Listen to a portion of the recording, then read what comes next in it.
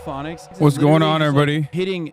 I hope everyone's having a fantastic evening, afternoon. Look at that. That's a old suit, Hasan. We've come a long way from that. You already know. Look at old suit, Hasan. We're live and alive on Sunday. Super secret, super special Sunday, fun day. We're live, and I hope everyone's having a fantastic one because today's a beautiful day. Today's a wonderful day. Today is, like I said, it's Father's Day.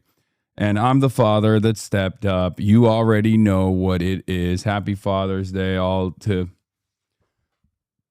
all who celebrate. Happy Father's Day to all of the chatters who have a decent relationship with their father. And happy Father's Day to the rest of you that have a decent relationship with me, your new father. Anyway, ladies and gentlemen, I'm Hasan Piker. This is HasanAbi broadcast. Coming to you live on Daddy's Day for you, Father's Day for everybody else. We're live and alive, and I hope all the boys, girls, and Ebbies are having a fantastic one because today's a beautiful day. Today's a wonderful day. Today is Sunday. That's right. Sunday, fun day. There's obviously a lot of news that I'm going to be covering. However, before we get to Sunday, fun day, it's a super secret, super special Sunday extravaganza, super secret, super special Sunday stream. I am going to be flying out to New York, and I'm be doing some stuff, obviously, in New York. Not sure if you guys have heard of it, but there are obviously things happening in New York, concrete jungle where dreams are made of. There's nothing you can't do. Now you're in New York. So there's an election taking place there, obviously. Jube's embargo. Why? Is there a new Jubilee?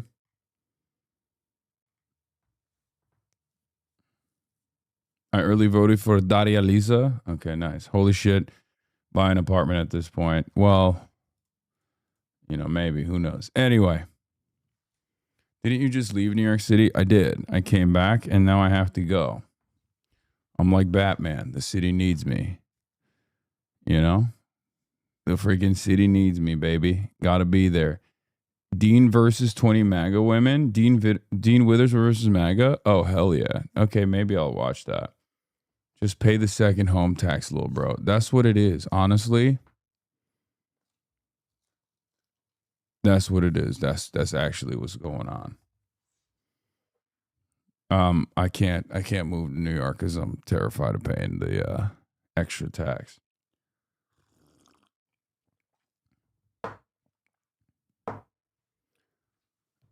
Sure, we'll do the Jube today. Fuck it, why not? Anyway, so just buy a place in New York already. Come on, your vibes are better anyway. All right, well, we'll see. We'll see if we're...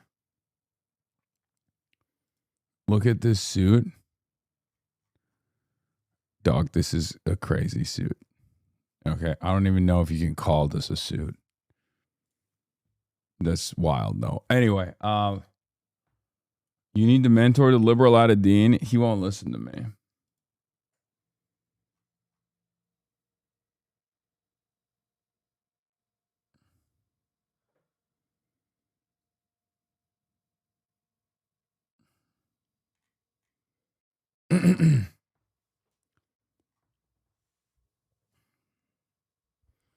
That's not a fit. That's a fit, not a suit. Yeah. So... Actually convinced a millionaire with several companies that socialism is legit today by being normal and had a normal convo. Hell yeah.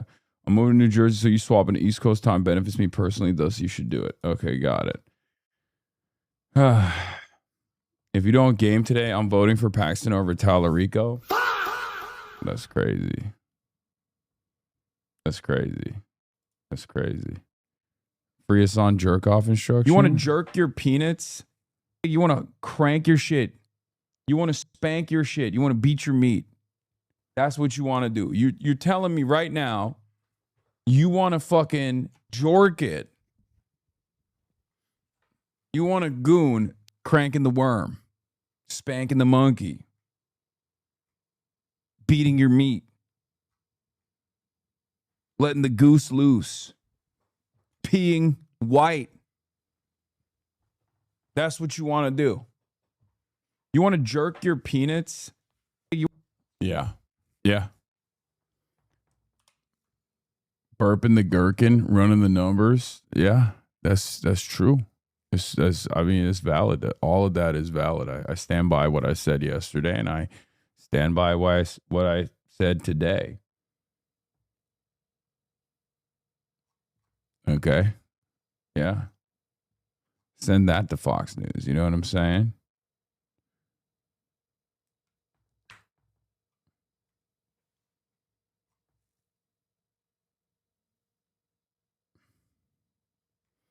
In any case, ladies and gentlemen, I got to give you a Father's Day.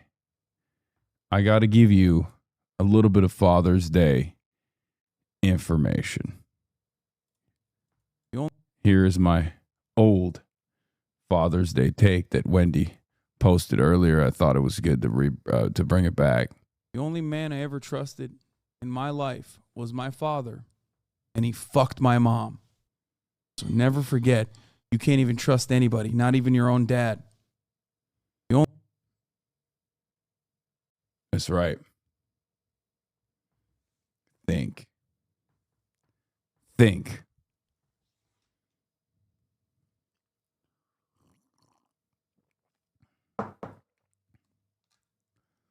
I trust nobody, not even myself. Not even my own damn self. Can't trust nobody.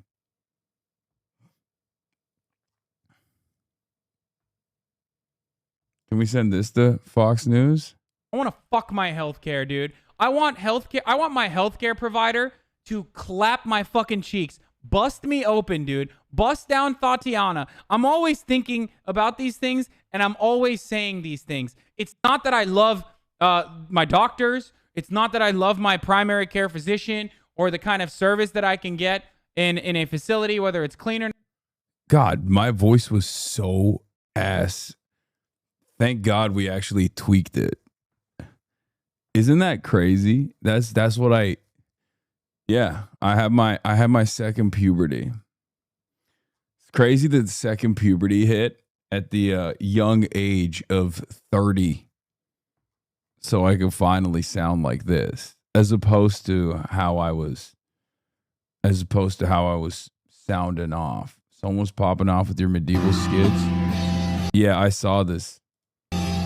When I'm plotting the peasant rebellion and bro says we'd all own castles if we toiled harder and stopped buying half-shilling meads. Me lordship.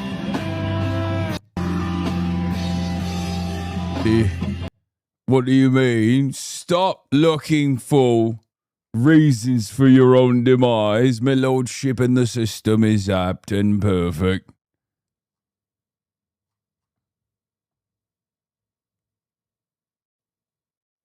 Go on Las Culturistas when you're in New York. They only let on like one straight person per year, so get in there. Dude, I really want to, man. I really want to, but they keep ducking me. This is your best take? Oh, which game franchises have a comeback? Jade Empire? Yes. Everything BioWare made, they need to remake. Honestly, it's fine. I'm happy with that. Remake everything. Thoughts on Madeline Pendleton? She's great. Pre-suit era clip. What is this? Oh, yeah. With your little tie and your tucked in shirt. Yeah, but you even get the no pussy, pussy. you're still wearing like you still have to wear a suit. You still have to suit. Yeah, really? Holy shit. It's terrible. That's interesting. What the I used to fucking hate it, Of course. But it prepared you for your life. Yeah, I guess. Yeah, I know how to tie a tie. So, yeah, it's good. I put that to great use all the time. Yeah. And now I do. Interior motives have been calling you out for not getting back to him. Who's that? I don't know who that is. I don't know what that is. Interior motives? Okay.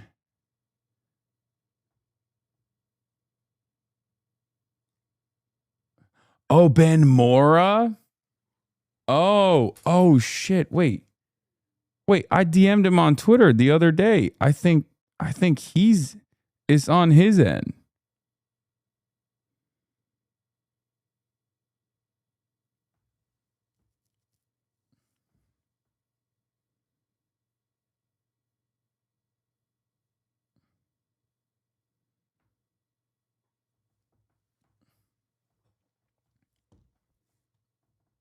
I think it's on his end.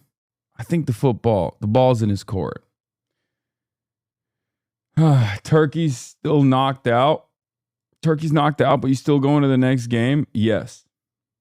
Yes, I am. I will be going to the next game. Yes. And I will be rooting for Turkey, even though we obviously, and by we, I mean the Turkish team, is obviously not going to make it.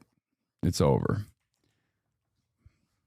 Turkey never wins, man. Iran is about to play today, though.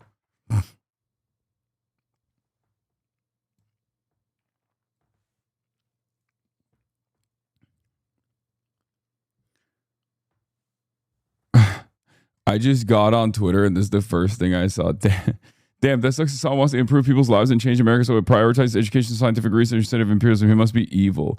This is why Hasan is the enemy. He wants to make the USA better. We want to move on without that illegal imperialist entity. This is just so much LARP. It's just such an unbelievable level of LARP to be like, no, you don't understand. Like, you can't advance towards more egalitarian outcome for Americans and like a retreat from the rest of the world.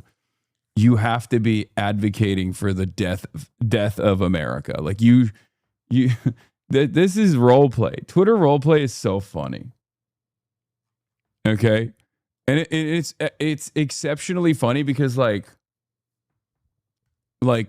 what are you doing? You're just tweeting on a pedophilic billionaire, apartheid billionaire's website about how you're gonna, kill Americans or something. It's awesome.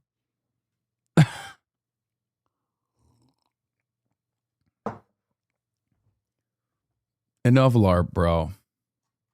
It's just pure unadulterated LARP. Okay. I mean, more power to you. I'm glad you're having fun. I'm glad you're having fun posting. It's fun to post like that, But in any case, let's blast off. We got a lot going on, obviously, and I want to get through some of the. Happy Father's Day once again.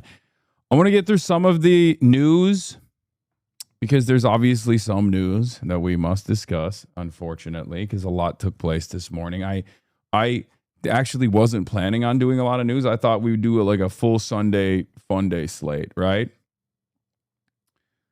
And I sincerely thought we would be able to do a full Sunday fun day slate, but unfortunately, JD Vance and my goat Abbas Araghchi, the most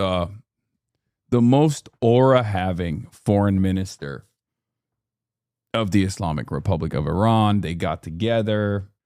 Abbas actually snubbed JD Vance. That was really funny. The Qataris also snubbed JD Vance. That was also funny. And then the entire Iranian delegation walked out. Also, speaking of the Gulf is on top. Giancarlo Esposito, also known as Gus Fring, from the Breaking Bad franchise, has converted to Islam in Saudi Arabia. And that is also pissing off a lot of people. It's always great when all these supposedly liberal, open-minded thinkers will see someone revert to Islam, find the light of Allah, and say the Shahada. And it's so funny that people will see that and they get really hurt. They're in their fifis. It's like, why does this matter to you? Skip personal news. You've changed. Refund me. Bruh. That's true. I did. Well, there's nothing going on. It's fucking Sunday. I didn't do shit. I went to bed early. I woke up. I didn't even go and play basketball as I normally would. I didn't work out as I normally would this Sunday because I was just really tired. I don't know why. And I think, well, many of you will immediately say, oh, I know why. You're tired because you stream all day, which is, there's probably some truth to that. And then you also, on top of streaming all day, travel all the time. And there's also probably truth to that as well. I didn't even jork my peanuts. I didn't. I didn't actually burp the worm last night. Like, I don't do anything. I'm a chud ass loser. You should know this already. I am a chud ass loser. Okay. Grade A chud. Gack. I used to be a grade A yapper, gay. Now I'm a grade A chud.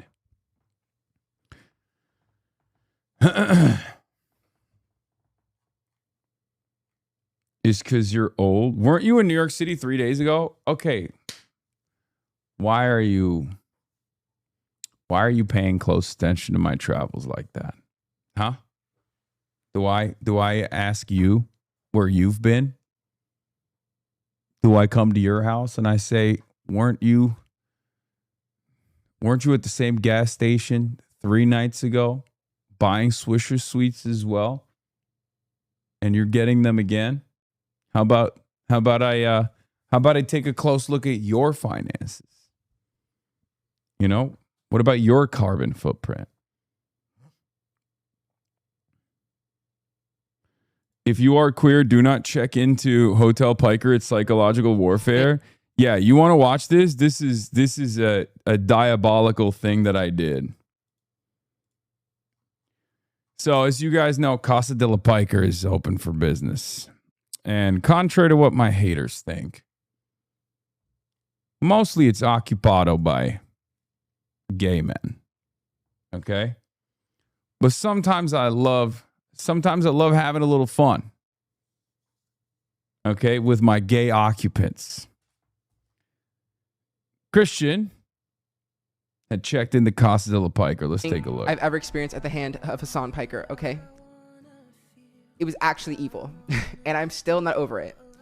So, as y'all know, sometimes I clock in, I check into Hotel Piker. Is that what he calls it?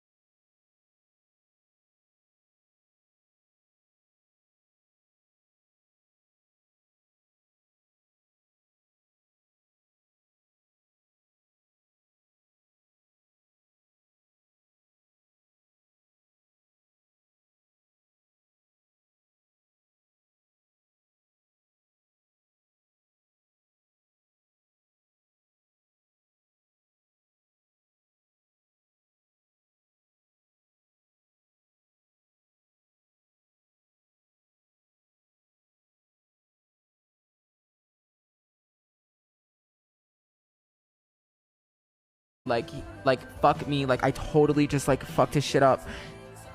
And then I'm like, all right, I'm just gonna go to bed. Like if I have to pay for it, or like, you know, whatever, Austin, by me, I have to pay for it. I mean, if Austin has to pay to fix it, so be it. Austin wasn't really upset with me. He was like, it happens, it's whatever. Hasan's probably not even gonna care or even try to fix it. So as I'm fucking walking up, I'm like, all right, y'all, like I'm gonna go to bed, whatever. Hannah and David are there. I'm like, I'm going to bed, y'all. I'm like, good night, Hasan. He's like, good night. And by the way, it was already broken.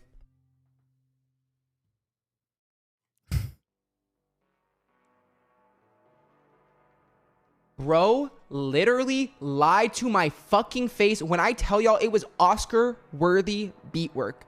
I would genuinely believed that I cracked his fucking kitchen counter with my ass, and it was already fucking broken. And Hannah and David are laughing their fucking asses off because they also knew that it was already broken. Like, what the fuck? I let him sit in that for like a good 15. Okay. I let him sit in that thinking that his fat ass cracked my kitchen island down to the bone. Okay. And he's like panic calling Austin and shit. And I'm just sitting there, not even letting a peep, shaking my head, traumatizing gaze during Pride Month. How could you? And I didn't even give him a smile. You know what I mean? I was just like disappointed. I was disappointed, uncle. Mind you, it's Pride Month. All of this goes down during Pride Month. Like, hello, I'm literally just gonna hate crime me during Pride Month? Yep. It was diabolical. It was diabolical. The entire house fucking betrayed me. All of them had, you know what? I gotta taste my own fucking medicine though, because I be lying to them all the fucking time. It's true. He does. Yeah. Is my streamer evil? Yes. No pride parade, no gaming. Yeah. No, I just sat there and I let him sink in. Okay. Faux status maintained. Yeah, you always got to keep him guessing, bro. You always got to keep him guessing. You know what I mean? You can't be out here thinking like letting the gays win. Okay. You can't be out here letting the gays think that they're gonna have a comfortable time at Casa de la Piker. You feel me? I'm not about that lifestyle. Yeah. Yeah. Also, that's fucking payback for when they actually called. That's payback for when they called me and made me lose my mind. I was so scared. Wait, what? Hold on.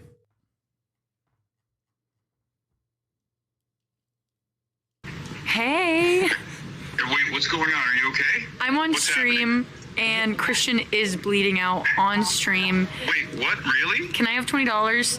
Progress on moving toward. Are you fucking with me, Peach? Come on. Dude, oh my god. I got... You did not get You scared. did not get scared. No, I did. You sent me a crazy voicemail. It was not crazy. I was talking in plain voice. Oh my god, I didn't see it. I just read the transcript. Oh my god, I'm literally You sweating. read the transcript. I'm so sorry. I fucking muted the broadcast. I thought you were being serious. Oh my god, I'm so sorry. I will never do that again. Can I please have $20? Sure. Yay, my Venmo speech jars. Oh my god. Okay, alright. You really Alright, think if I was fine. bleeding out, you'd be my first call? I don't know. I don't know what was going on. I thought you were being serious. I thought you were... I'm so sorry. Okay. I'm so sorry. I did not mean to scare you at all. It's all good. Alright. But I really could use that $20. Thank you, Hasan. Alright, bye. Wait, are you gonna send it? She's not muted. You don't have to mute. I know, but I didn't know what was going on. Okay. Dummies. I didn't know what the fuck was that. She literally sent me a voicemail in a panic state being like, I was in a car crash. Like, I need your help. And I just like, I genuinely thought yes, I did send her the $20, but I thought that there was something serious going on. Anyway, it wasn't. They were just fucking with me. Okay. Kind of not cool. It's fine, dude. Jesus Christ. It's fine. Chill out. Ruben Gallego is screwed, lol. Scoop. Ruben Gallego repeatedly used campaign cash to fund luxury outings with his wife and care for his children since launching his campaign for Senate in 2023, including attending the Super Bowl using a joint campaign account with Eric Swalwell. Oh. Ooh, not good. Not good for our boy Ruben. Our boy Ruby. You streamers have a weird sense of humor. Okay, it's just memes. It's just jokes. It's just content. Calm down. All of this is just content. Okay? Everybody calm down. Ooh, Ruben. Ooh. Ooh, Ruben. Ruben Gallego. Anyway, but yeah, this is where we're at. We got, a bunch of cool artwork as, celebrating Father's Day. 10 campaigns, 1 movement, go vote, New York City DSA slate. Okay. Pantone, color of the year, another Epstein Files diversion green. Yeah, right now the pool is green. Okay. Like my shirt. It's no longer blue. Okay. We're no longer faking it because the Trump administration does not deserve it because currently they're fucking up the deal. They're fucking up the deal with Iran and I don't like it. So the pool is back to being green. Okay. It depending on how JD Vance moves, maybe the pool tomorrow could be blue. I'm willing to commit. But currently it's kind of looking greenish to me. You found the Nasheed of Charlie Kirk? Okay, well, if we get a hype train going and carry the flame, we'll do that. What is this? Your shirt is green? Yes, just like the pool, the shirt is green. However, depending on Donald Trump's behavior,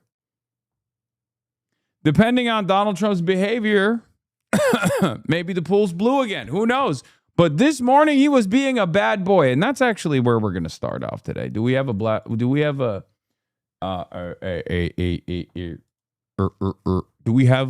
playlist?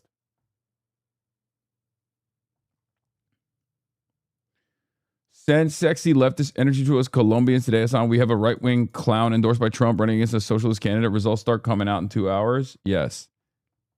My heart for Colombia. Polls open in Colombia's presidential race, pitting leftists against hardliner. Runoff election sees leftist Ivan Cepeda and a far-right lawyer Abelardo de la Espriella. Is that how you say it? Vying for the presidency. Dude, that's just every fucking South American election is like nun turned community organizer, indigenous rights advocate versus fascist military dictator lawyer who made a living off of murdering people in his father's coal mine. Like, we don't even know how the payment process worked, but he would just get paid. It was a pay per murder scheme where he killed every indigenous person working in the coal mine and he somehow made his money that way. Is always a Far Cry villain versus like, socialist leader. And then it's always 49-51. And it's always the fucking fascist psycho that gets the 51%.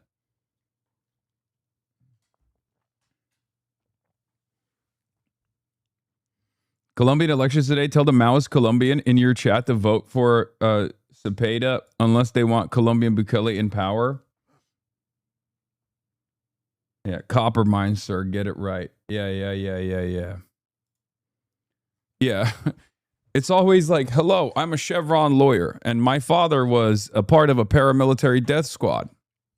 Or my father was in the halls of power and insert Latin American country's worst period of neoliberal austerity. And I'm running on a campaign of, I like Donald Trump, and we should make this country exactly like Donald Trump.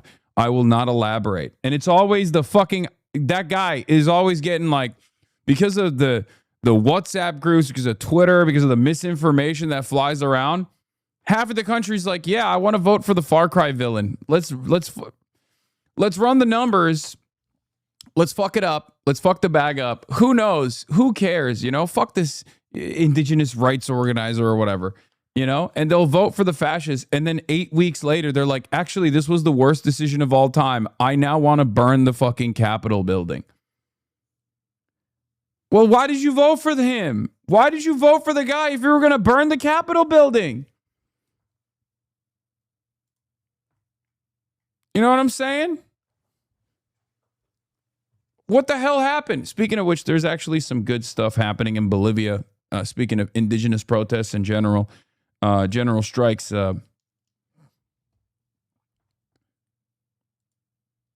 What is this? Do you have any explanation? Because that doesn't even make sense. Feeding the ducks. What the hell? That doesn't even make any sense. Yeah, masturbation. That's what it is. Okay. Did you see the Costa Rican president getting a gift from Donald Trump and basically losing her shit? No, I haven't covered too much Latin American stuff because it's so ass. Because as much as America's power around the globe is waning, as much as America is losing its hegemonic superpower status, as much as America takes L's in the Strait of Hormuz and ruins relationships that it had in the Asian theater, you know, in the Asia Pacific theater, America is redoubling its efforts as a part of the Monroe Doctrine, formerly known as the Monroe Doctrine, in its own backyard.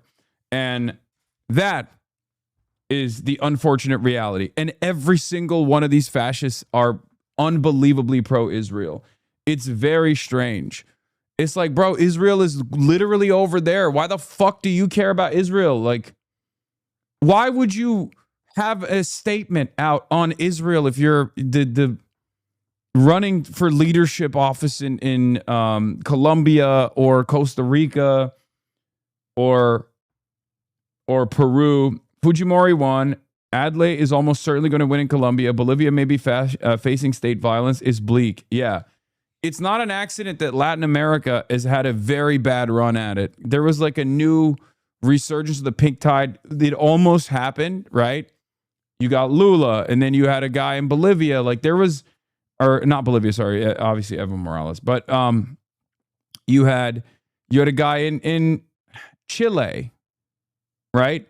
And then it was like a modest movement in the direction. And then you have Petro, obviously. You had a modest movement in the direction of social democracy in some of these South American countries. And instantly, everyone was like, actually, we want the most evangelical Christian fascist you can find who's going to run on being supportive, more supportive to the nation state of Israel.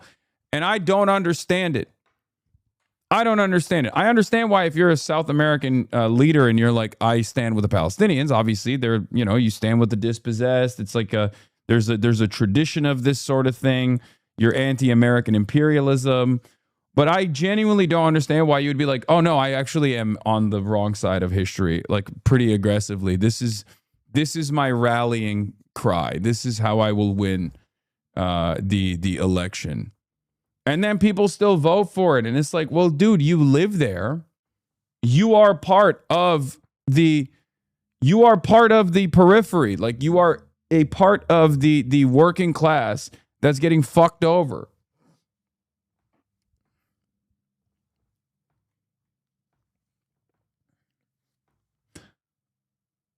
I will say this, though. There's got to be some meddling. There's got to be some meddling. But anyway, that's South America. We're not going to be talking about that. We're going to be talking about the Strait of Hormuz. This morning, as you guys might know, there was a war that was taking place over the last 110 plus days in the Persian Gulf. America and Israel struck Iran first, decapitated its leadership, and then, of course, Iran implemented its Mosaic defense system, started pummeling Bahrain, Kuwait, all the Gulf states. The American bases and American assets in these Gulf states were thoroughly dismantled and destroyed with relatively affordable Shahed drones that are approximately $10,000 a pop. And they never really stopped. And then there was a stalemate for like the last couple of months between the United States of America and Iran. Iran had actually shut down the Strait of Hormuz, which is where 20% of the entire world's energy supply transits through. And this was having a devastating effect on the global markets. Now, America came to the negotiating table with Iran. And one of the major demands from Iran, the first one, as a matter of fact, was to restrain Israel, to force America to restrain Israel, specifically in Lebanon, because Israel, of course, has been fighting a 18-front war at this point. Constant frontierism, constant expansionist mentality, acquiring additional territory in Syria. They've also taken more territory in Gaza as well. When the initial Gaza ceasefire had started, Israel was only occupying 52%, which again is ridiculous. They should be occupying 0% of Gaza, but they had taken over 52% by this point now. Almost a year after that initial ceasefire, the fake ceasefire, was implemented, Israel is now at 64%. Israel's also taken 20% of Lebanon on top of everything else, and Israel is consistently pummeling Lebanon further and further, trying to push into Lebanese territory, violating Lebanese sovereignty, and having a tough go at it. Having a tough go at it because the Hezi boys are fighting back with FPV drones. Okay, your interview with The Independent dropped. Hasan Piker left is in a state of disarray. Hasan Piker criticizes UK left wing but praises Zach Polanski. Oh, damn. Oh, dang. Oh, dang. I didn't even see that. You know, taking advantage of the vacuum and precisely that. But as God, this far is, as like Germany. Why is the video footage so bad?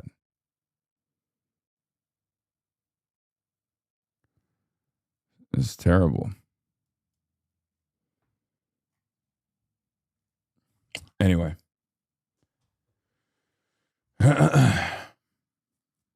Where was I?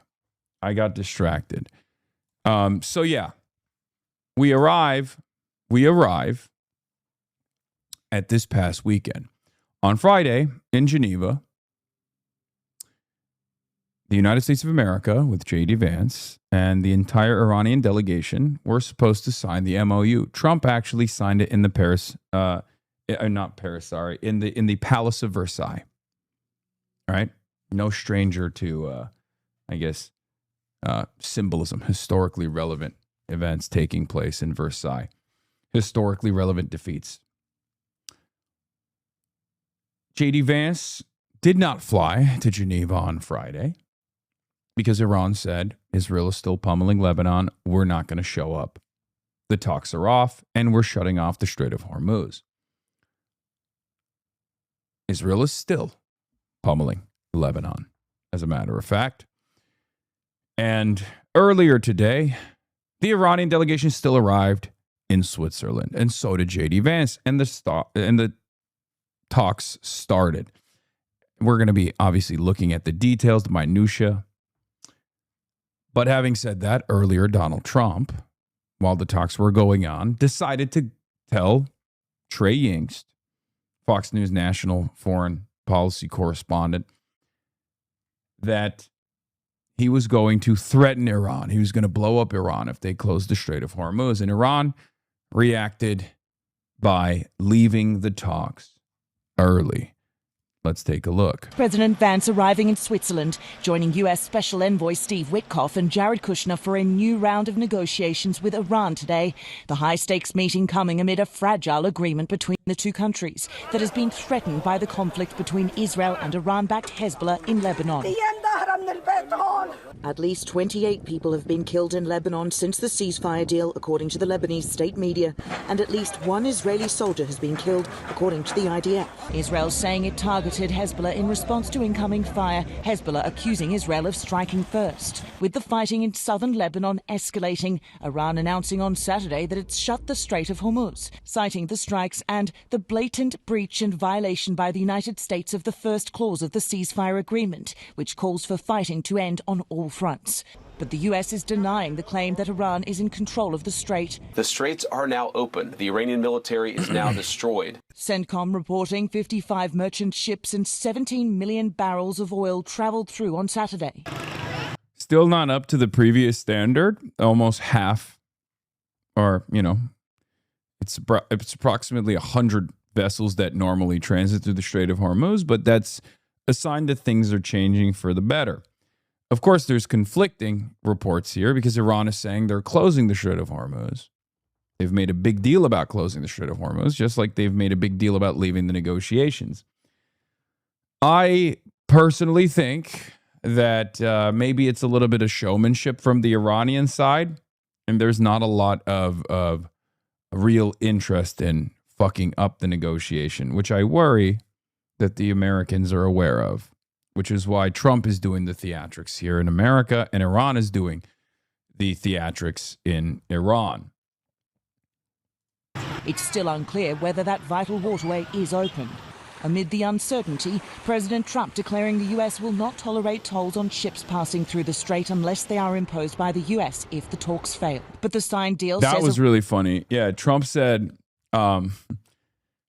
actually, we are closing the Strait of Hormuz and we are going to militarily seize control over the Strait of Hormuz. This is what he got from Lindsey Graham, by the way. We'll get to that as well. Lindsey Graham had a 4.5-hour conversation with Donald Trump about what to do next, which is always terrifying to think about because he's an animal.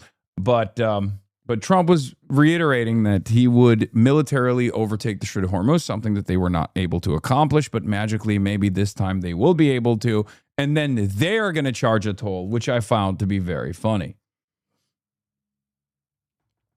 Trump said that they will go back. If Iran closes the Strait of Hormuz, America is going to go back to the Strait of Hormuz, and America is going to militarily dominate the Iranians and overtake the Strait of Hormuz, and then they are going to charge a toll. And I find that very funny because, well, you didn't get to do that. Like, you could have done that in the last 100 days, and there's a reason why you're doing a ceasefire instead of currently controlling the Strait of Hormuz. And I think that's precisely because you are not capable of doing that militarily. If you were able to do that, you would have done that. Also, shouts out to the Iranian team. Iran scored a goal, it seems. Congratulations. Congratulations to Iran. Let's go. Hi, I'm a Christian. Hi. Hi, Christian guy.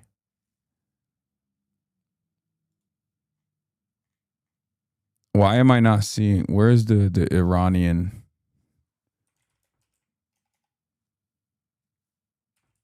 They're playing in Los Angeles right now against Belgium. It's 1-0. 25 minutes in the game. Iran has scored a goal. Ladies and gentlemen, it's now 1-0 against Belgium. Iran is winning. That's right.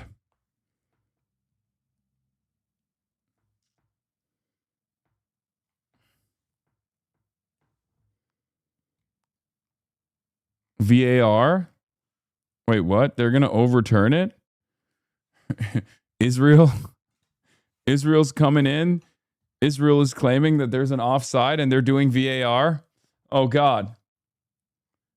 Oh, God.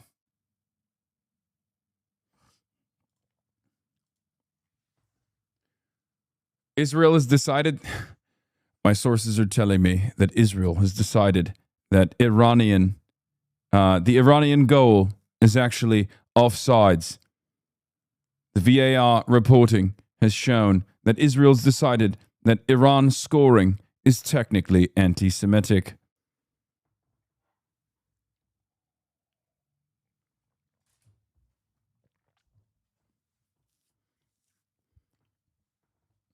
Iranians experiencing joy is the deepest version of anti-Semitism.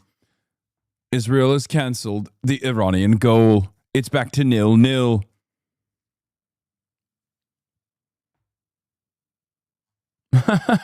The Iranian team is kicking the ball. Now replace ball with Jews. Not so funny now, is it? Yeah. You joke, but that's unironically like 90% of Hasbara nowadays. Is like, oh, wow. You said you like puppies and you don't like when puppies are hurt. Well, replace puppies with Adolf Hitler. Not so funny now, is it?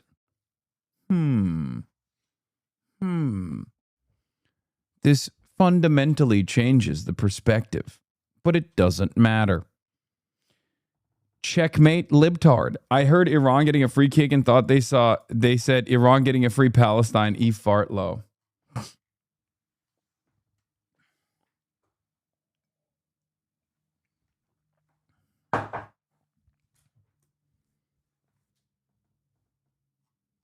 Anyway.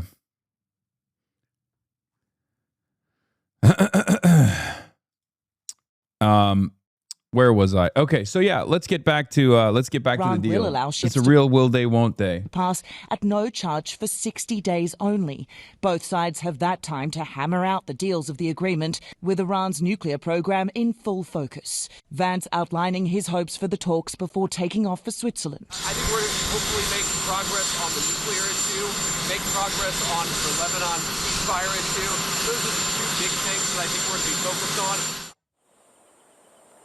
Well, the real diplomatic work, it starts now, and it's time for the sides to debate that major sticking point of what happens to Iran's stockpile of enriched nuclear material. Let's go ahead and bring in ABC News Chief Washington Correspondent Jonathan Karl, who's going to be hosting This Week later here on ABC. John, it is good to see you, but as Britt just reported here, Vice President Vance is in Switzerland. What are the stakes for these talks? Well, this is an opening round, Gio, and the vice president is there. We expect that within the next hour or so, he'll be sitting down with the Iranians. That part hasn't started yet, as far as we know. This is really where all the difficult issues have to get resolved. The memorandum of understanding got into no detail about what would happen with Iran's nuclear program. That was the reason for the war in the first place. So it's starting at a very tenuous moment with the... Okay. As a suit guy, I've changed a little bit. And I've realized that I notice certain things as a suit guy. I have to say something about Shabazz Sharif. Okay? As a suit guy, I have to recognize that his fucking suits are out of control. You're not a suit guy until you get matching pants so far as you're just wearing a blazer? What do you mean? I have plenty of suits that are matching. I just choose not to. I like mixing and matching it. This man genuinely throws fits nonstop, and he does not get the appreciation he deserves. Pakistan Zindabad. Not even a big fan of the guy politically. But honestly, great fits. I think Derek Suit Guy would probably agree with me. I don't like him, obviously. Free Imran Khan, but I'm just saying. And neither do the Pakistanis, but he always puts that shit on, bro. He always puts that shit on. That man does not miss, bro. He does not miss. Issues have to get resolved. The memorandum of understanding the war in the first place. So it's starting at a very tenuous moment with the Iranians backing out for a bit because of what was happening in Lebanon and saying that the Strait of Hormuz is closed. They can't even agree on whether or not the strait is open. So expectations are not particularly high, but certainly the stakes are. So the stakes are high. So how easy? See, Derek Suit Guy approved. Interesting to me that when you see men on the global stage, beautiful Western-style tailoring is often worn by men from non-Western countries. Pictured here is Shahbaz Sharif from Pakistan, Akinwumi Adesina from Nigeria, and Narihito from Japan. That's fucking fire. Holy shit. I'm sure there are many badly dressed politicians and businessmen in Pakistan, Nigeria, and Japan, but you can't imagine the outfits above on a Western European or North American man. Instead, you're more likely to see stuff like this below. Lots of stuff driven by fashion designers ready to wear trends and a desire to look young and modern.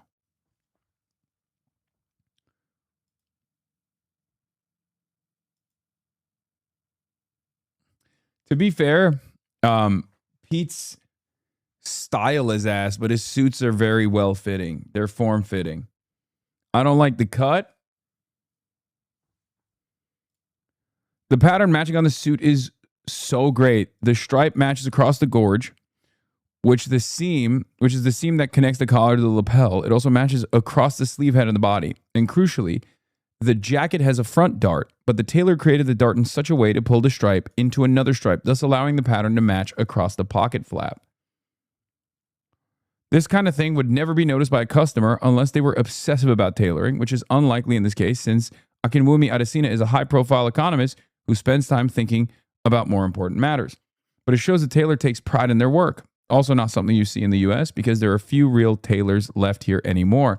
Almost everything is run by business people who work with overseas made-to-measure factories where this sort of fine-tuning is less likely. Where on the spectrum is this class? Yes. As a man with special interests, sometimes those special interests change. And yes, you might have noticed that my special interest has turned into bespoke tailoring. For example, this is written by ChatGPT, dog? No, it's not.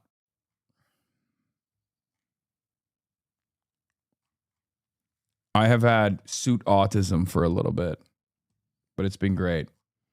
Anyway, let's continue. Obviously, I'm not wearing anything bespoke today. Nothing tailored today. Straight off the rack, Polo Ralph Lauren. I really do like this modern fit jacket, even though it is whatever. Easily could the peace process really fall apart because of that conflict? Cloud District Enjoy says, I was the most embarrassing thing ever, a suit guy when I was a teenager. Buddy, let's be real. That is the most, you didn't need to tell me that. I know that from the way you type in the chat. Okay? Yes, you were absolutely a teenage suit guy, especially considering that your special interest is American foreign policy and international relations. Of course you were a teenage suit guy. What's next? You're going to tell me you had a fucking roller backpack? Oh my God, what a shock. No, worse. Not a roller backpack. A small handheld, tiny briefcase. Yeah. Which one was it?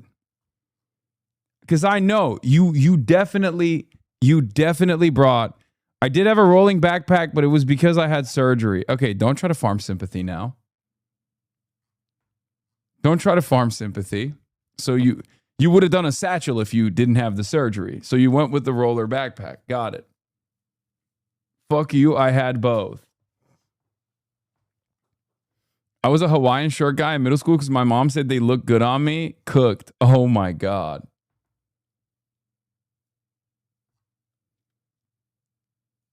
My little brother took a leather briefcase to elementary school. My brother was a roller backpack kid.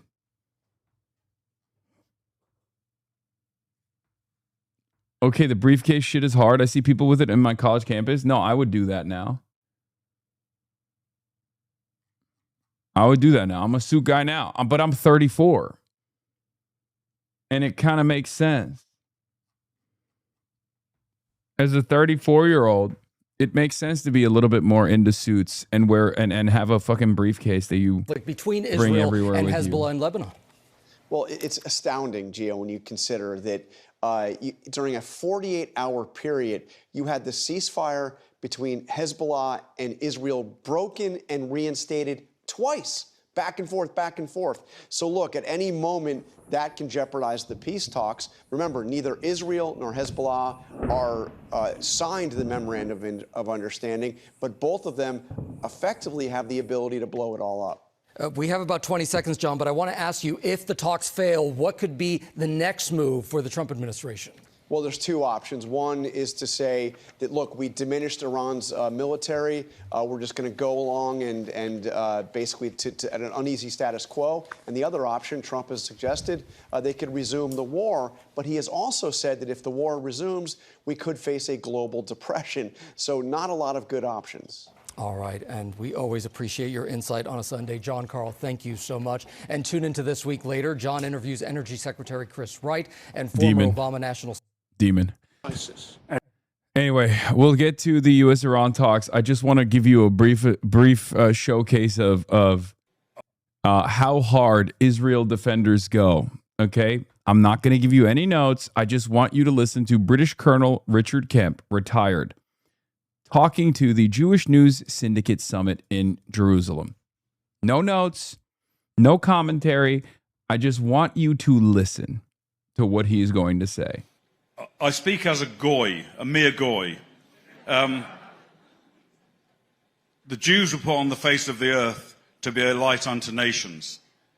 And Israel is being that light in defense of its own country. And I think most particularly, not just in military technology, but in the way in which those extraordinary men and women of the IDF have shown the world how to fight. And many countries in Western Europe, which are going to face this violence, will be looking to Israel to see how they're going to fight. So the narrative is one thing, but action, I think, is even more important.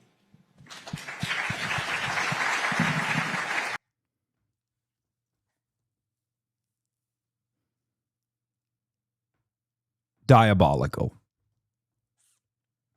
Okay? I need you to understand something.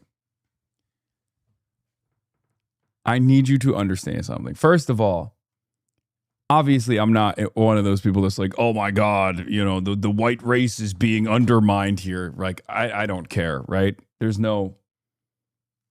don't have a bone in my body that believes silliness like that. But this level of boomer philosemitism is actually insane. It is a manifestation of mental illness and nothing else. How did it happen? Okay? How did this happen? It's also my favorite thing to watch, like, you know, the Jewish National Syndicate or the you know, there's like a million of these conferences, as you guys know. Like, Zionist groups love throwing conferences together. And at those conferences, they love having, like, you know, American Jews or European Jews go up on those conferences and be like, we are controlling the media and it's awesome. We love controlling the media. We've been doing it for a while and we're going to keep doing it at the behest of Israel. And it's my favorite thing to basically make sure that Westerners don't have free speech. That's my favorite thing. I am Jewish, by the way, and I'm co-signing this. I'm endorsing it. It's my favorite thing to do. It's great return on investment. We love doing it. And I don't know why. And then there's thunderous applause in the room. My favorite genre of clips is like this exact thing that happens over and over again. And I genuinely don't know, like, what the purpose of it is. Like, who is this for? Okay. But yeah, just normal. I'm going to run that back again. I'm going to run it back again. I speak as a goy, a mere goy. The Jews were put on the face of the earth to be a light unto nations. And Israel is being that light in defense of its own country. And I think most particularly, not just in military technology. It's memory for anti-Semites. Yes, but memory is a Israel Knesset funded operation to, like, clip stuff out of context. This is not out of this is just what he's saying. Memory also will take advantage of the you know, non-Arabic speaking world's attitudes towards Arabs in general. They'll, like, mistranslate things sometimes. You know what I mean? And they do it all the time, as a matter of fact. It's a very deliberate misinformation operation. JNS, on the other hand, is just straight up doing this on purpose and celebrating it. And it's not just JNS either.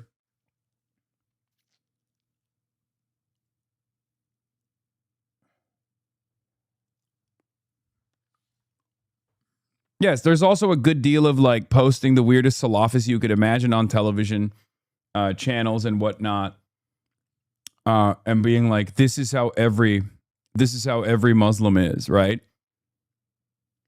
But I've often pointed to those, like, classic old school Kahanis videos where, like, some rabbi, some Kahanis rabbi will just be like, yes, of course, Jesus Christ is boiling in excrement. This is how all of us Jews feel about it. And every goy is cattle. And I always will be like, that's just like the Kahanis. It's not, that's a very strange fundamentalist sect. This guy is not that. This is a straight up conference. You know what I mean? This is not like an edge case. This is a retired British colonel going on a JNS conference in Jerusalem and being like, well, as a goy, Israel is bringing light to the rest of the world by melting the Lebanese children. And that's wonderful. We love it. Speaking of as a goy, I want to show you another one. Many of the I want to show you another take. Asmongold begs his chat to stop criticizing Israel and claims it's a distraction from Trump's amazing presidency. These people are actual goyim, and you've been convinced that Israel is your biggest enemy while you side with other people that want to ethnically and demographically replace you in a different way, and you think that they're on their side. That's what's happening to you, and you're being played for a fucking fool. You've been poison pilled. And do you know why? It's because you're winning. It's because you're winning astronomically. You're completely destroying every one of their designs. You have totally removed the idea of, genital mutilation for children because they've been psyoped by their parents to think that they're the opposite gender. Yeah, this was a real thing that was happening all the time. I'm glad that it's been destroyed. Yeah. Has Twitch changed its policy to allow white supremacy now? Yes.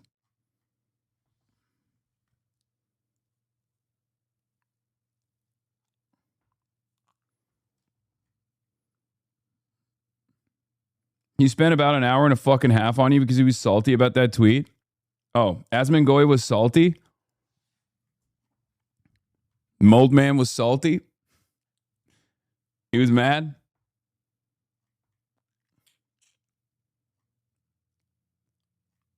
Yeah. Hey, I know you can't pay rent. And I know you will have to probably take on a second gig economy job from an American Silicon Valley tech firm. And you're never going to make ends meet. You're never going to have a family, but you're winning. You're winning so hard. Why? Because Donald Trump made it illegal for transgender athletes to participate in the NCAA. That's a pivotal accomplishment. You're winning super hard, dude. Okay, sure. It cost a fucking arm and a leg to keep up with your groceries and keep up with your bills, but you're winning. Why are you winning? Because we're owning the libtards. Okay? Also, it's perfectly cool and normal and valid to have to sign a document that says you will never disavow the beautiful nation state of Israel if you want to keep your job. It's good. I love signing loyalty pledges to Israel so I can be a school teacher in the state of Texas. Why would you ever say that that's strange? Excuse me? What are you, an anti-Semite?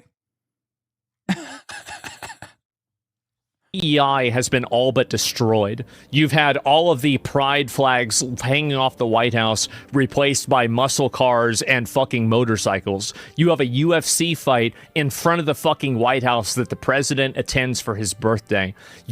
His position is also my favorite type of guy because he's like, he has to maintain anti-Semitic conspiracies because he's like holding on to the Nick Fuentes audience. He'll be like, I'm a funnel for Nick Fuentes. But then he's both going to lean into anti-Semitism, Holocaust denial, while simultaneously talking about how Israel is wonderful and should be considered our most loyal and most reliable ally. He has arrived at the absolute worst mathematical position you can arrive at, and it's fucking awesome. Where he's like, listen, this pariah state that is melting children with American munitions and American tax dollars, that's constantly fucking crying and saying it's literally the Holocaust if they can't blow up another Lebanese village, they're perfectly good. Okay? Please. They're good. Why are you even talking about how insane this situation is? Why are you even talking about the fact that all of our politicians across the board, regardless of whether they're Democrat or Republican, doesn't really matter, talk like they got a gun pointed to their head anytime someone calls into question this loyalty oath that they've seemingly all taken to the nation state of Israel, this, emotional support apartheid state that's doing numerous genocides, right?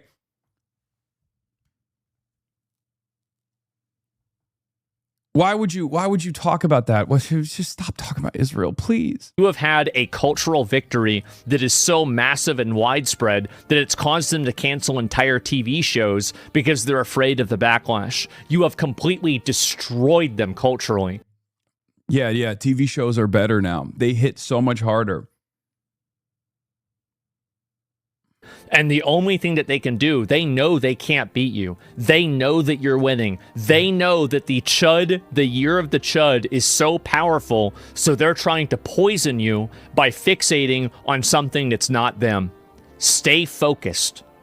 Stay focused, because there's never been a moment in my life where I have maintained this position that like TV shows are woke now, so that means it's good, and that means we're fucking winning.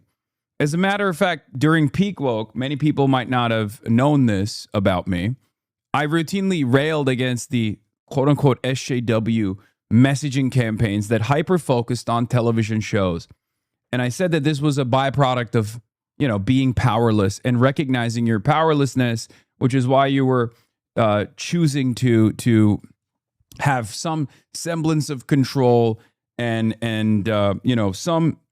some way of feeling as though you have, as though there is an avenue where people are responsive. An institution is being responsive to your needs. And it was usually during, it was just Hollywood, right? And I kept explaining to people that this was silly. And a lot of people would get mad at me for that. And I was like, no, the real power comes from actual political organizing, labor militancy, being able to claw back some of your own productive output that you are responsible for, having some autonomy in the workplace, or getting your wishes across to politicians. That is real political power. All this other stuff is bullshit, meant as a distraction to make you feel like you are, actually accomplishing something. Asmongold is now doing the other side of that. It's the reverse SJW. It's the anti-woke SJWs, the injustice, the social injustice warriors, okay?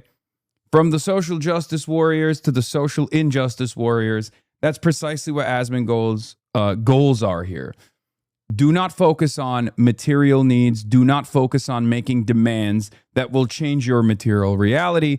Focus on television shows that are now anti-woke. That's idiotic. They're not done yet. They're not done, and there are still too many of those people in the problem. And I understand you have problems with Israel. But all I'm saying is that those problems should be dealt with after these. Stay on target. They want to distract you with Israel because they don't want you to look at them. Yeah, no. Guys, please stop focusing on Israel. Please just focus on canceling television shows instead.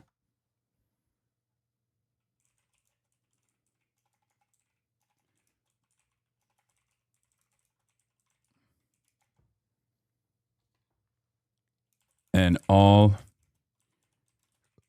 your tax dollars going there. Focus on how manly TV shows are now instead.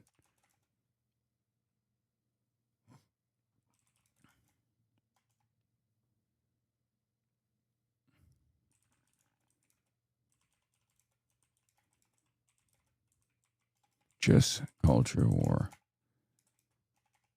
I think this is a rallying cry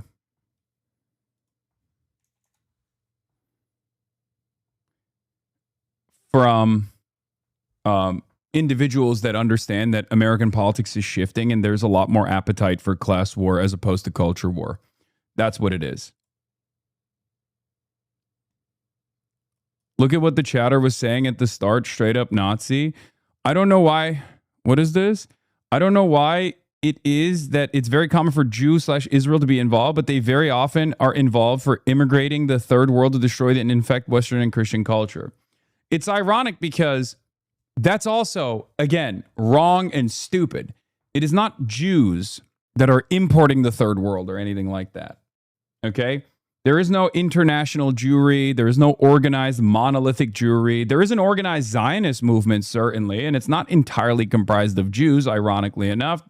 There's a much larger number of Christian evangelical Zionists. Having said that, of course, are there pivotal figures in this movement that are Jewish? Abso-fucking-lutely. This guy's name is Klansman. Oh my God. I like that Asmongold is trying to pull his deeply anti-Semitic audience off of this anti-Semitism cliff that they're on by saying, no, you don't understand. We get to do Nazi stuff. It's cool. It's cool. Just lay off Israel, please. It's awesome. You're using big words you won't understand, man. Talk down at his level. Yeah. Okay. No group of individuals are a monolith. They don't all operate with the same fucking boundaries, with the same understanding of the world, with the same exact goals and same exact purpose. Okay. It's that simple. And Jews are no different. They're not like a super special secret lizard group of people. Okay. Any kind of idea, any kind of understanding, whether it be saying all white men are like this, or all white people are like this, or all Guatemalans are like this, is idiotic. We don't believe it. It's stupid.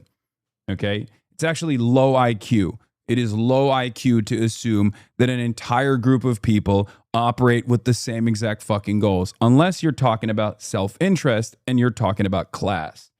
Okay? And even then, obviously, the working class is not united. Nowhere near as united as the billionaire class or the owner class is. Okay? But there's an expression of self-interest. Go dumber? Okay, I don't know how else to go dumber.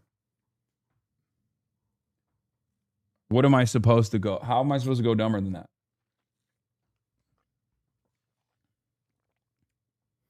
Say it like this. No people, all same. I white, you dumb, I smart. Okay, that's good. Is that good? If I just grunt? Dumb. Ape together, strong. Ape together on class. Ape divided on culture. Do not divide on culture. Unite on class.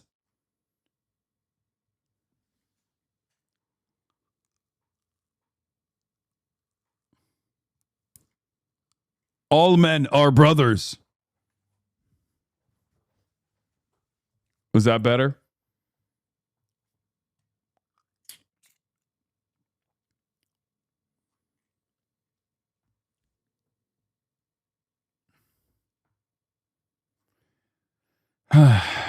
Hopefully this gets through. It's so. But yeah. Asmongold begs. What is this? I made a present for Asmongold. Make sure. And I know because I'm one of them. Now, do you not get deplatformed through all this? I simply, I am a very pragmatic person. I have no problems not saying things or not doing something if I feel like it won't be advantageous for me. So I just simply don't say things that I think will get me in trouble, and until it's okay to say them.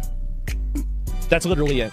You're a good boy? Yeah, I like Nick doesn't do that. Nick says exactly what he thinks, and it's respectable. It is. I don't have any negative about it. Sometimes you gotta be the villain. Epstein's my boy, dude. Let's just be honest. Epstein was cool as fuck. There, I said it. What are you gonna do? Go ahead, cancel me. To me, I view my role as being a more mainstream ally towards this stuff without necessarily spearheading any sort of like real controversial change, because I can't really do that. You niggas are not ready for that conversation, but Jeff Epstein, not a pedophile, but you're not ready for that conversation. All of his victims, 14 to 17. That's not pedophilia. But y'all niggas ain't ready for that conversation. People say that's normalizing pedophilia. No, that's defining pedophilia. It would compromise my position. That's the reason. I'm a funnel. Yeah, I kind of do that. Yeah, like a funnel in a way. So that's the reason why I do most things that I do are like there's reasoning behind them. You have your lane for sure. Yeah, I do. And then we got the white Epstein quarter zip, causing a lot of consternation among the disabled, the dumb, the disabled, cognitively impaired. Epstein quarter zip. Let them know you fuck with Epstein. Yeah, we fuck with Epstein. I like people that aren't retarded. I like people that aren't hospitalized right now. I like people that don't lie that they're not Jewish when they really are. He also said his mom used to watch your show before she passed. Really? Hands emoji. Well, that's true. 100. Yeah, what a nice guy. Yeah, I appreciate it, Nick. And yeah, I remember, bro, like I remember walking in, my mom was listening to Nick, and this is like back in the day. This is like 2020, 2021, right? And so, yeah, she was in it. She was in on it on the ground floor. And Hey, properly aged, like wine. Women don't age like wine, they age like milk. They don't age like wine. That's not how their hormones work. That's not how they work. Yeah, I gotta find my 16-year-old wife.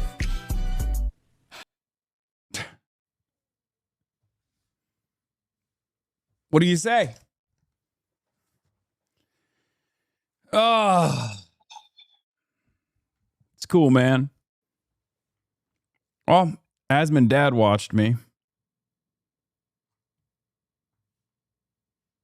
But yeah, these are the guys who are like Asmongold is not a particularly clever orator or a decent propagandist because he's just like watering down shit that he sees on his Twitter timeline, right? He's just like basically rehashing tweets that he reads off of his timeline. He doesn't actually have I mean, he has right-wing opinions, obviously, that much is clear. But he doesn't have the capacity to push for these values on his own. All he can do is just like respond to stimuli. And that's the reason why he keeps going back and forth on the Israel stuff. Like one day he'll lean into anti-Semitic conspiracy theories, and then the next day he'll be like, while I do genuinely appreciate people like Nick Fuentes for all the bold advocacy that they're doing that I agree with. At the same time, we got to stop talking about this Israel stuff, right? And it's inconsistent. And as long as he keeps hitting the, fuck Hasan line, as long as he keeps saying like, no, these wokes are actually ruining your life. Think about the culture war. Think about the culture war. As long as he hits those lines, then it's fine. Austin McNamara, also known as Gremlo, had an interesting take. Said, Zach isn't nearly as articulate as his right-wing media peers or even the lib media talking heads, but all three apply the same aesthetic-focused approach. Neither UFC cage fights or pride flags of the White House materially improved anyone's lives. We have to break free from this cycle. And it's my point as well. A lot of this stuff is not actually improving your life in a meaningful manner. It's just making you feel like you are getting some kind of change that you desired. And that change can only be reflected on by owning your ideological opposition, right? Owning the libs or owning the cons. That's all people care about because they've completely given up on advocacy for healthcare, or they've completely given up on protesting for certain things and certain things like, ending American militarism and focusing on ourselves and maybe improving our infrastructure, improving broadband, improving access to the internet, improving our schools. We've given up on all of that. We can't do anything about that because capitalism is this unchangeable system that is impossible to tackle, impossible to chip away at. So all we give a shit about is owning our interlocutors. Oh, is Asmongold feeling owned because the titties in video games are smaller? Well, then, good. I feel better because I fucking hate that guy. Oh, is Hasan getting mad that trans people can no longer participate in competition? Good. That makes me feel good. That's literally all people have. And that is a big part of what these slop tubers do in terms of breaking the brains of the youth. Like the guy that we just got the guy that just got clapped in the chat. Like, look at this. Like, look, what did he say? Hasan Diddy Piker, your asshole must be jealous of the amount of shit that comes out of it. You mean my asshole must be jealous of my mouth with the amount of shit that comes out of my mouth, right? Like you got so horny. You got so horny to write that up in the chat that you forgot a word in there. You know, let me do some copy editing for you so you can do it a little bit better. So this is what I mean. And the more people are testing the boundaries of their ideology in a moment like this, when I say something like, it's not, all this culture war shit doesn't actually benefit your life at all. They're just duping you into focusing on this. They're duping you into believing that as long as, you know, you're dominating trans people or migrants or whatever the fuck, they get to rob you blind. That moment is supposed to be a wake-up call for these people, right? But instead of doing that, immediately and reflexively, a lot of people will go, oh shit, instead of testing my priors, instead of reconsidering my worldview, which is tough and scary and difficult, what am I going to do? I'm going to turn around and attack the messenger. I can't tackle the message. I can't identify with the message. Deep down inside, the message that I'm hearing, if I'm capable of understanding what you're saying, is actually kind of penetrating my priors a little bit. And I don't want to fucking live in a world where I have to reconsider my stances. So instead, I'll reflexively attack. All right? I'll push back. It's all culture war. It's all culture war. It's all, you know, hopefully attacking the people that you feel have ruined your lives. We do it ourselves here as well to a certain degree. I try to focus my efforts back to the material, though, back to the realm of things that are actually important. Even when we talk about the culture war stuff, I'm still trying to bring home a broader point that, like, this streamer stuff, this streamer drama is simply a distraction. It's designed to keep you entertained, and it's also designed to make you feel like you're pushing for real political causes when you're not. Of course, on the right-wing side, because the right-wing forces are far more responsive to this culture war shit, they will actually advance this agenda. But at the end of the day, when they do advance this agenda, does that improve your life at all? And the unfortunate answer for you is no, it doesn't.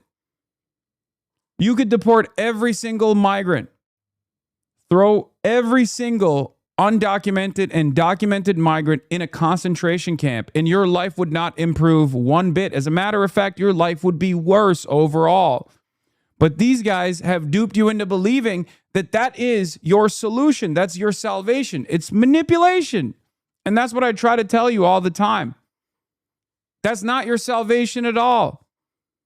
Those guys, they lead virtually identical lives to you. The only difference is their immigration status is in limbo. They don't have the proper paperwork because the government refuses to give them the proper paperwork. Okay? Your parents were in a similar predicament at a certain point. If you live in the United States of America, the only advantage that you have, the only major difference between you and those guys that you think are your primary enemy is that they came at a time when America was much more forgiving and much more understanding because there was a need to have more working hands build these fucking roads and build these goddamn factories. So they were super open to allowing anyone and everyone to come in and process them with ease. That's what made America this behemoth.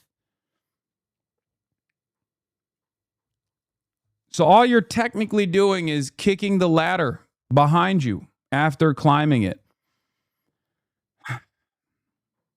And the irony, of course, is there's a million different ways and a million different reasons as to why these guys will tell you, these right-wing forces will tell you that these people are ruining your lives. They're not.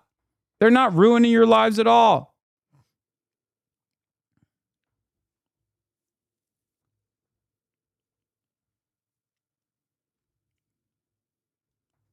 But it's the act of punishment against them that this administration and even other previous administrations that came before the Trump administration, that act of punishment against them is what keeps you motivated. It's what makes you feel like the government is responsive to your needs. First, they create this desire within you by telling you over and over again that these guys are the migrants are the ones who are actually responsible for why you don't have a good job.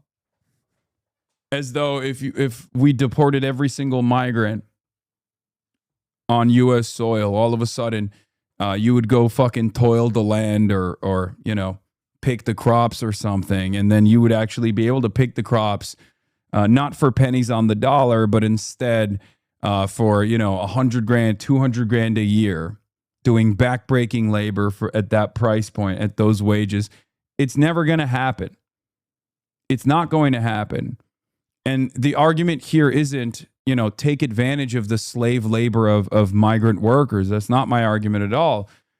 You have to fight to make sure that those guys get the proper documentation and can be a part of a larger labor union and organize on the boundaries of class alongside yourselves so that they and you can get a larger piece of the fucking pie that you are baking. Okay? That's it. But that is too difficult a concept for many to broach. It's too difficult for people to understand. It's much easier to say, no, it's actually the brown guy that's the, scary brown guy that's stealing your job. Scary brown guy stealing your job. That's the reason why you don't have a good enough job. That's the reason why you went to college if you did. And now you have to, deliver Uber delivery to other people. And have no financial security whatsoever. Those guys are all criminals. And we got to destroy them.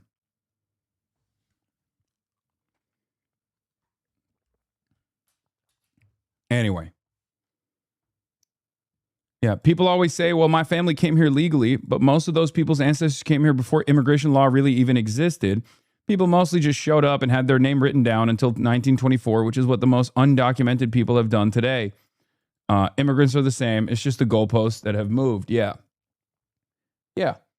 There's a reason for it, too. This entire process is no longer as just or as efficient by design. Because there's always a healthy flow of migrant workers that will come to the United States of America that will work for pennies on the fucking dollar to make ends meet, to work in like slave-like conditions because they're desperate. Why are they desperate? Because we've destroyed their countries. We've manipulated with their finances. We've destroyed their economy. We've extracted their natural resources. We've kept them down and underdeveloped by design to also create this chaos, to manufacture this chaos in their countries. And then they're desperate enough to come here, and we don't actually allow them to get the proper clearance and the proper paperwork, even though we know that they're coming in. We're letting them come in so that our bosses, our capital owners, can justify paying them nothing. And if they ever actually organize and demand back pay, for example, or complain about being raped on the assembly line, then those bosses will call ICE on those same workers and replace them overnight. It's a racket. That's why the system is designed that way. The only long-standing proper solution to this problem is not to try and fucking mass deport all undocumented migrants, because that's never going to happen, because this is a capitalist system anyway. And the question also always remains, would that even be beneficial for you? If this was a white-only capitalist dystopia, do you think your life would be fundamentally better? Anyone that tells you that it will be is lying to you, okay? Anyone that tells you that your problems would be solved if we deported every single black and brown person is lying to you. It's the same exact concept behind libertarians fantasizing about an anarcho-capitalist utopia or a dystopia, right?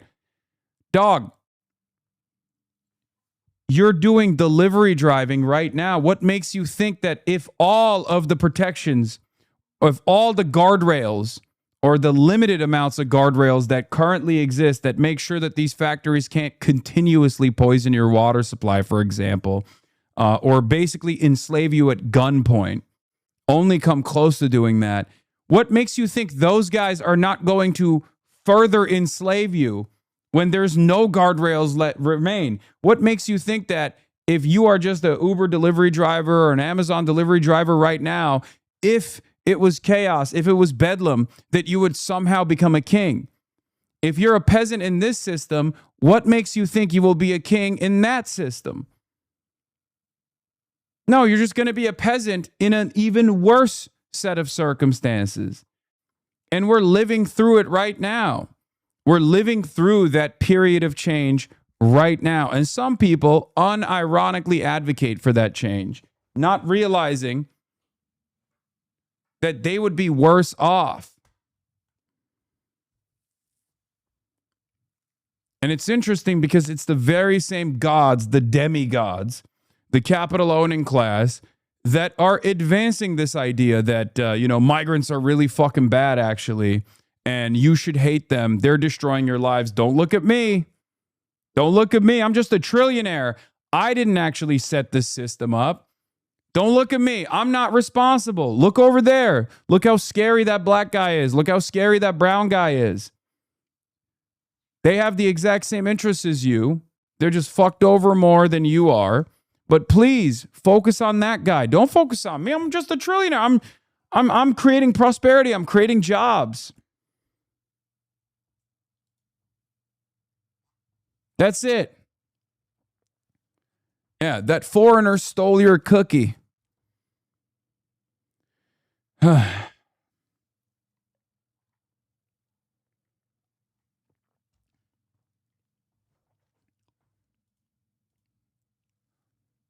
And he's rehashing the age-old anti-Islamophobia. I'm just criticizing religion nachos right here. He's reheating them. Let's see. The Islamophobic hate crime that took place in was it Edinburgh?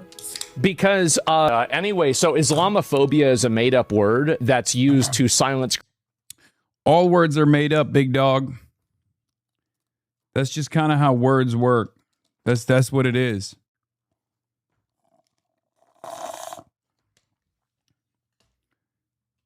Yeah.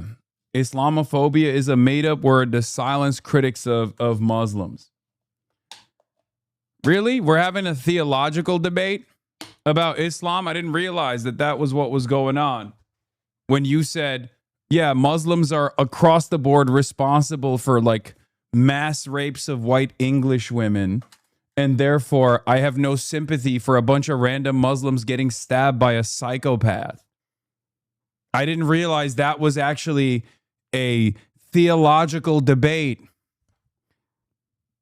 Why do you even try? Why do you even try to do this? Why do you even try to make it seem like you have some kind of sincere disagreement that you've put a lot of thought into, and that all you're doing in this circumstance is simply criticizing the religion? You know, are you having a conversation about the Sunni Shia split? The different versions of Shia Islam and the different versions of governance? Is that the argument? Is this the big theological debate? No. You just want to justify people killing random Muslim people or attempting to do so by constantly claiming that Muslims are scary. They're this monolithic Islam. Roach is an Alevite. Yeah, that's what he criticism of Islam. It's not a real word. Obviously you should be able to be critical of any religion. It's not a phobia to be afraid of a Yeah, dude. I don't agree with that. I don't disagree with that assessment. Okay. Yes, you can criticize whatever fucking religion you want to. I don't give a shit. I do it all the time. Okay. It's when you assume that the followers of a particular faith are all bad. That's what I have an issue with. That's what I have a disagreement with. And you intrinsically understand that for Jews, by the way, and you understand that for Christianity, by the way, or at least you claim to understand it for these different groups, but you can't understand it for Islam. Okay? There's a difference between criticism and prejudice or hatred. Okay? Like, we're not having a sincere conversation about the tenets of Islam, or which is, by the way, totally personal too. It's not like these guidelines are held to the same standard unconditionally across the board, across billions of people that believe this religion. I mean, I myself grew up in a Muslim household. I grew up in a Muslim country. I don't believe the same things that other neighbors of mine believe, right? I mean, I don't believe in many of the same things. So clearly it's completely up to the individual how they interpret their own faith. Religion. It's not a phobia to disagree with what a religion teaches. That's not a phobia. That's an idea. That's a disagreement. So you trying to reframe people that don't like a religion as some kind of phobia like homophobia or racism is just inaccurate. Islam is a collective. Yeah. Also, I mean, you also don't believe in homophobia and transphobia either. I've heard Asmongold and many others make the exact same argument. I'm not afraid of trans people. I just think they're fucking weird. I'm not afraid. It's just, it's the dumbest argument of all time. It's like, it reminds me of when people say like, oh, well, Semitic people, Arabs are Semitic people too. It's like, dude, that's not how language works. Okay. All of this shit is made up, and we collectively identify and associate certain words with certain groups. It's just, I'm not trying to have a conversation about etymology here. Okay. It is an incredibly pedantic, incredibly stupid argument to make. Oh, Islamophobia. Phobia means fear. I am not fearful of Islam. I'm just critical of Islam. Jesus Christ, dude. Collection of ideas. Disagreeing with that collection of ideas is not in any way, shape, or form a unique thing or a problem at all. Disagreeing with ideas is what Western... Yeah, the dumbest guy you know that delivers pizzas is looking at this and going, fuck yeah, dude. Fuck yeah. That's base, dude. Can a Mountain Bailey be disarming? I mean, this is what it is. Yeah, Islamophobia is a made-up word, has been the #1 way that Sam Harris and all these other fucking idiots will argue to defend their idiotic worldview, their idiotic and cowardly worldview that is actively trying to foment hatred towards all Muslims, billions of them, and to get you to believe that, like, people who believe in different things than you do, that are not all that different, are actually your enemy. Civilization is built on, and words like Islamophobia work to subvert Western civilization by making certain ideas and groups of ideas off limits. So this is just not true. It's fake. Yeah. It's awesome. Yeah, no. The criticism, remember, the criticism I had here was, hey, it's kind of fucked up that you're justifying a hate crime that took place against random Muslim people, like tying random Muslim people to the perceived crimes that you think all Muslims are committing. That's just fucking idiotic. That's just unbelievably racist. And this guy's like, no, it's just a valid critique of Islam. Really? That's insane. Anyway. All this is a way to try and justify your point of view in the most cowardly manner possible. Yeah, I want to just get away scot-free by saying all Muslims are rapist pedophiles and you should be able to do hate crimes to them. And if someone actually calls that shit out, someone actually calls that shit out, then it's like, oh, I'm just critical of Islam, dude. I'm just critical of Islam.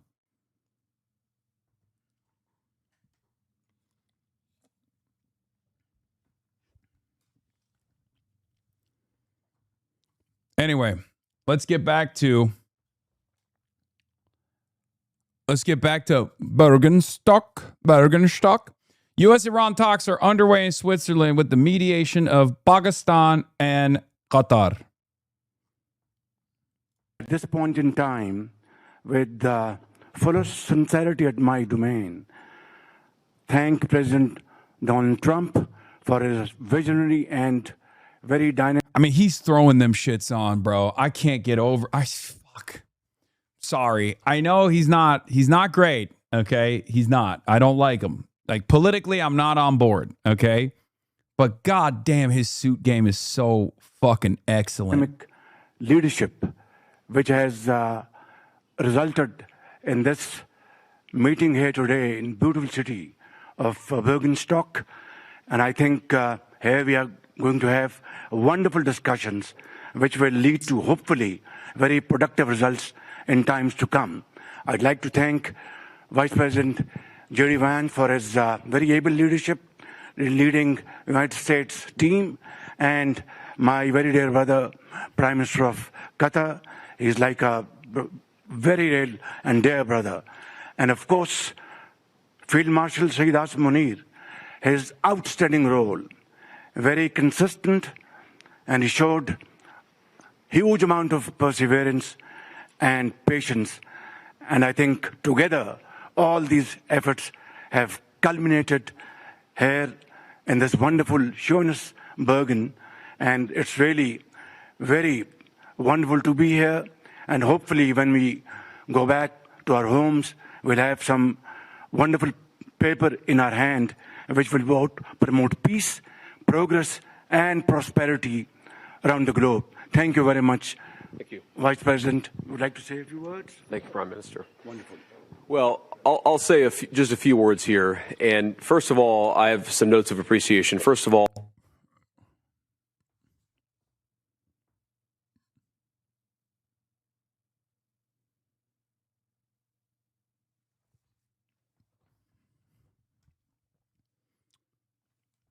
Jared Kushner looks like he's out of a nightmare in the background. Look at him. Looking like freaking Slender Man up in here. I want to thank the President of the United States, who sends his best to all the great leaders assembled here, because he's empowered us to find a diplomatic resolution to a host of issues that matter to the American people, but I think the world. The opening of the Strait of Hormuz, the ending of the Iranian nuclear program, all of these things have already been accomplished. The question before us now is how much more can we accomplish together? Can we turn over a new leaf? Can we change relations in the Middle East permanently? Or do we go back to doing things? All of these are just empty speeches. They're all so hollow. It doesn't mean anything. Okay. I can't stress this enough. This doesn't mean anything. Especially because it like if they don't restrain Israel, it's utterly meaningless. Unless the Iranian side actually caves on that, by the way. And I hope they don't, because it's good for the rest of the world. It's good for America. What race is he today? JD Vance? I think he's still a hillbilly. He's a hick. He's a hillbilly. That's just his race all the time. He wrote a whole book about it. The old way, which is not our preference, but is certainly very much something that can happen. I have a few other notes of appreciation. First of all, to the Prime Minister of Pakistan, a dear friend of the President's, a dear friend of mine, a guy who has been, with his leadership and his very careful and skilled negotiation, has got us to this point. To his Field Marshal in Pakistan, Asim Munir, I will say that since Field Marshal Munir welcomed us with the Prime Minister in Islamabad, I have joked that I have two very, very important people in my life, an Indian and a Pakistani. The Indian is my wife, and the Pakistani is Field Marshal Munir. Am I crazy, or every time he like tries to talk about this stuff, it's like not only cringe, but also weirdly racist? He's like, oh, I gotta He's like, I got two of the most important people in my life. One's an Indian, one's Pakistani. It's just odd. It's odd. It's odd to say it like that. He tried to be woke. He's too much of a faillennial. He's always doing this. And I've probably talked to Field Marshal Munir more than I've talked to anybody else over the last 3 months. Would not be here without his statesmanship. He is, of course, a great military leader, but I think he's shown himself to be a great diplomat. And, of course, who's an amazing friend of the United States of America, but has been also an important part of getting us to this point. I think it's important for the American people, but people all over the world to appreciate that what's brought us to this moment is the president's leadership and the president's willingness to see a Middle East that is much different 10 years from now than it was 10 years ago. And what we're trying to accomplish here is something very simple. Through diplomacy, through working together to transform the Middle East, where Iran and the Gulf have been at war with each other, or at least have had very unfriendly relations, where Iran has been a driver of regional instability. Now we see a future where everybody can work together to promote peace and prosperity for everyone. What we've already seen back home in the United States is lower gas prices. We've seen the free flow of oil and gas. We've seen peace. And now we're trying to build on that to see if we can build something even better and more sustainable for the future. This is a historic meeting. Never before, outside of Islamabad and here, so outside the last few months, never before has the Iranian and American leadership met at such a high level. What the president has asked us to do is turn over a new leaf, to transform our relationship with the people of Iran and to extend an outstretched hand that says to the people of Iran that if your leadership is willing to give up being a driver of regional instability, if they are willing to give up nuclear weapons ambitions for the long term, then the United States is willing to fundamentally transform our relationship with that country. That is certainly our goal. We've already made great progress over just the last few hours, and I expect that we'll make additional progress in the hours to come. Thank you all. Is it possible just one question, Mr. Vance? The main issue is Let Sheikh Mohammed speak, please. First of all, I would like to welcome you here, Mr. Vice President, Mr. Prime Minister. Your leadership and Field Marshal leadership actually initiating that process, that's what brought us here today.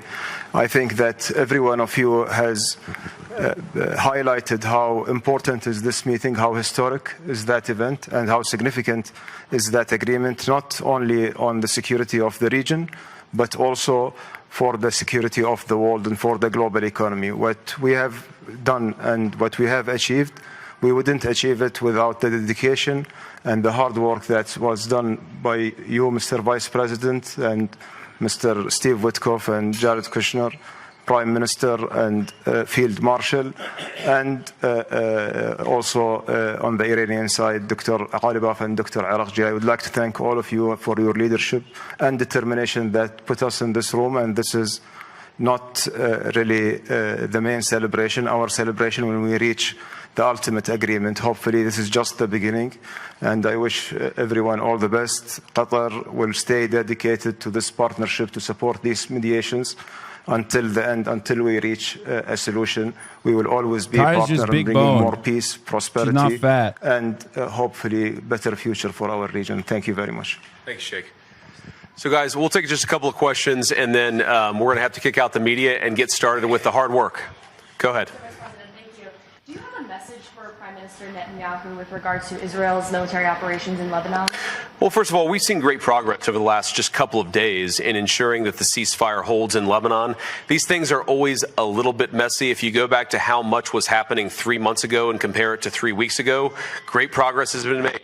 If you go back to 3 weeks ago to 3 days ago, additional progress has been made. The president has committed us to see a full regional ceasefire. We found great partners in working with the Qatar. Belgium got a red card. All right, we got to get VAR on there. We got to get Israel involved again. That's anti-Semitic.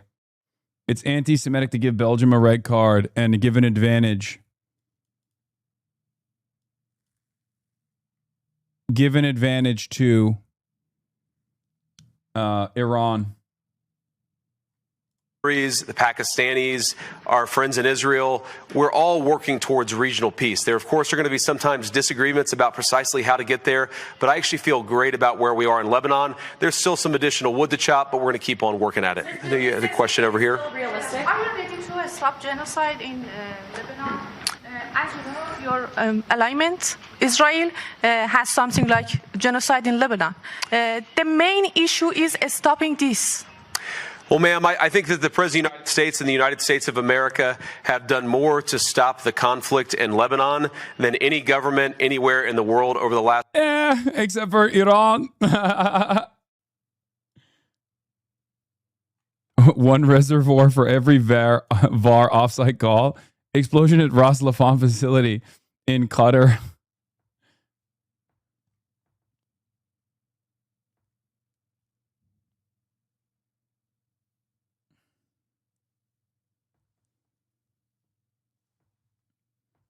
America's proven the damn bombs and providing the damn bombs and targeting info for Israel.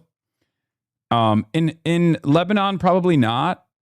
I assume that. I mean, they probably are. I mean, there's so much involvement. The Israeli military and the American military are already, hand in glove in the way that they operate. But like, we are definitely giving the weapons. We are definitely giving them the weapons.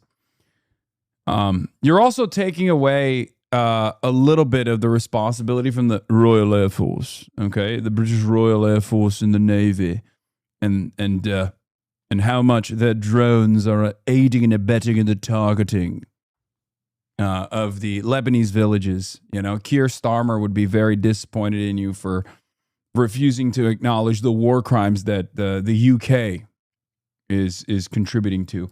Few months, and we're going to keep on working towards it. As I think a lot of you appreciate, peace is never easy. Peace always requires a little bit of work. It always requires a little bit of give and take. But the President of the United States is committed not just to peace between the United States and Iran. The President is committed to a regional peace, which is why we're here working so hard to settle our issues.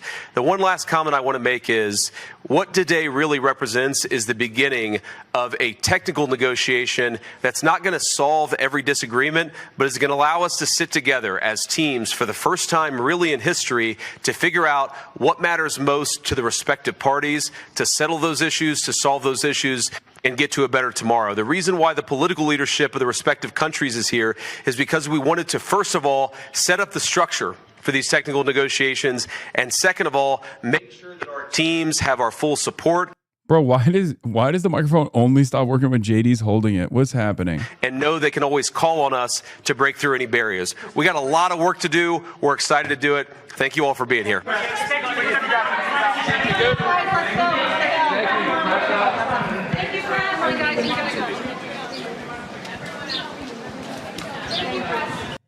So there were some funny moments from this back and forth. Obviously, one of them was first of all, Tehran has hardened its stance on U.S.-led talks in Switzerland, declaring that the Iranian delegation will not return to the table until President Trump apologizes for recent threats.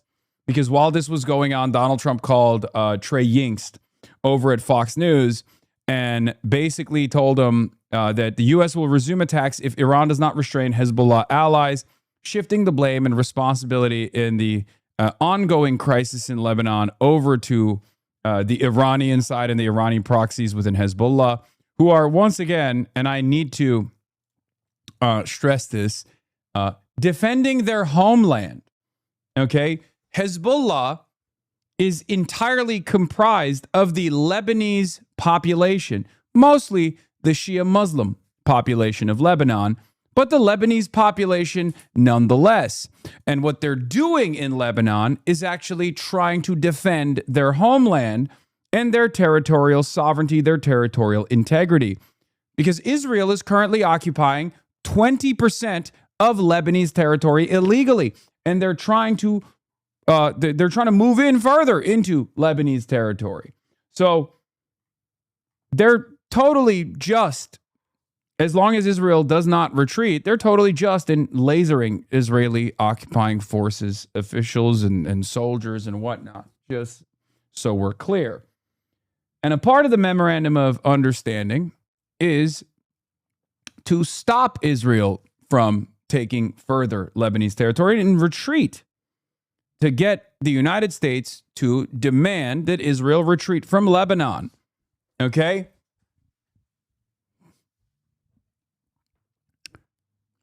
President Trump, with his statements to Trey Yingst, is in violation of the Memorandum of Understanding's first clause, as Drop Site reports.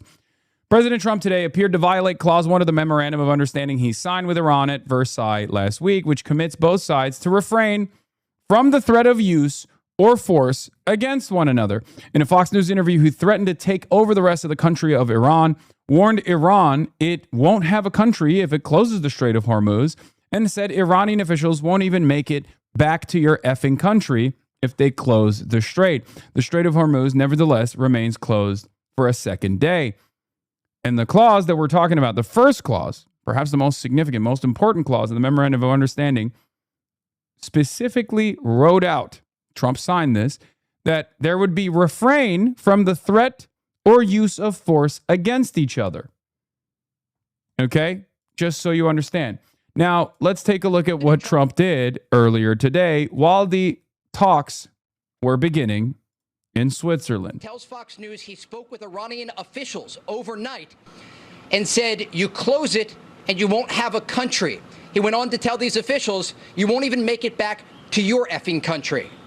Now, earlier today, Iran's President Masoud Pezeshkian said, the dumbest guy you know heard this, didn't realize that this implies he's paying $20 extra at the gas pump, and said, wow, beast mode. Okay? The dumbest guy you know heard Trump say this and went, dude, he's really telling it like it is to these fucking mullahs, huh? Not a clue, not a thought in his mind, not a unique or independent thought in his mind about why he was paying $40 extra at the gas pump these past 100 days. Okay? It's like, hell yeah, brother. He's gonna activate the military in ways that he hasn't in the last 100 days.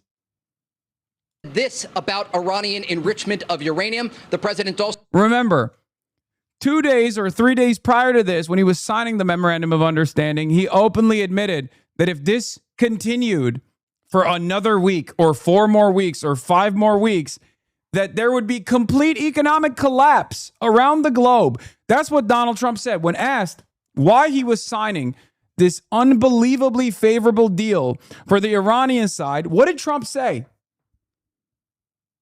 In a moment of honesty, only Trump can commit to, by the way. No other president will ever be that brutally honest. What did he say? He said, if this went on for another month, the entire energy markets would collapse.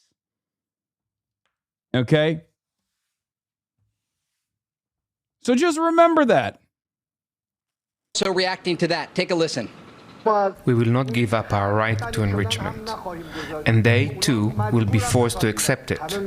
You all know what the so-called President of the United States was saying. He had made a complete 100-degree turn. He was saying that Iran must surrender unconditionally. Iran has no right to do this, it has no right to do that. President Trump, during our call, responded directly to those comments by Iranian President Masoud Pezeshkian. President Trump told Fox News he better watch his mouth, he better shape up, or we'll take over the rest of the country. And so clearly the president reacting directly to these comments from Iran's President Masoud Pezeshkian.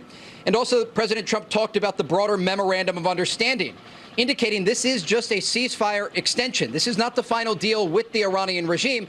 And the president says he holds the cards and maintains a variety of options if the Iranians don't make these serious commitments at the negotiating table. He said, I have a 60-day option, and I can do whatever I want after that option. So again, President Trump leaving a variety of considerations. Let's take a look at what he was saying last week. Get bad press, I know that. Now, if I did the opposite, if I went out and continued to bomb them for another 4, just bomb the hell out of them, I'd get bad press on that. No, there's nothing I can do. But what this does is it allows the ships to go. If we keep bombing, those ships won't be going. And you're talking about $500, $600, $700 million a day. It's a lot of money, a lot of money.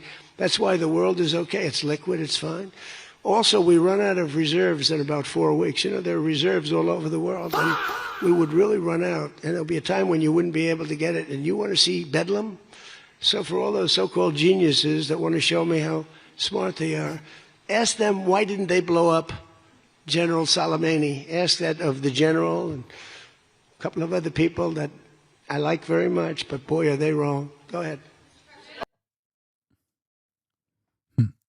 Galabap's advisor says, in the Swiss negotiations, Iran's negotiating team is focused seriously and uncompromisingly on realizing the 5 conditions. The team's main priority is the issue of a complete ceasefire in Lebanon and the regime's withdrawal.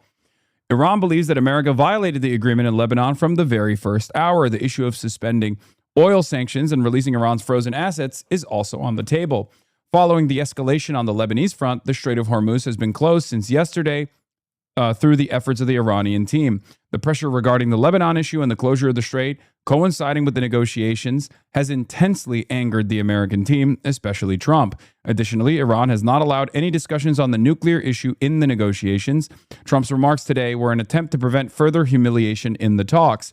The immediate response from the head of Iran's negotiating delegation to Trump's threat and the Iranian team's departure from the negotiation site has put America in a difficult position. The negotiations are ongoing.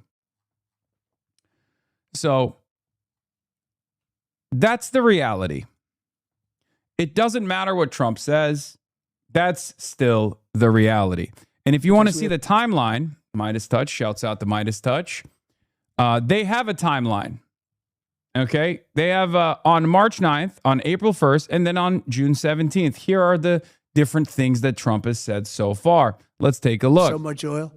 We have tremendous oil and gas, much more than we need. We're now totally independent of the Middle East, and yet we are there to help. We don't have to be there. We don't need their oil. We don't need anything they have. I'm going to get bad press. I know that. Now, if I did the opposite, if I went out and continued to bomb them for another 4, just bomb the hell out of them, I'd get bad press on that. No, there's nothing I can do. But what this does is it allows the ships to go. If we keep bombing, those ships won't be going. And you're talking about $500, $600, $700 million a day. It's a lot of money, a lot of money. That's why the world is okay. It's liquid. It's fine. Also, we run out of reserves in about 4 weeks. You know, there are reserves all over the world, and we would really run out. And there'll be a time when you wouldn't be able to get it. And you want to see bedlam? So for all those so-called geniuses that want to show me how smart they are. Yeah. Cooked.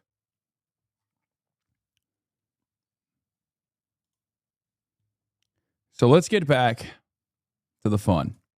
Is in Washington, D.C. Patty, the U.S. president, I mean, I know it's earlier in the day where you are, U.S. time. The U.S. president has been writing and speaking about what's happening here and about Iran. What did he say?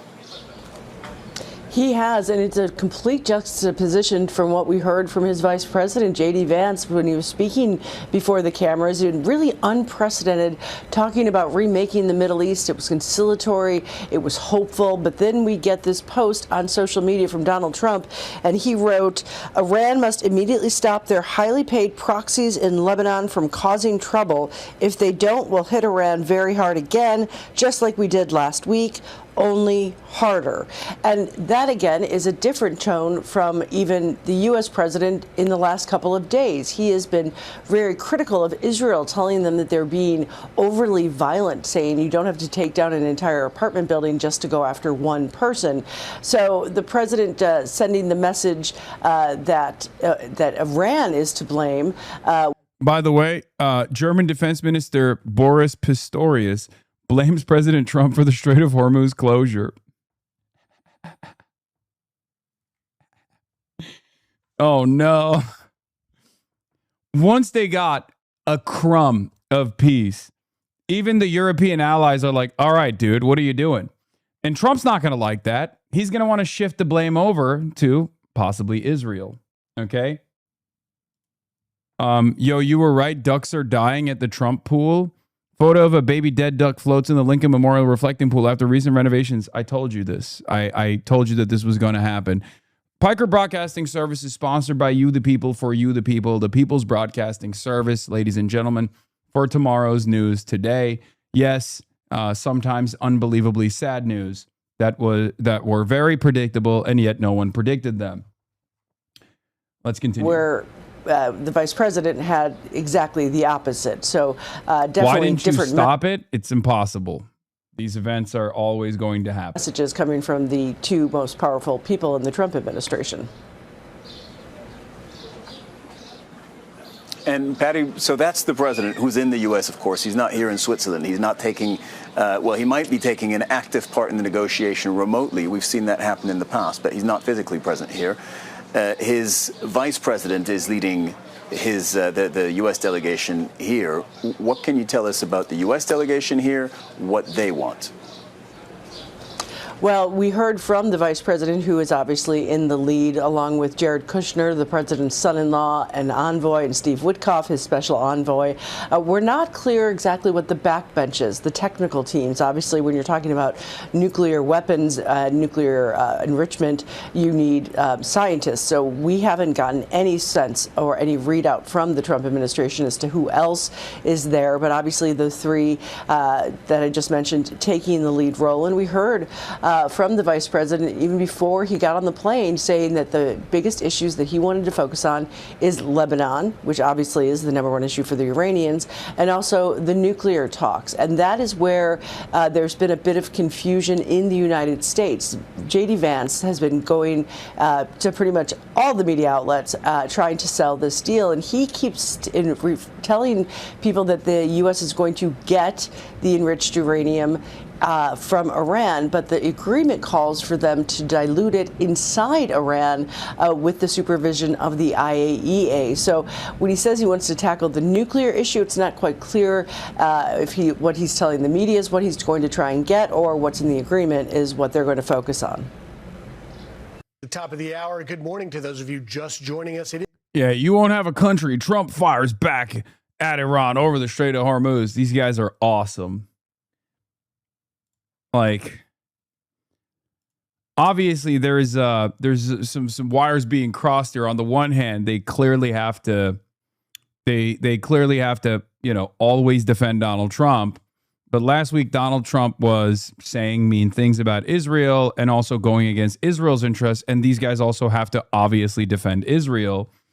So now hopefully they can bring this back to a place where Trump's goals and Israel's goals are aligned in destroying the memorandum of understanding.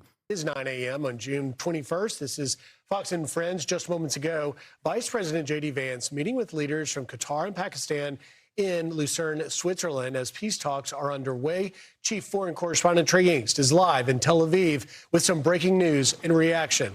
Hi, Trey. Yeah, hey guys, good morning. I just spoke with President Trump for more than 20 minutes, and he gave some new insight and reaction about the ongoing talks that are taking place in Switzerland and the threats coming from the Iranian regime. President Trump telling Fox News that the U.S. may take over the strait in the future if they have to and collect tolls. The president described this as the United States being the guardian angel of the Strait of Hormuz and the Middle East. And the president said ultimately that would involve the U.S. taking 20% of the oil that passes through the strait. Remember, this comes in reaction to the Iranians saying they will close the Strait of Hormuz in response to Israeli strikes against Hezbollah in Lebanon. President Trump tells Fox News he spoke with Iranian officials overnight and said, you close it and you won't have a country. He went on to tell these officials, you won't even make it back to your effing country. Now, earlier today, Iran's President Masoud Pezeshkian said this about Iranian enrichment of uranium. The president also reacting to that. Take a listen. We will not give up our right to enrichment, and they, too, will be forced to accept it. You all know what the so-called President of the United States was saying. He had made a complete 100-degree turn. He was saying that Iran must surrender unconditionally. Iran has no right to do this, it has no right to do that. President Trump, during our call, responded directly to those comments by Iranian President Masoud Pezeshkian. President Trump told Fox News he better watch his... They can't send Trey out of Tel Aviv. I know you're thinking, like, why is Trey not in Switzerland? He's their top foreign correspondent. but his ass is just sewed. His ass is tied to Tel Aviv. Like, they've strapped him to Tel Aviv. He can't leave. Mouth, he better shape up or we'll take over the rest of Tel the Aviv country. Trey. And so clearly the president reacting directly to these comments from Iran's president, Masoud Pezeshkian. And also President Trump talked about the broader memorandum of understanding, indicating this is just a ceasefire extension. This is not the final deal with the Iranian regime. And the president says he holds the cards and maintains a variety of options if the Iranians don't make these serious commitments at the negotiating table.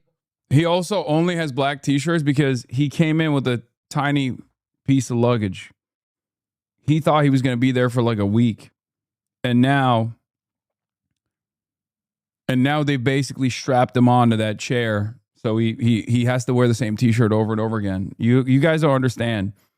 This is a man who is tormented and tortured. He said, I have a 60-day option, and I can do whatever I want after that option. So again, President Trump leaving a variety of considerations on the table and says that the United States could become the guardian angel of the Strait of Hormuz and collect tolls itself while taking oil.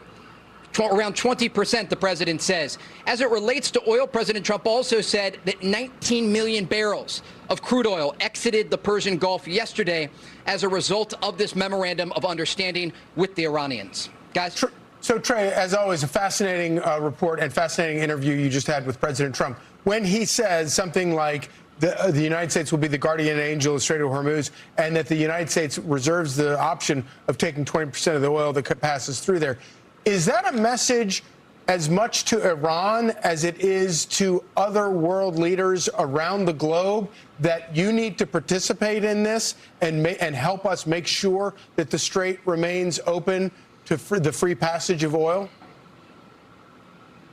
Yeah, absolutely. Because remember, during Operation Epic Fury, President Trump called on these other countries to get involved because the United States uses just a few percentage points of its oil that actually comes out of the Persian Gulf.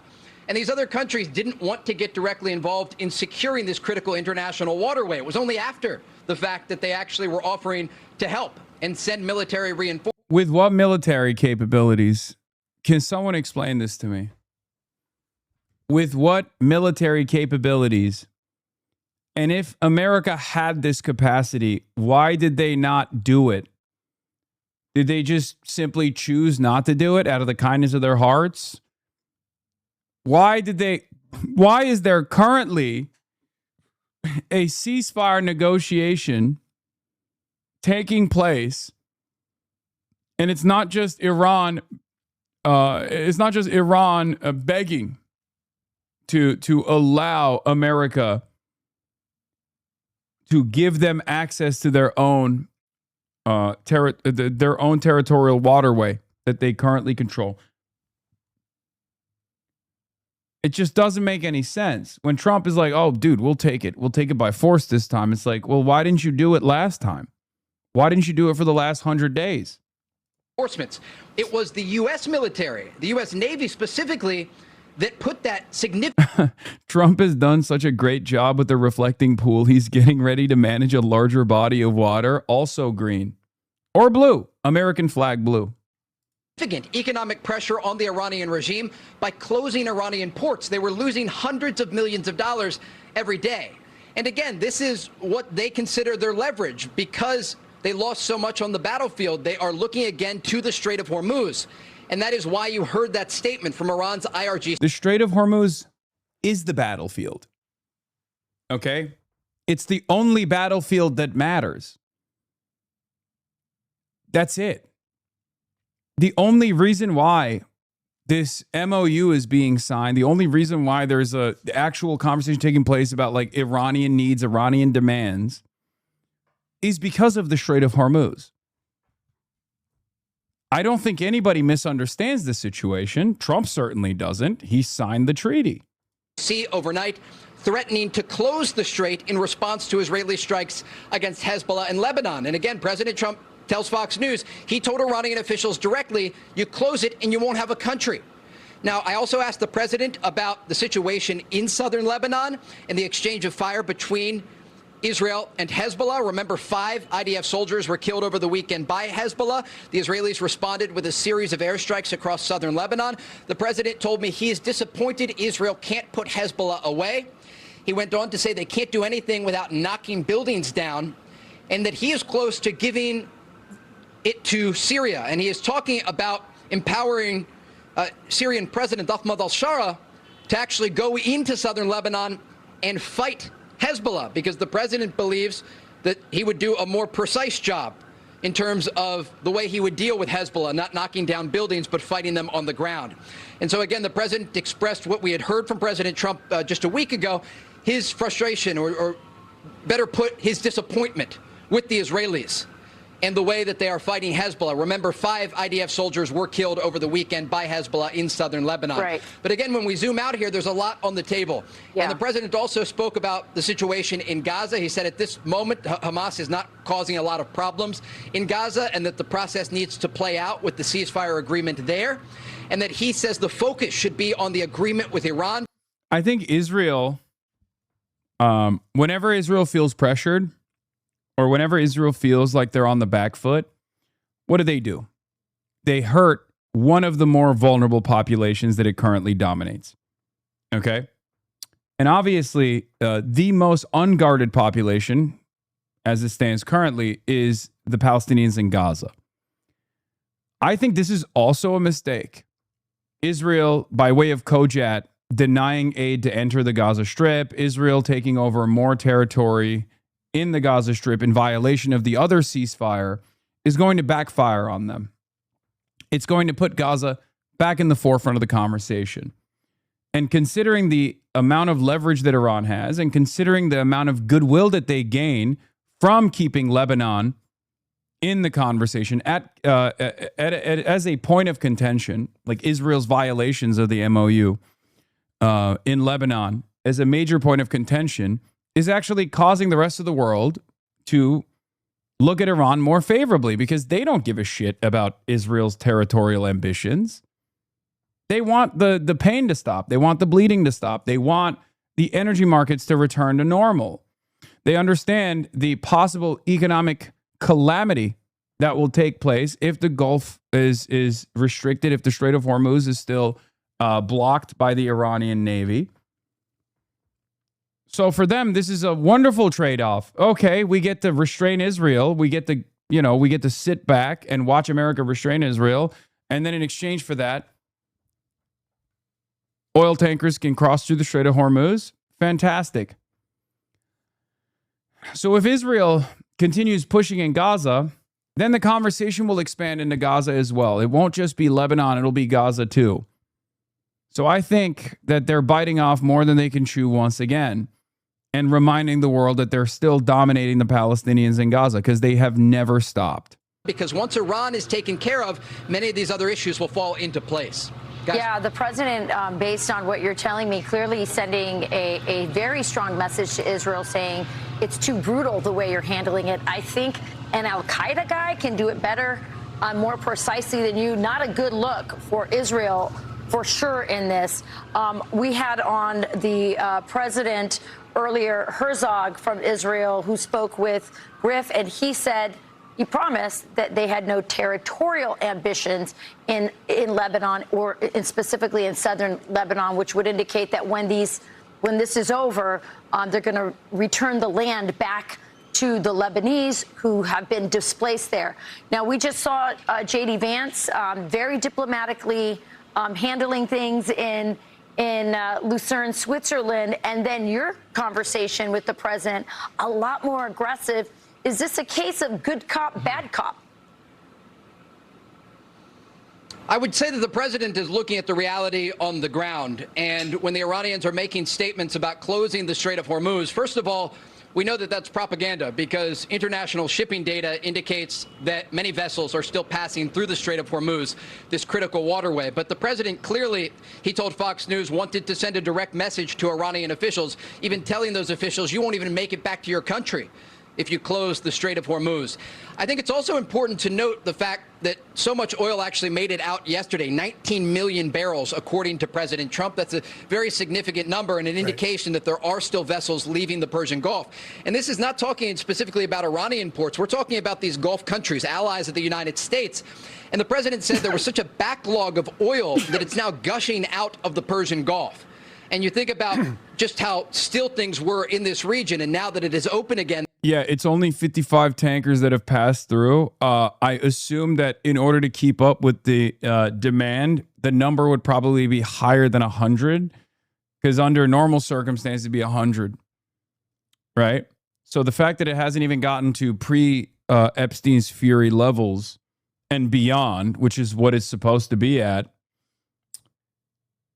then, you know, Iran has successfully stopped at least some of the ships from crossing. And I think today, since they said that they would close the Strait of Hormuz again, I don't think any ships have passed today. CEO of Iran's national oil company, since last Monday, our ships have passed 25 million barrels of oil through the previous U.S. blockade line. The Iranian ships that passed through in the initial the initial signage of the Memorandum of Understanding.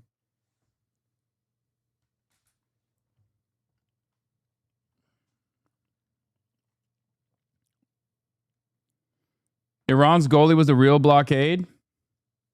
Oh, did the game end in a tie? They stole that goal from them. It's messed up. They called it offside in the VAR and stole it. These vessels can actually export this oil. But I think really an important point here is what the president is leaving on the table as it relates to the Strait of Hormuz. He says, we may take over the strait if we have to. I'll blow the S out of them. And he is talking about the fact that if the Iranians try to close the Strait of Hormuz, not only will the U.S. open the strait, they'll take control of the strait and be the guardian angels of the Strait of Hormuz and the Middle East, and then ultimately take a percentage of the oil that is passing through. And again, this is an indication that President Trump is signaling to the Iranians that are currently at the table in Switzerland, make these concessions about your nuclear program, adhere to the Memorandum of Understanding, or there would be serious consequences that would actually reverse what they are trying to do, saying that if they don't make a deal, we'll collect tolls, the United States of America. Right, but let me drill, Trey, quickly into exactly what Rachel is talking about, the look of a good cop, bad cop, because when Iran's president, Pezeshkian, said that Iran will maintain the right to enrich uranium, it flies in the face of the entire goal that Vice President Vance just laid out on camera at historic, first time ever in history, Iran and the U.S. meeting at a high level, and Vance saying that if Iran will abandon their nuclear ambition, then they will receive a fundamentally different relationship with the U.S. Does President Trump even have a, he pretty much has to tell the president of Iran, Pezeshkian, that he should watch his mouth because he's threatening to derail this on the eve of it actually happening. I mean, there's only one country that he should be restraining here, and it is not Iran, it is Israel. But of course, you're never going to hear that on Fox News. AS ship positions in the Strait. Vessels continue to enter and exit the Middle East Gulf on June 20th. Data from Lloyd's List intelligence shows, despite Iran claiming it was closed the Strait, traffic was seen moving with AIS on via the northern route and also the southern route for the first time in weeks. What about today is the real question.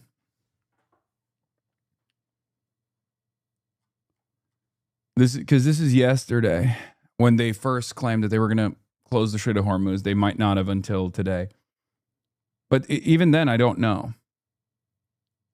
So I'm really new here. So I'm not really here a lot. So does bro just go over the news? Yes. I deliver to you tomorrow's news today.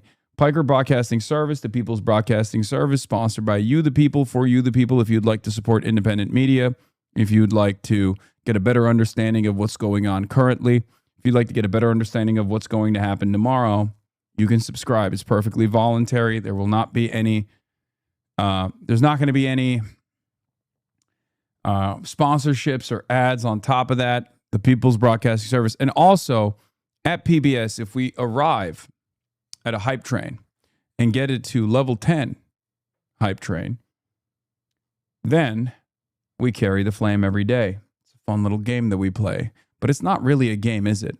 As a matter of fact, the hype train is incoming currently. So we have a unique opportunity. A unique opportunity to carry the flame at level 10 on the hype train. So please subscribe to the Piker Broadcasting Service. The People's Broadcasting Service. For you, the people. By you, the people. Thank you. Level 2 hype train. We will carry the Kirkian flame today. For example, if you were tuning in to the People's Broadcasting Service, PBS, since day 2 of Operation Epic Fury, Operation Epstein's Fury, you would have a really good understanding of exactly what was going on, as most of mainstream outlets kept repeatedly telling you over and over again that America was pummeling Iran and that Iran was in a dire situation. There was one broadcaster, PBS, People's Broadcasting Service, Piker Broadcasting Service, that said that's not the case. Iran is actually pushing our shit in. 100 days later now, the entire world is forced to arrive at that conclusion. And I kept saying it over and over again. And everybody yelled at me and everybody said, Hasan, you're wrong. Before we started blowing up Iran, I said over and over again that Israel's goals here are to destroy Iran. There's no regime change happening. That's not their actual goal. And we shouldn't even have a say in this regardless. People said, Hasan, why don't you care about the plight of the Iranian people? Well, that was a justification for you to get on board with the death and destruction campaign in Iran. And some people were played a fool. Many of you argued with me. One of those people actually was Asmongold. Remember Asmongold's tweet from the Iranian uprisings that were taking place? He was like, oh, finally, we will deliver peace, prosperity, and freedom to the people of Iran. Like he gives a shit.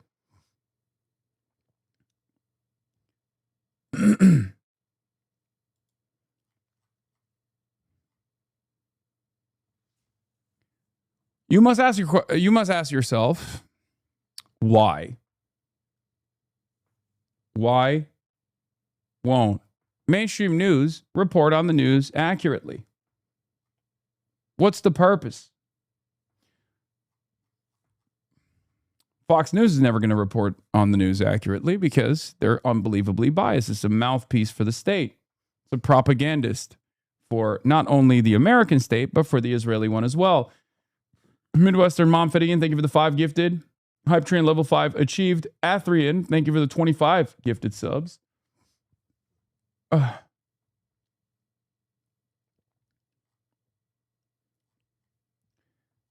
Well, the reason why people were not giving you the news accurately is because of the biases that they have, the biases towards whatever the State Department goals are. Most mainstream outlets, unfortunately, fail to deliver the news and analysis in a truthful manner to you because their primary purpose is to do the bidding of the state, specifically the State Department. Atrian, thank you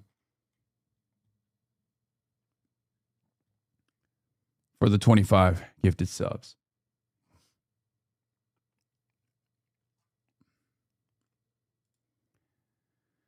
But we don't do that here because I'm not backed by ExxonMobil, Chevron, Shell, British Petroleum, Raytheon, Lockheed Martin, or numerous other companies that want wars to continue.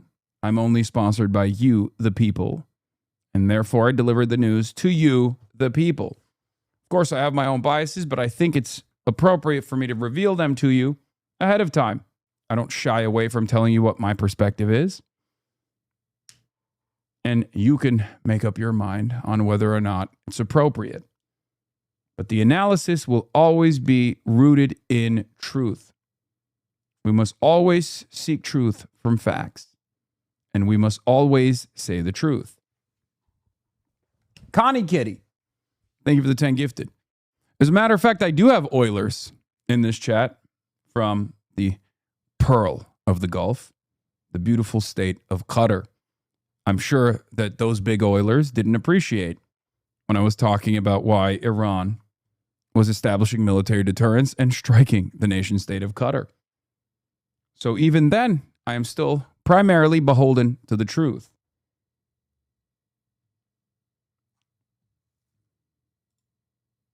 And we just... But let us get back to the analysis. That's rich considering you lie on stream all the time. Let me guess. Because I say I game. And I never do. That's what you're going to say, right?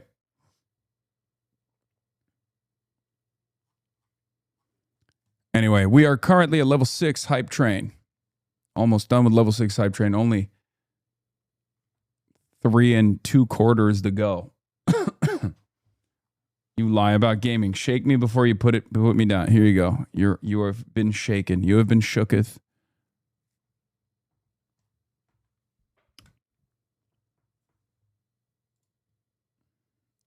It's true. You lied just last night about gaming. You lying liar. Okay. Just heard from Vice President J.D. Vance in Switzerland before these talks commence, and he rather had a more tame tone in comparison to the president's latest post Charlie on Kirk Truth Nasheed. Social. And also in the past few minutes, Fox News is attributing to an interview that the president did with them on this channel, essentially saying you close the Strait of Hormuz and you won't have a country, threatening that the United States may even take over the Strait of Hormuz. And also the... Level 7 hype train, Neon Communist, thank you for the 5 tier 1 gifted subs. El Weto, thank you for the 5 tier 1 gifted subs. Continuous threat of taking over the country as well, which again, in contrast to the vice president's tone, tells us something that Leah, he is speaking to his base. He is speaking with the voters who voted for him, but also on Fox News, he's speaking with the voters who will vote in the upcoming midterm elections. And if I compare that.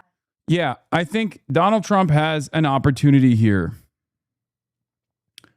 He has an opportunity to abdicate responsibility, which he loves to do, shift it over to Israel, and to salvage his reputation a little bit and say, look, we tried it.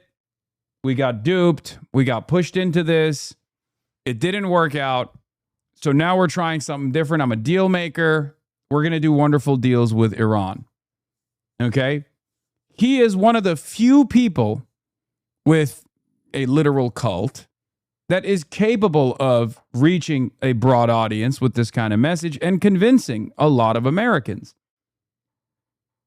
Some tape, thank you for the 10 gifted subs.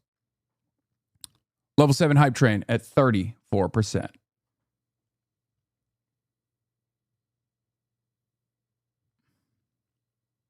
Reporter here, the Iranian delegation just leaked that a new tenet of the updated MOU is streamer Hasan Piker resuming a gameplay of Telltale Batman. That's crazy. I didn't realize. I knew Arakshi was a HasanAbi head, but I didn't know he was a gaming watcher as well. He must have snuck that one into the memorandum of understanding. Oh well, I guess full-blown peace will never be accomplished. With the rhetorics of the president of Iran, who spoke earlier today, he too is speaking with that domestic hardline base. And that's how I read into what the president of the United States has said, and also that of Iran. All the while, these historic talks seem to be going as planned. Yes, and we heard from J.D. Vance there, didn't we? He says he hopes to make progress on the nuclear issue and on the Lebanon ceasefire issue. Two red lines that have been big talking points during this time, Tara. Indeed. In that few brief moments that he spoke, J.D. Vance there, along with the Pakistani and Qatari counterparts just about an hour ago, he somewhat alluded to the issue of Iran's nuclear file and also the Strait of Hormuz somewhat being resolved, and that these talks would be the start of the technical discussions that we were expected to see in the 60 days that were to come after. Say you will game this month if you get to level 15, learn how to farm subs. Okay, sure. I'll play a video game this month if we get to level 15 hype train. But we can't even get to level 10 hype train. We got a minute remaining on level 7. Okay? I promise you. 100%. It's real. After the signing of this 14-point MOU. But that is in stark contrast with what the Iranians are saying. Interestingly enough, we did not hear from the Iranian delegation. We heard from the Qatari prime minister as well as the Pakistani prime minister and JD Vance, but not from the Iranians. There we don't see the Iranian presence. And so the Iranians are saying, according to the spokesperson of the foreign ministry, that no, this is for us to just come into an agreement over the first pointer of this MOU, which is a conclusive end to hostilities in Lebanon. That promise is as real as the MOU? Really interesting. Well, let me show you something here. Let me show you something. I downloaded Mecha Chameleon. Okay? That's right. I downloaded Mecha Chameleon already. So, you might be closer to that. You might be closer to seeing gaming on the HasanAbi broadcast than 100 oil tankers transiting the Strait of Hormuz unimpeded as a continuation of the Memorandum of Understanding. All right? It's up to you to achieve it. It's up to you to achieve it. We're almost done with level 8 hype train. Whenever we hit level 10 hype train, I carry the flame every day. It's true. I do it every damn day. I carry it gladly, willingly. So if we do receive level 15 hype train, then you'll see it.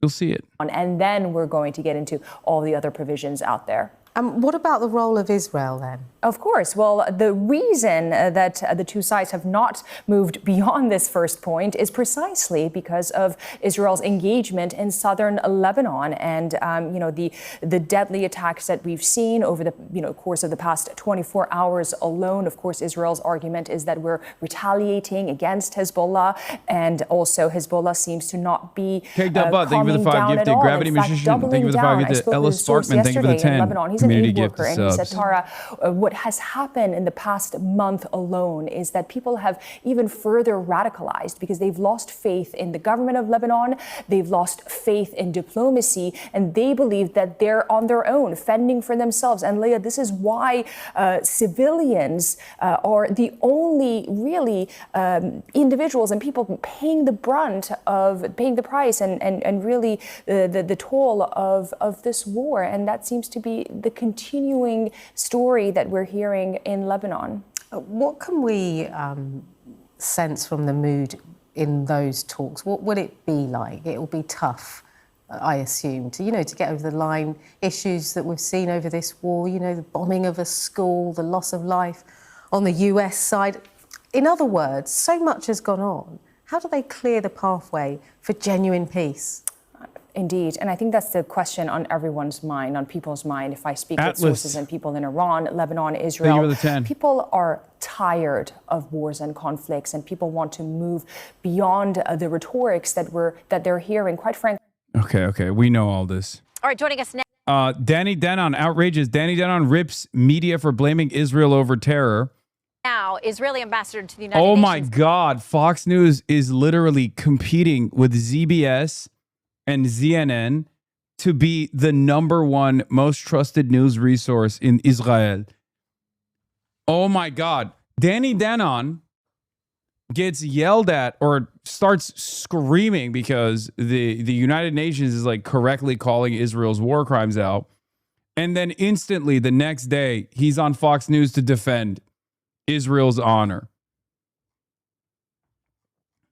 Danny Denon. Israel is #1 nation. Danny Denon, ambassador, great to see you. Good morning, Shannon. Thank you for having me. Okay, so let's start here. Iran says that they're closing the strait. There's dispute. Like, if the Iranian guy did this, Fox News would say, look, they're barbaric animals. Here they are. If the Iranian guy behaved in the same way that Dani Danon did at the UN Assembly, that's what they would say. By the way, we have officially reached level 10 hype train, so it is my great honor to carry the flame once again today. This is Charlie of Arabia.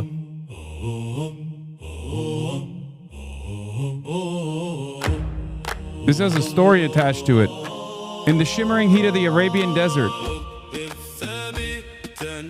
This is the story of Charlie al-Kirk, known to the Bedouin as Abu al-Nur, father of light, known to the British as Charlie of Arabia.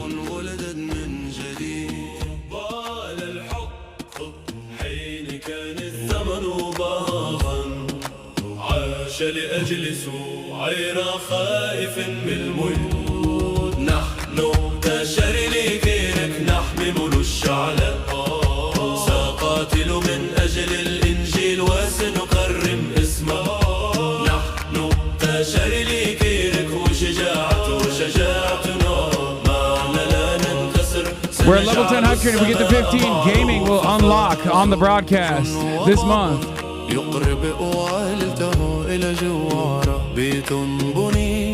على الكتاب المقدس وعلى إيمان بلا خوف حاول العالم إسكاته لكن صوته باق فينا يتردد وبالمسيح يثبت نحن تشري كيرك نحمل الشعلة سنقاتل من أجل الإنجيل وسنقرمم اسمه نحن تشري كيرك وشجاعتنا معا لا ننكسر سنجعل السماء معروفة المعركة محتدمت والظلام سيسقط ننهض بروحه ونلبي الندى الحق أبدي والصليب دليلنا ومع الله قائدا لنا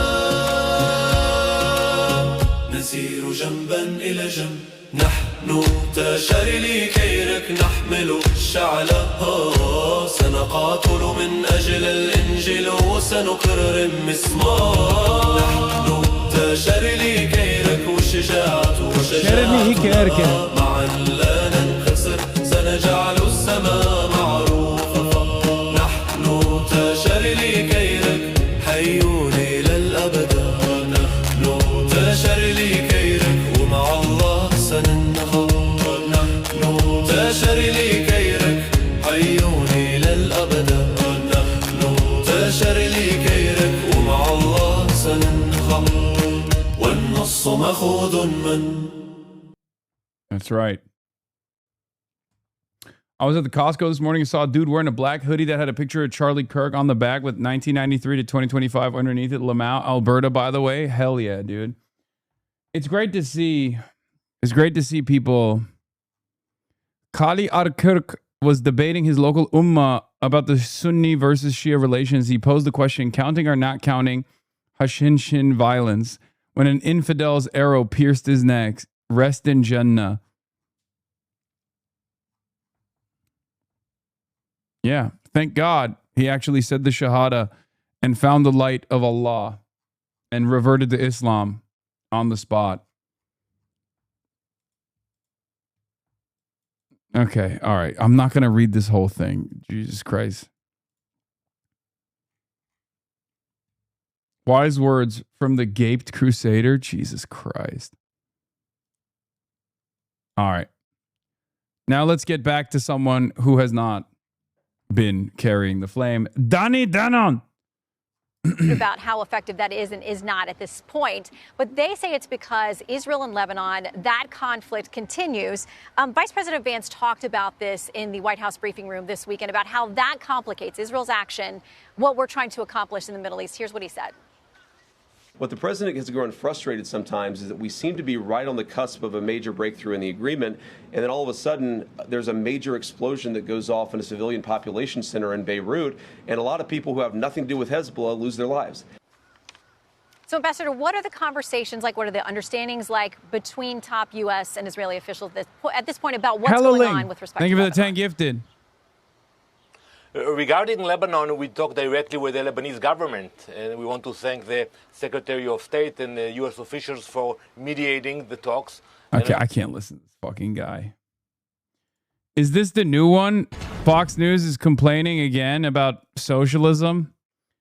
They're doing this every day now. We are just 2 days away from major primaries in New York, where the city's congressional races are drawing nationwide attention. New York City Mayor Zohran Mamdani has been hitting the trail to boost his fellow Democratic socialists as he works to expand their movement. Mamdani and Vermont Senator Bernie Sanders argue that the current Democratic Party establishment does not meet the moment. For far too long, our party has seen its job as managing decline instead of delivering material change for working people. It has seen its job as explaining why we cannot instead of showing. I don't know which is the new one. They've been doing this every hour. Yeah, Fox News has gone back. Fox News, I didn't know your twin brother played for Iran. That's crazy.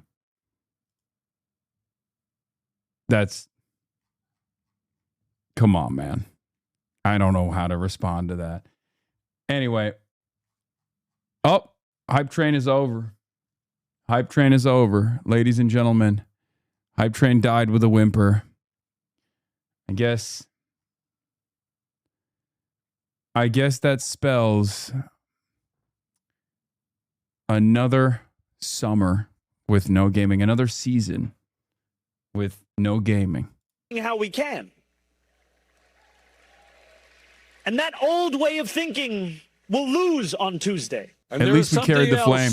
That the American people understand, and that is that the politics and the policies of the Democratic establishment are no longer good enough. National correspondent Brian Yanis has the latest from New York City. Hi, Brian. Rich, good afternoon. Well, New York Mayor Zohran Mamdani and Senator Bernie Sanders are backing 2 Democratic socialists and 1 former Democratic socialist in 3 New York congressional House races ahead of Tuesday's primary. All 3 of these candidates are focused heavily on campaigning on Israel. In fact, these 3 candidates are attacking their progressive opponents for not being anti-Israel enough. All 3 accuse Israel of genocide and want to block U.S. military aid to the Jewish state. Here's Democratic Socialist candidate Claire Valdez, who says her opponent waited too long to accuse Israel of genocide. So many Democrats stayed on the sidelines, they stayed quiet, or they even attacked us for protesting. What I want to see from our representatives is real moral clarity on this issue. These Mamdani-backed candidates are also accusing their progressive opponents of accepting campaign money from AIPAC, the most influential pro-Israel lobbying group in the U.S. This week, Mamdani even called AIPAC, quote, monsters turning Americans against one another. He didn't go that hard. I wish he did. I mean, he was talking about now is the time for monsters, is a Gramsci quote, but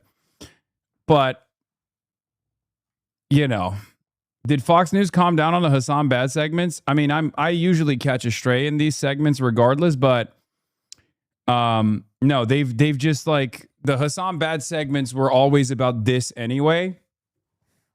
And you can see it as you can see it in the same vein, basically. These monsters take many forms today. Those who would rather spend far more on political contributions than they would ever be made. Earlier, chatters were saying that there was another Hasan bad segment, as a matter of fact. To pay in taxes? In AIPAC, for whom the only thing more frightening than democracy being allowed to run its course is an end to genocide and Netanyahu's wars. I didn't like that he said Netanyahu's wars, by the way. That was a script edit because Bernard, old Burn Dog, is in the building.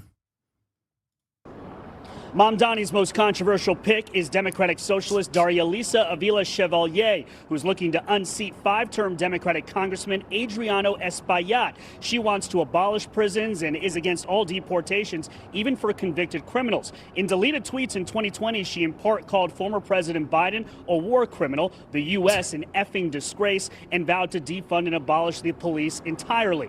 Avila Chevalier says a win by Democratic Socialists will prove that Mamdani's win in New York wasn't wasn't a flash in the pan. Quote, I think if we can prove that wasn't a fluke, that we are building the power of democratic socialists here in New York, and we are doing that at a federal level, I think that will be a domino for so many other cities and states across the country. We know that socialism beats fascism. It can't just be New York. It has to be the entire country that is building on socialist power for working people. If Mamdani's Democratic Socialist candidates defeat 2 incumbent Democrats on Tuesday, it will send a very large message.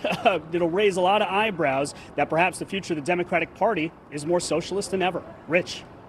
Brian Yennis from New York. Brian, thank you. For more on this, let's bring in Alex Sawyer, the Washington Times editor-at-large, and Corbin Trent, the former communications director for Alexandria Ocasio-Cortez, former Bernie Sanders. I think one of the funniest aspects of this is like AIPAC and Israel are unbelievably unpopular, but AIPAC is probably like the least popular entity in the country right now in politics, in a sea of, very unpopular entities, right? But one thing that you can always expect is that the New York Post is going to find a prominent rabbi or someone to be like, this is incredible anti-Semitism. Zohran Mamdani and his statements against this foreign lobby that is actively trying to subvert democracy is actually blood libel. And I don't think these guys understand this doesn't work anymore, like at all. Okay. And it's partially, it is partially never going to work because of the fact that these outlets kept hitting this line over and over again over the course of the last 3 years. But it's hilarious that they just still do it regardless. It's like it's like reflex. Okay, it's a reflex. Yeah, I-24 News, Mamdani brands AIPAC monsters, and broadside at pro-Israel U.S. Jews. I don't even understand what this fucking title is, but it's just funny that they're like, nope, this is blood libel. This is anti-Semitism. You're doing violence against Jews, brother. American Jews don't even fuck with AIPAC. What do you mean? Sanders campaign strategist and the co-founder of Justice Democrats. Alex, we'll start with you. These are New York City primaries. They're not going to cost Democrats a seat. What is the national effect of all this, or is this just contained to a couple of House races in the city? I think it plays well in very blue areas, but not across the nation, especially when you have a Democrat candidate up against a formidable Republican. I think of the California governor's race. Steve Hilton ran a really strong competition there. Yeah, no, that analysis is literally idiotic. The idea that this is that race is going to be anything but a blowout. Like, come on, guys. I mean, you're wish casting. Oh, really? You're saying that your super strong opponent is going to have their backs blown out. That's what you're saying here. Like, that's what you're setting this up for. You're setting Steve Hilton up for even more failure. And the more moderate candidate, Becerra, won. And I think that that's what we'll end up seeing across the board nationwide.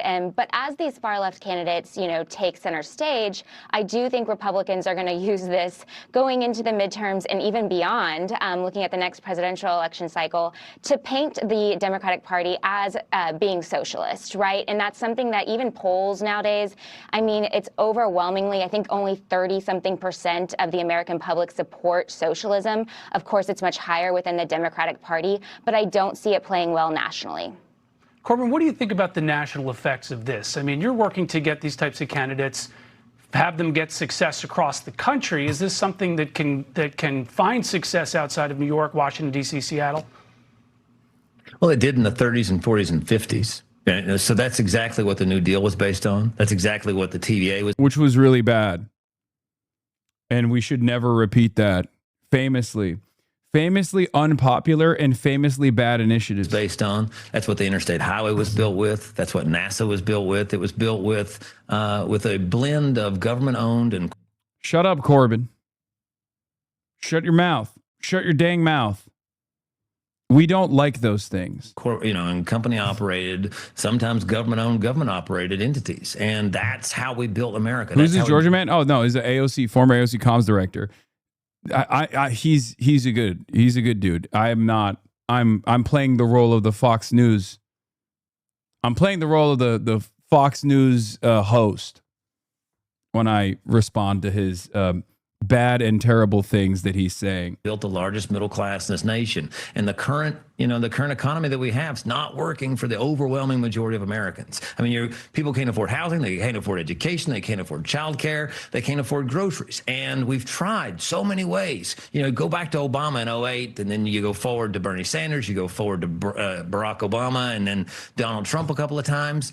People have been trying to vote their way out of this mess for a long time, and I think they're ready. They're willing. People are willing to try different things. And he cooks every time he goes on Fox, and the other guy that cooks every time they go on Fox is obviously Faze Shakir and Corbin Trent are the two guys that they always let on Fox News in like the earlier hours. They'll never be like a permanent panelist or anything, and they'll never go on like Laura Ingraham, but on the weekend shows, they allow some of these dudes to go on Fox News and just like to defend democratic socialism, and it's awesome. What we need is better competition.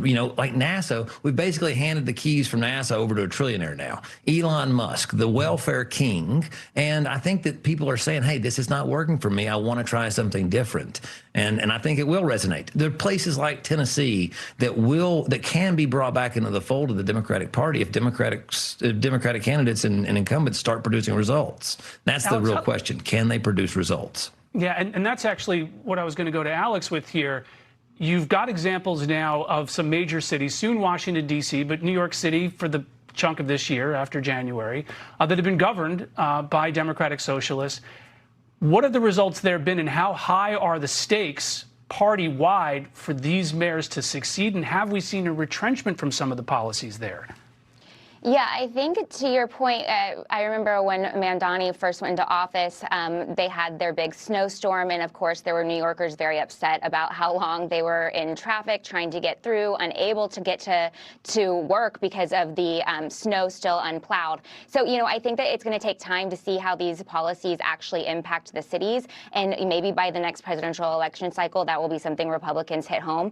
I think that Corbin said something that I think is across the board, speaks to voters, especially younger voters. This American dream is still being able to buy your own house. And that's something that, I think if you look at the 70s, the average housing price was in like $20,000.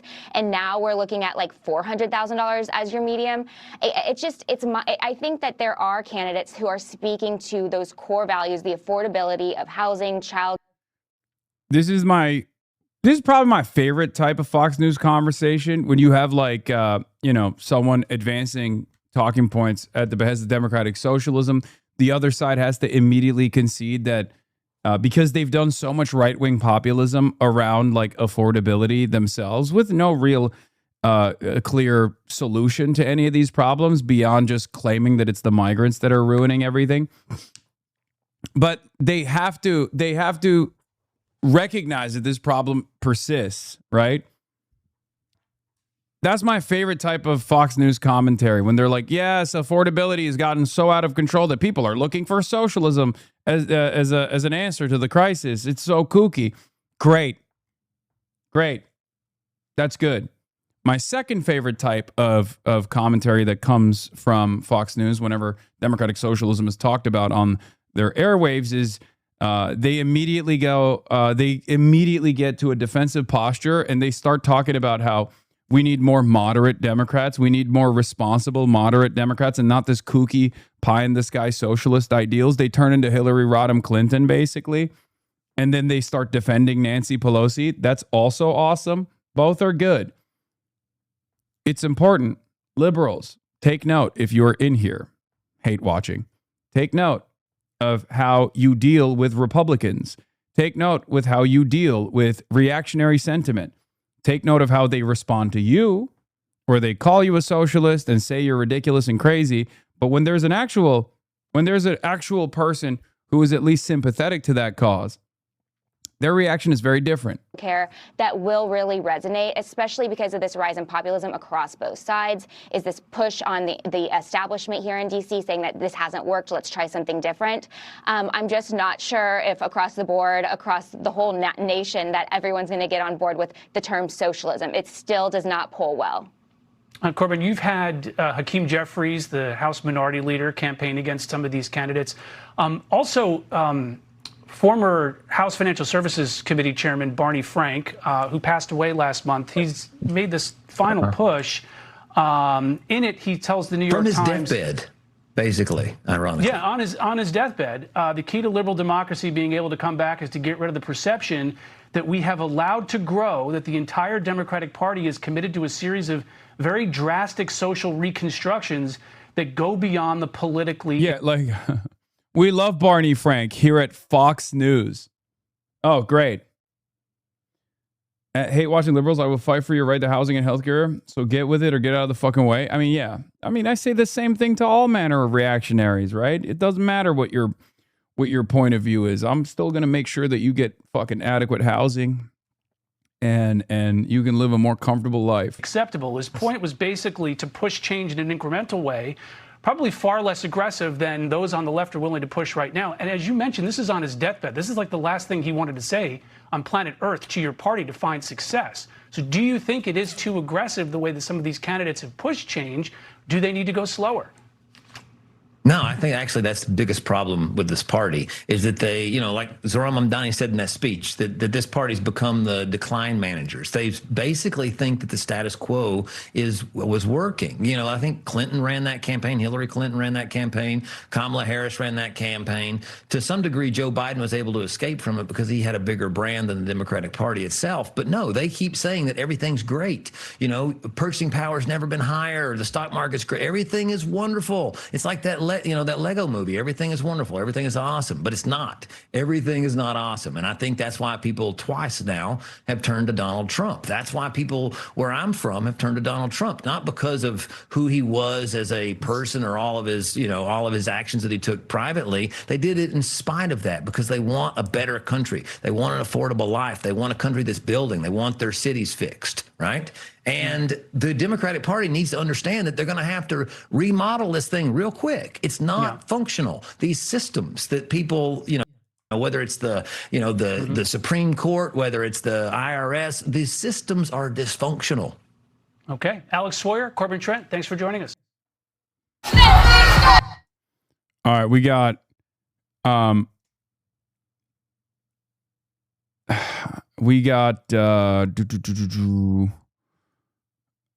the Inside China's Insane Propaganda theme park.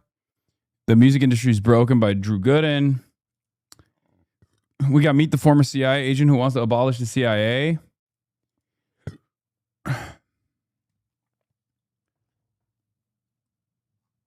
We're moving on to bigger and better things in a moment. Okay, we're moving on to more fun conversations in a moment. But before we do that, let's look at the far right and how it's rising across Britain. Okay?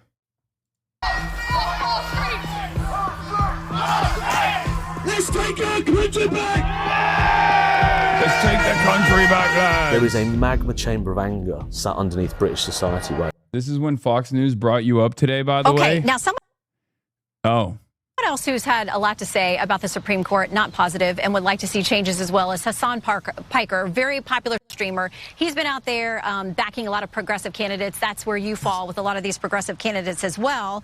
But Karl Rove writes in the Wall Street Journal about the danger of associating with Hasan Piker. He says that Karl Rove wrote about me?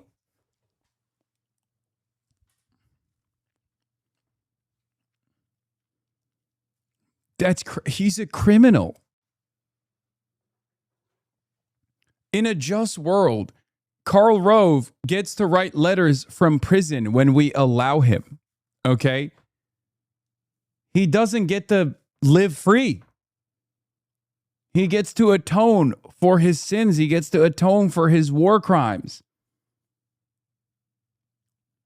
And it's crazy that we do not live in such a just world. And he gets to live free and write for the Wall Street Journal about how dangerous I am. You're the dangerous one, man. Talking crazy is how you lose elections. He wrote about this. He wrote about, I guess, me and many others.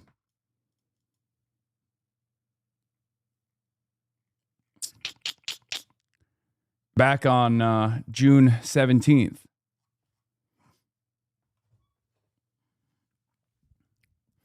It is kind of funny. I grew up despising these despicable monsters, right?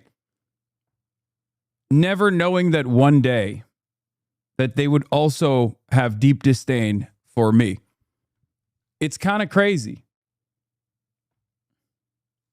It is kind of wild. I never, ever in a million years thought that I would get to a place in my career where the Wall Street Journal opinion editorial page is writing numerous hit pieces on me. And one of those hit pieces written by fucking Karl Rove, dude. Holy moly. Donald Rumsfeld being like, yo, you suck. Well, he's dead, so he can't be saying that.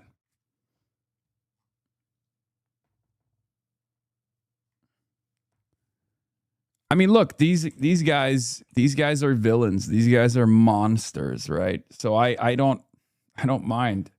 I welcome their hatred. I think it's awesome. Zoran gave a fire speech at the NAN Saturday Action Rally. Yeah, and it's getting no coverage. Daria Liza's race is not getting the necessary coverage it deserves. And the only type of coverage that Daria Liza's race is getting is like objectively negative, talking about her old tweets, talking about how crazy her opinions are.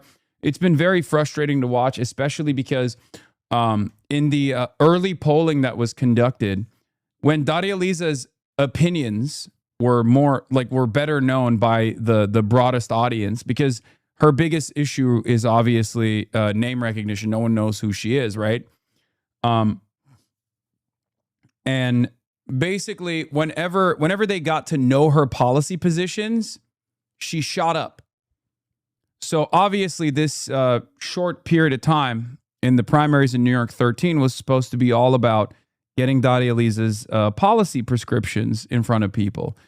And unfortunately, that's, I feel like there was a good deal of that. There was definitely some moneyed interest backing the race on the Daria Liza side too. You know, Justice Democrats were pumping a lot of ads into the race as well, so it's good. And I'm not talking like this is over, by the way. I mean, there's still election day, and hopefully you guys can phone bank and canvass even on election day. But it has been really gross. Like, it's been an unbelievably toxic race. The way that Adriana Espaillat, hit some of the most odious lines against his younger opponent, Daria Liza. Here is one of the things that obviously took place. Adriana Espaillat has taken $7.4 million from real estate, Wall Street, Apex Network, and GOP mega donors. Now big money is flooding New York 13 to stop Daria Liza Avila Chevalier. Okay?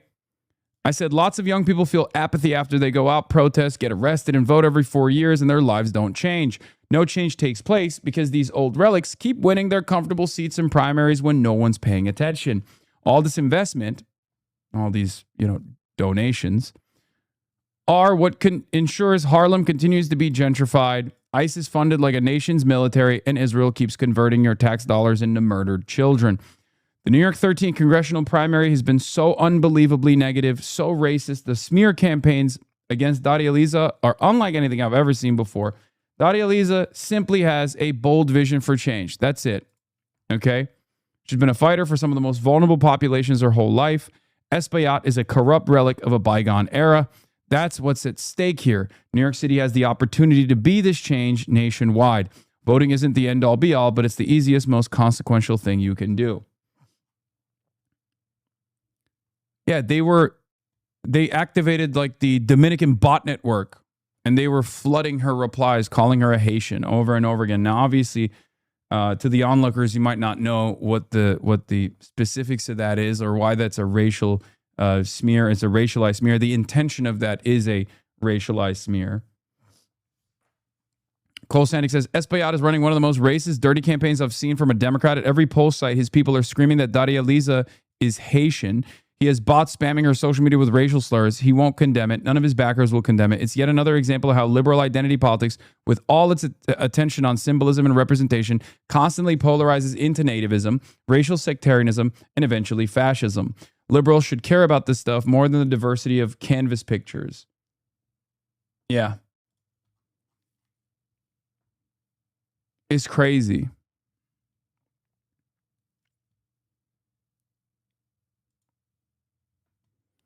This is literally the former energy minister for DR campaigning for Espaillat and being racist towards Daria Liza.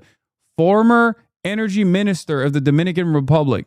To the Dominican Americans in New York City, Dominicans in New York with voting rights must stay highly alert. Everything points to Mayor Mandhani being focused on reducing or downplaying the political influence of the hardworking, thriving Dominican community. He proposed a Muslim candidate to run against Representative Rep Espaillat, who apparently had refused certain demands from the mayor, who aspires to ethnically reconfigure the entire election district, integrate new voters from other groups that are more aligned with him, including among them Haitians with whom he has strong commitments.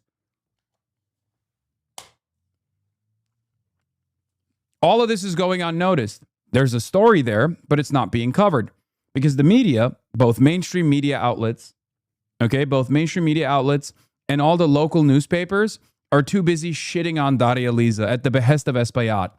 Okay? This is heinous. This is happening, and it's been happening for the last month or so. It's actually insane that no one has been like, dude, Espaillat, you're going to fucking call this shit out or what? These are your supporters. These are people that you're aligned with.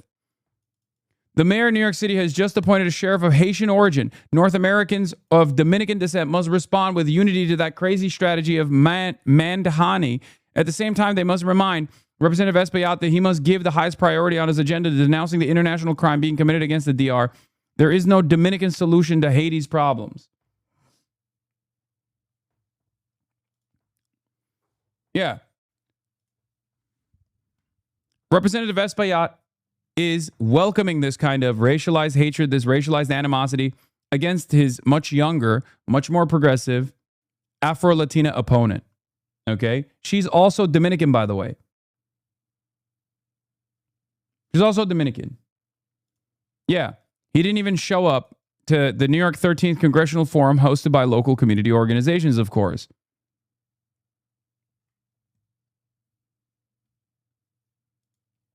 This man does not even.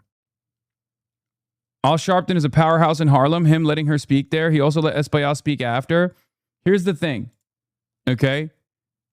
This man does not care about his constituents. His constituent services is dog shit. That's the reason why a lot of people were actually very excited at a serious challenger, no matter who it was. Okay? And he's not even dignifying his constituents, his voters, by appearing in person. Okay? New York to DC is not that big of a trip. Gustavo Rivera says, only hearing about this today, but if these shameful, despicable attacks against Daria Liza are indeed occurring, Espaillat needs to condemn it publicly and instruct this campaign workers and or volunteers to friggin' stop. This ain't how anyone should try to win this race. Yeah. I've never seen anything like it from a Democrat nonetheless.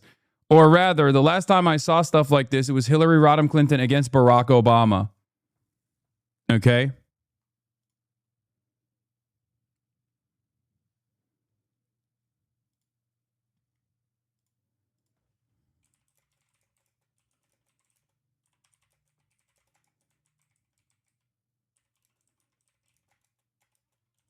From an establishment Democrat against a younger black challenger was the Hillary primary campaign against Barack Obama.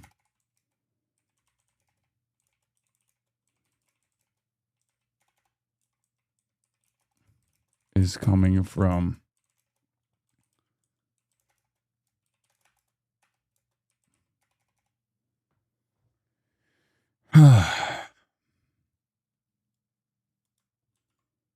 Hold on. I'm going to tweet about that too.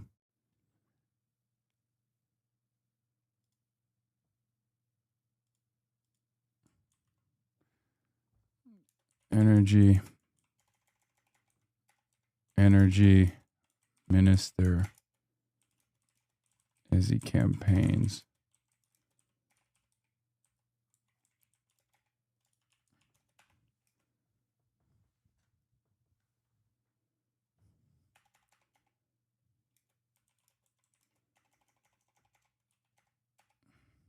Local and is silent.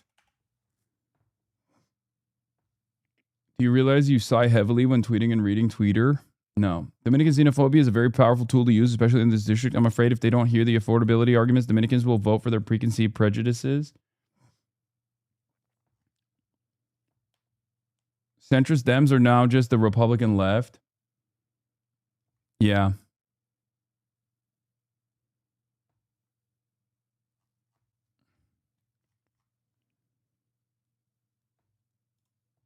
Yeah. Son, you look good. How do you do that? I don't know. I do it very carefully. Last time I saw this much open racialized hatred from an establishment Dem against the younger black challenger was the Hillary campaign against Obama. This kind of hatred is coming from the former DR energy minister as he campaigns for Espaillat. Local.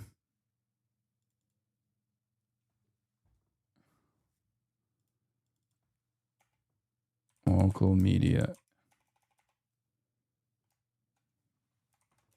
And MSM is silent. Shame.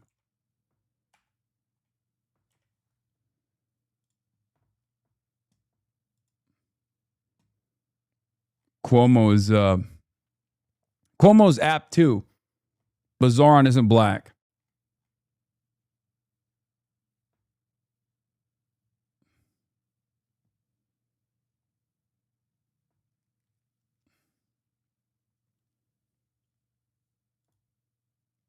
Espaillat is focused on building his personal political machine. His daunting list of proteges and disciples is so notorious the media have dubbed it the Squadriano. Others call him the dean of Dominican elected officials. Instead of pursuing significant policy changes, however, Espaillat is a manager of relations, friends, and mentees, and money and focus exclusively on building his power base. The crisis of Latino New York, says Eli Valentin, a political analyst with a focus on Hispanic politics, is Espaillat's means to a personal end. Yes, it is expanding the Dominican representation, Valentin said in 2022, but ultimately it goes back to Adriano. By reproducing for himself the machine that he initially opposed, Espaillat has staved off challengers through deals with other party stalwarts, as he attempted to do with Mayor Mamdani. But machine politics does not just mean insider deals. By failing to build popular support, a machine boss must rely on the support of corporate and well-financed political interests. Espaillat has gladly accepted PAC money, including hundreds of thousands from the American Israel Public Affairs Committee, AIPAC, and AIPAC-linked donors. His reliance on donor money in the Democratic Party enabled him to ignore the crisis of displacement in New York. Espaillat has supported tenant protections, criticized deed theft, and presented himself as a housing advocate, but he remains trapped inside a politics of mitigation, minimize harm, fund the nonprofit, regulate the worst abuse, and preserve the image of representation through bold speeches. Meanwhile, Latino New York continues to disappear because rent, speculation, disinvestment, and luxury development have been allowed to reshape the city faster than ordinary people can defend their homes, no matter how many powerful press conferences leaders stage. This is an article by PK Gandikin on Geese Magazine. Or is it on Geese Magazine? Never mind, it's not. Is it? Yeah. Daria Lisa Avila Chevalier represents the future of her district. What the fuck? I'm a political brother. I'm here for the pop culture. Yeah, you don't know who's doing it. Joe Mashadi, Uncle Joe. JCPO is the best thing that ever happened to Iran. The Israelis are so sexy when they're angry. Okay, take an hour off. Horn dog. That's crazy. Take a cold shower in that hour.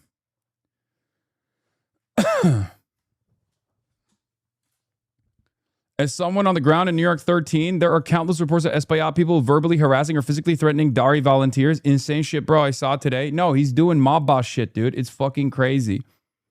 Yeah, Geese editor-in-chief PK Gandikin wrote this new article on the insurgent Daria Elisa Avila Chevalier's campaign in New York. He argues DSA defeating the reactionary establishment candidate Espaillat is vital, regardless of his progressive posturing. Geese Magazine has written some very impressive articles. I really like them.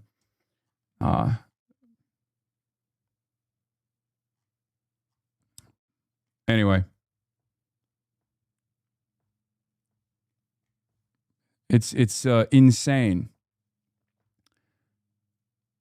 And yet, as always, the media is not covering this shit, right? Part of the reason why they're not covering this shit at all, in my opinion, is because they are also objectively terrified of this kind of politics gaining mainstream popularity, gaining momentum, right? So all they're doing is look at our old tweets, look at our old tweets, look at our old tweets. They don't talk about Espaillat's failures. They don't talk about Espaillat's like you have an incumbent machine politician that is a high-ranking Democrat, and he can barely get 38% in his own internal polling a couple weeks out from a primary election. That implies that there's a real crisis there. That implies that his own constituents do not like him. Now, you have a no-name challenger, an insurgent that's come out of this wave of popularity for democratic socialists, who is a community organizer, who is a constituent herself, unafraid to challenge this calcified, old machine politician. And she's actually gained a lot of momentum in the process. That implies that there's a crisis there. That's a story. This is how the media normally works, okay? If it bleeds, it leads. If there's a crisis, if there's an interesting story there, they will cover it. The reason why they're not covering that story and instead are hyper-focusing on Daria Elisa's tweets is because she's not a machine politician, so you can't actually point to her failures as a politician. And every article that you write about what she has said in the past about Kamala Harris or Joe Biden or exaggerated versions of like what her theory is, what her theory of change is always going to be an article that you don't have to write about Espaillat's failures. And that's precisely what's going on here. Okay? The media gets to reframe the conversation between an unbelievably unpopular institutional politician and a primary challenger as a silly primary challenger. Don't pay attention to her, or if you're going to pay attention to her, look at all these negatively framed articles against her. This is another point of controversy, okay? Using racialized hatred against this young Afro-Latina challenger is straight up built, designed for local newspapers. It's built and designed for mainstream media, and yet they're not doing it. They're not covering that angle at all. That's a beat that's worthy of pursuit. I don't personally expect the media to do this out of the kindness of their hearts or because they're like moral. They're a moral force that wants this kind of odious politics to no longer happen or take shape in a place as progressive as New York City and its politics and its political machine. I don't expect them to do that out of the kindness of their heart, but I do expect them to do that because this would be an interesting article to write and it would be an interesting article to read. And yet they're not doing it. I think it's because they're afraid of the momentum. They want to deliver as many L's as possible to the Democratic Socialists of America so they can turn around and say, see, this politics was a one-off. It was just Zoran who had a good smile, and that's the only reason why it worked. And that's precisely the reason why it's extra important to push for both Claire Valdez and Daria Elisa. Okay? We know that these Democratic Party machines were built for decades. These institutions churn out the same exact business as usual politics. They make sure that the politicians that stay in charge, that stay in these positions of profound power, are ones that will not advance your interest, but will advance the interests of corporations. And they're willing to cave. They're willing to work with more malleable figures, even if they are progressive, right? Claire Valdez's opponent in the commie corridor is one of these figures.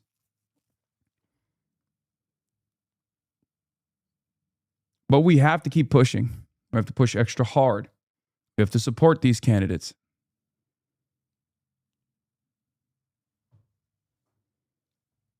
We cannot allow Espaillat to remain in power. He is an AIPAC-backed pro-Israel stooge. He is in favor of funding ICE. Now that he changed his tune because ICE has fallen out of favor, doesn't change that dynamic. He has given ICE $7 billion. He has written off $7 billion worth of taxpayer funds to ICE. He has signed off on billions of dollars of aid going to Israel, signed off on billions of dollars of weapons going to Israel. Your tax dollars. If you're sitting around and wondering why the fuck the Democratic Party, why is the Democratic Party not responsive to my needs? If you're sitting around and wondering why the Democrats don't listen to our just calls to reconsider this relationship that we have with Israel, it's because of the people like Adriana Espaillat in safe seats that are presenting themselves as a hurdle towards that change, towards that progress, that just demand that you're making, because they're getting paid. Okay? He is an amoral actor, purely invested in defending his seat, purely invested in sitting and winning these races easily.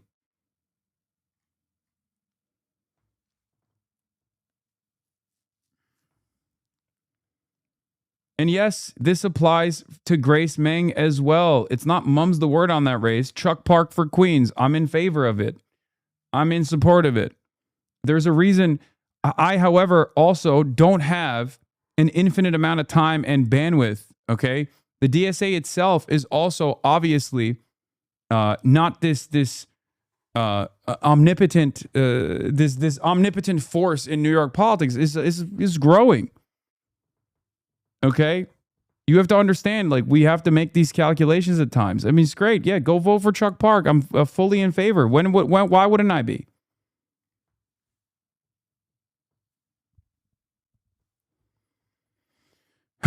Anyway,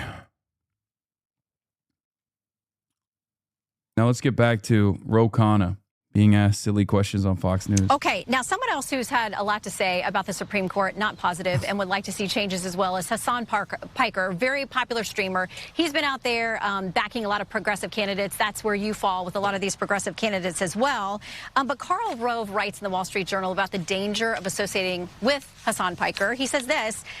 He said that America deserved 9/11, mocked Representative Dan Crenshaw, a Republican out of Texas, for losing an eye in combat, and proclaimed that he would, quote, vote for Hamas over Israel every single time. Rove writes, good luck defending him in flyover country.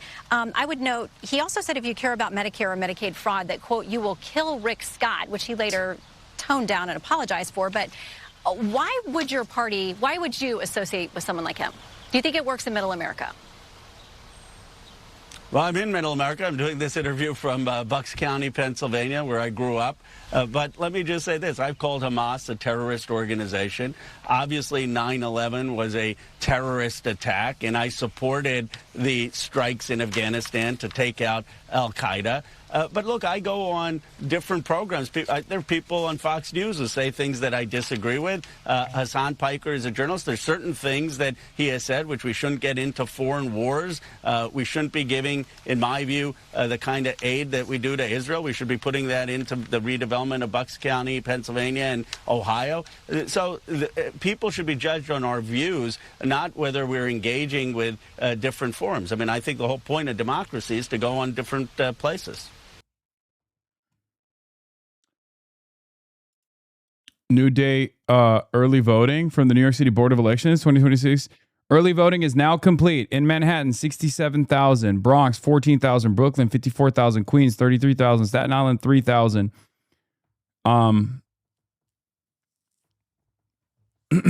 Brooklyn turnout is mostly 7 and 10. Queens is mostly 7 and some 6.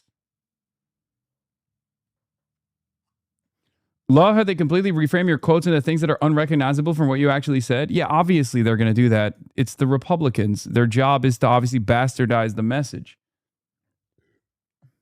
Why would they be like Hasan Piker? In the way that Ro Khanna explained it, he said Hasan Piker wants all of the billions of dollars that we're spending and wasting on foreign entanglements to go back to Bucks County, Pennsylvania. That's true. That's my take. You think Fox News is going to cover it like that? Of course not. They can't, because then it's not all that different from what Trump is saying. Remember when Trump was also saying, oh, well, I'm an isolationist. Why are we getting into wars? We should do peace. We shouldn't be giving so much money to these foreign countries. We should be focusing on ourselves. That's what Trump said too. Obviously, the reason why Trump said it is because it's a popular and very powerful message. It's a message that the average American can understand. It's a message that the average American agrees with. That's why they fucking voted for him. Okay?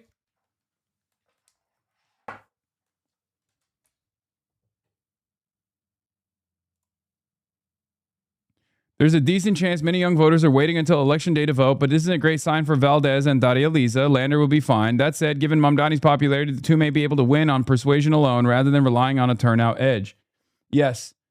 The thing is, the numbers haven't been too great. The turnout numbers have not been great, and they haven't been that young. I mean, it's changed a little bit over the course of the early voting, especially in the commie corridor.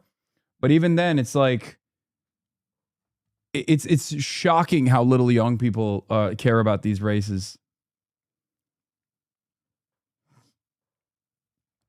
Anyway, we're gonna do this. The right is rising across Britain. Save England, and then after that, I'm gonna get to fun stuff. I gotta pee though. Britain's been shifting to the right. I've spent the past few months trying to understand what's happening in this country. No one speak to the media here. Attending far-right protests, including Unite the Kingdom, one of the biggest far-right rallies ever on the streets of the UK, where tens of thousands responded to the call of this man, anti-Islam activist Tommy Robinson, a convicted criminal turned anti-establishment figure. Are you ready for the Battle of Britain? But it's not just on the streets, and it's not just the extreme right that's on the up. The populist right-wing party Reform UK, led by longtime Trump ally Nigel Farage, made massive gains in local elections in May. This rightward shift isn't one single movement. The different groups represent different shades of right-wing politics, but they all seem to be feeding off of a divided Britain. At the heart of those divisions is the issue of migration. Just this week, a horrific attack by a Sudanese refugee on the streets of Belfast almost immediately turned into the latest I told you so moment for the far right, transforming a local tragedy into a national rallying cry. Powerful allies amplifying the message and fanning the flames of hate. People in Britain are angry. Joe Mulhall infiltrated far-right groups undercover here in the UK and in the US. He's one of the UK's top experts on these movements. You know, if you look at the way that people's lives have been, lack of jobs, houses, schools, hospitals, stagnated wages, living standards going down or stagnating for years and years, and they feel that mainstream political parties have not met their material needs. What the far right are really good at is going to those people, and they turn up and they say, you're right to be angry, and they give them a scapegoat, and they say it's because someone has come to this country and taken it from you. They're really good at redirecting people's anger from where it should be directed. I've seen exactly what Joe's talking about. There have been hundreds of protests across the country over the past year, according. Just posted with friends of the show. Last June, we made history. This June, we fight for a city you can afford is on the ballot again. Get out to vote for Abercawas, Eli Northrup, Iapa, Sairi Tupac, Samantha Catan, Brian Romero, and of course, Clara, Daria, and Brad. Go New York, go.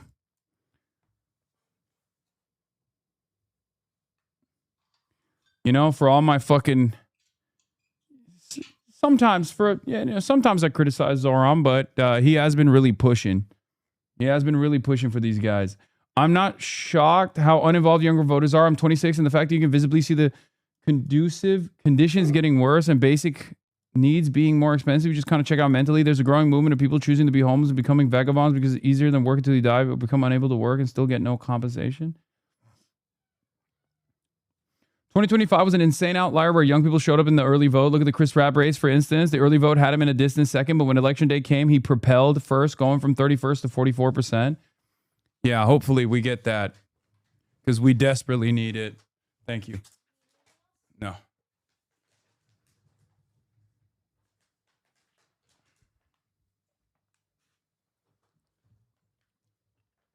I will say, though,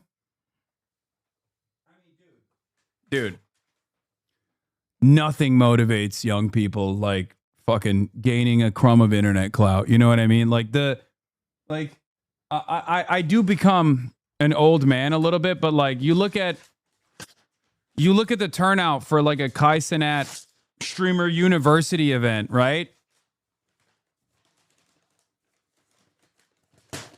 When you see stuff like that, and the amount of young people that show up to shit like that, as opposed to, you know, going out and voting, you realize we got a long way to go.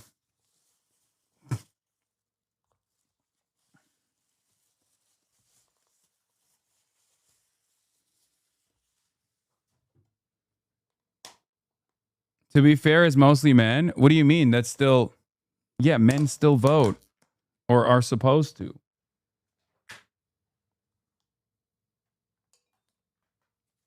How do we get clout in political activism? I mean, I'm trying. What do you mean? What do you think I'm doing? I'm trying to. Those are 14 to 17-year-olds? Yes, exactly. No, those aren't just 14 to 17-year-olds. You're wrong. Many of them are over the age of 18. I think you literally are. You're totally wrong about that, actually. There's a shit ton of people that are over the age of 18.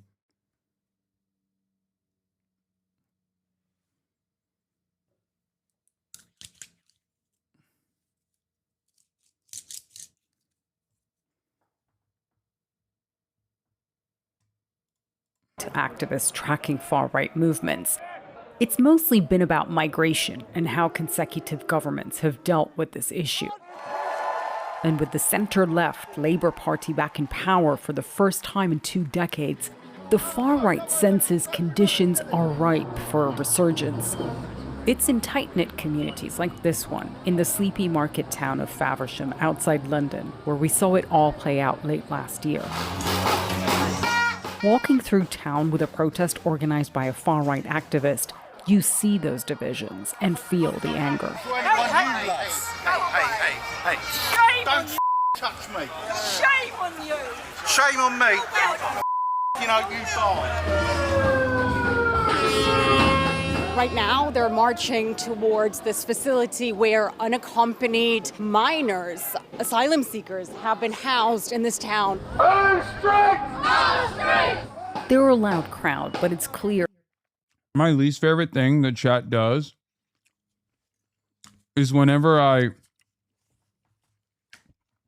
say I'm about to move on to fun stuff and don't instantly move on to fun stuff, they go, you said we were going to do fun stuff. Like, shut the fuck up. Okay, it's 3 more minutes. There are more noise than numbers. And you do see locals coming out to confront them. No hate, no fear.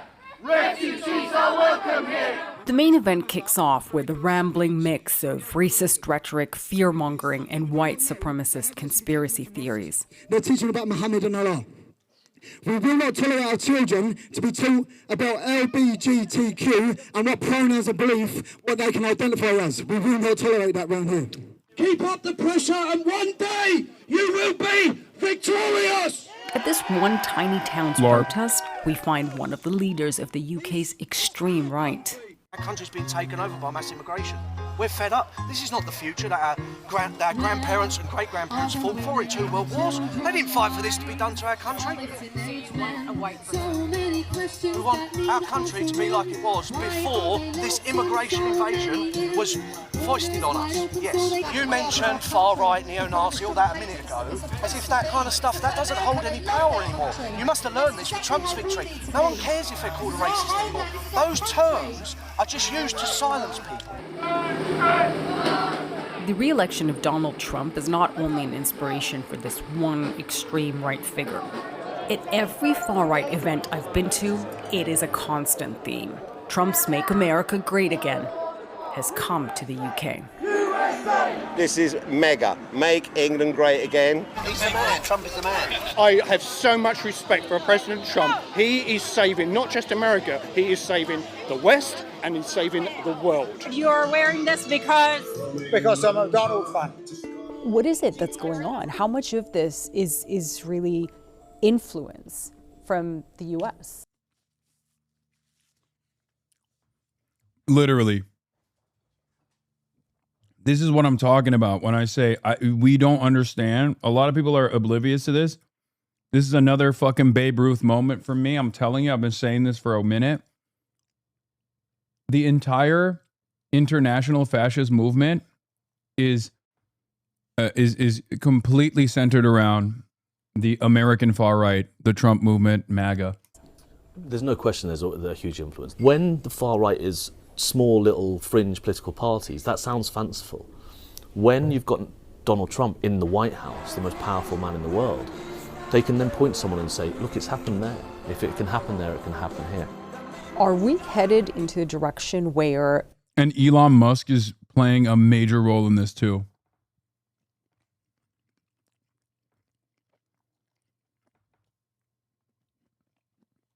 the far right is turning into a significant political force in Britain? I think there's no doubt about it, right? The far right is no longer something that sits on the very margins of our politics in Britain, an annoyance to the right. It is increasingly something that actually has the real chance of taking power in Britain. The once fringe voices seem to be moving into the mainstream. It's a small but vocal minority that's threatening to change the face of Britain. Now they believe their moment has arrived. Most parents bring their kids to theme parks to meet Mickey Mouse. It's time for fun stuff. I love this guy. And he is living my dream. He's back in China, and this time he's at that Chinese Civil War reenactment theme park, and I really want to go here too. Chinese parents are bringing their kids here to fight nationalist swine. Welcome back to China.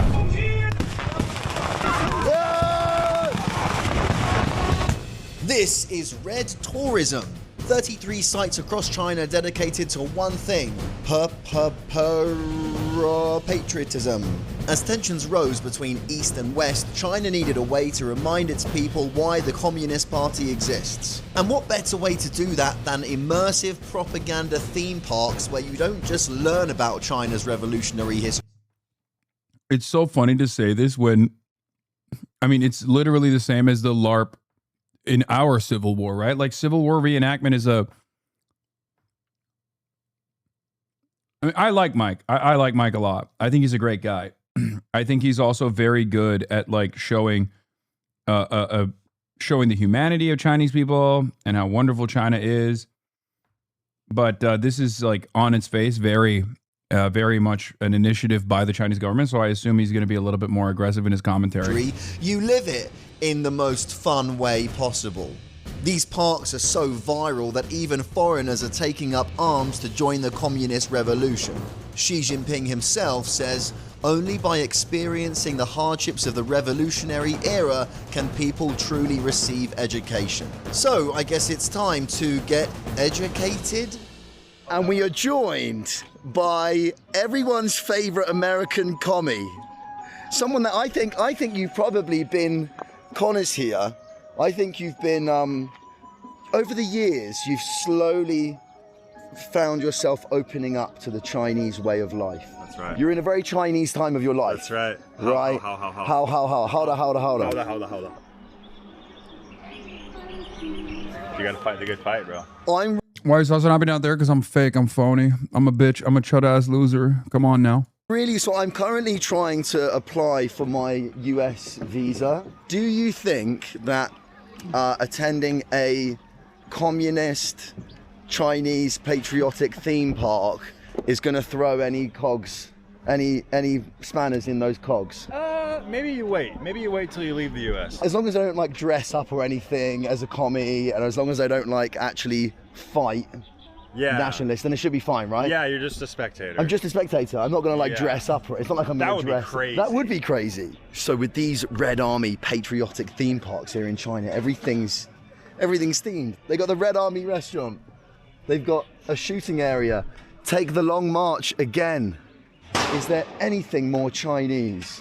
For how many balls? For one box? Yeah, I think it's a box. Fuck yeah. You can get mortars, or you can get.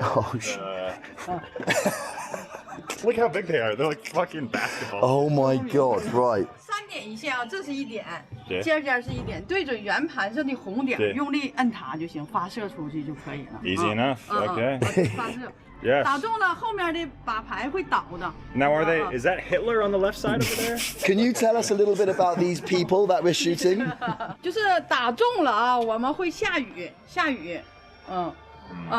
打中了，它后面的把牌会倒下，就像打中我们会倒了。Now, There is perhaps no greater demonstration that all men are brothers and the Chinese are so spiritually American than this exact enterprise. Okay. This, to me, as an American, it speaks to my base desires. Okay. And in the most Chinese fashion, they took something that Americans can understand, comprehend, enjoy, appreciate, and they made it even more fun. They made it more interactive. They took the Civil War reenactments and they turned it into an interactive theme park. It's fucking awesome. Did you retain any of the information on how to use this gun? Yeah. You load it from the right and then hit the green button. Let's try to demonstrate for the good folks at home.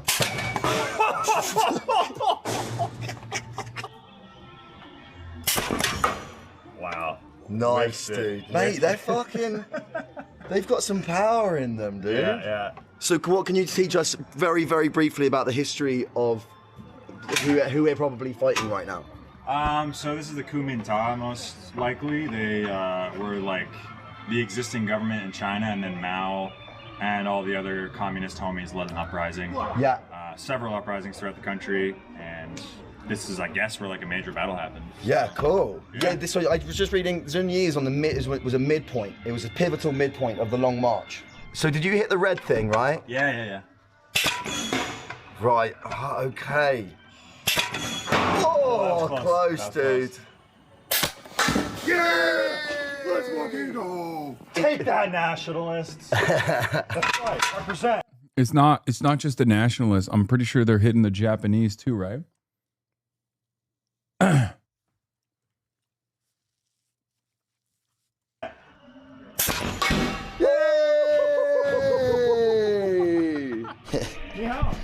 Can we shoot the cannon? We go. 谢谢。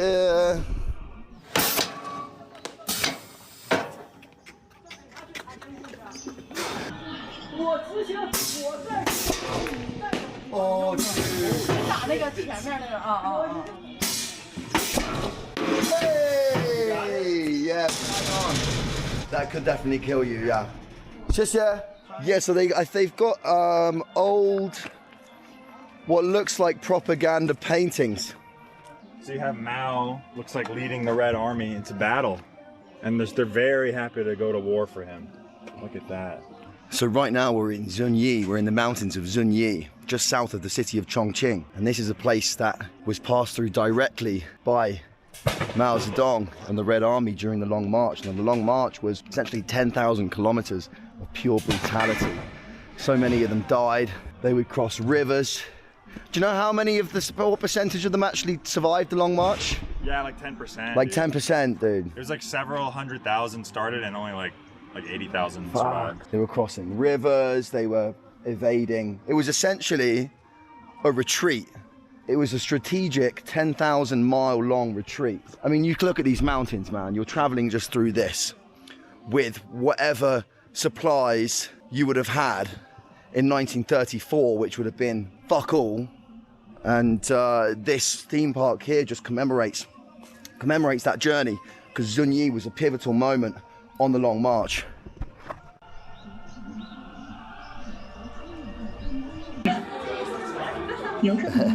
How are you? That's okay. That's okay. 不可以.中国人。哦， You look great. You look cool. 你要穿吗？对对。这里30。30, okay. I'm being recruited into the communist army right now. Thank you, yes.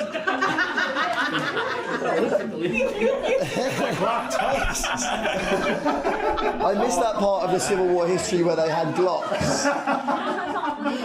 Is he a toy? Yeah. Hell yeah. Can I see it?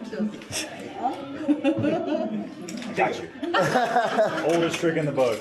Oh, what are we doing? Oh, hey, this is kind of snazzy, Dude, bro. it is snazzy. I wonder if we can buy them. It's like PJs. Thank you, sir. Welcome. All right, guys, get ready with me. We're gonna go to Civil War today. We need hats.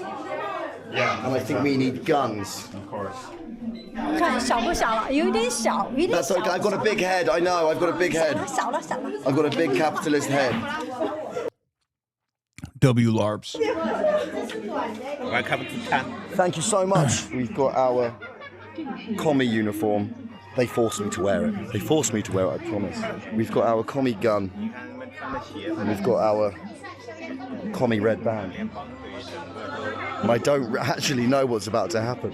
How did you guys hear about this thing? Sorry, on Instagram. For on Instagram, how are you? What's your guys' names? Adrian. Andrew and Mike. Nice to meet you, Niz.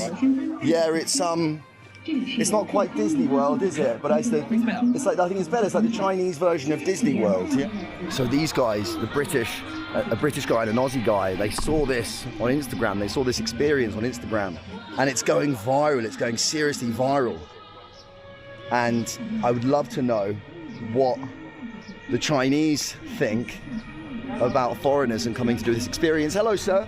What do you think about foreigners coming and experiencing your culture and your history in this way? 可以 Yeah. 体验一下中国的楼船观战役， Yeah. 这是非常不错的。 Thank you, sir. 谢谢. Thank you, thank you. 谢谢. Yes. Yes. How you doing? I came to China because of you. Thank you, my brother. Why? Why specifically? Well, you know, I saw your videos. Yeah. Of China, not the city part, but the rural. The rural parts. These kind of experiences, because of social media, we're literally living in a world where foreigners are coming here to China and dressing up as commies and going into battle with guns, you know? Like, that's what happens when the government decides to stop hiding the propaganda and actually starts trying to make it fun. Don't talk about the government here. Don't you talk about the government. That's right. 我们的着装、帽子戴正了没有？我们的衣服第一个扣子必须给它扣上。 Wait, they have like actual fucking PLA people? That's crazy. You know they're taking this shit serious.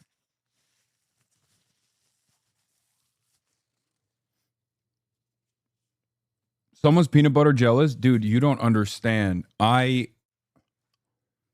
First of all, I'm gonna do this. I'm gonna do this in the future. When I go to China next time, I will abso-fucking-lutely do this.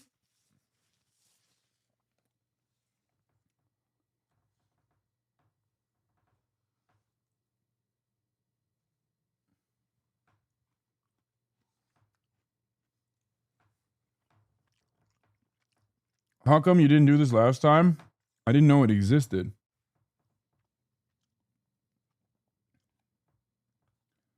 You think if I knew that there was W LARPs that I could participate in, and I didn't do W LARPs, like specifically communist LARPs? Specifically communist LARPs in China? Are you out of your fucking mind?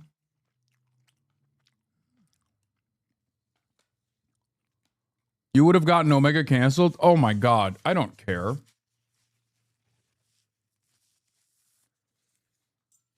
First of all, this is a historical reenactment, and what are they going to get mad that there was a civil war? Like what? They're fucking KMT supporters? Like I don't understand.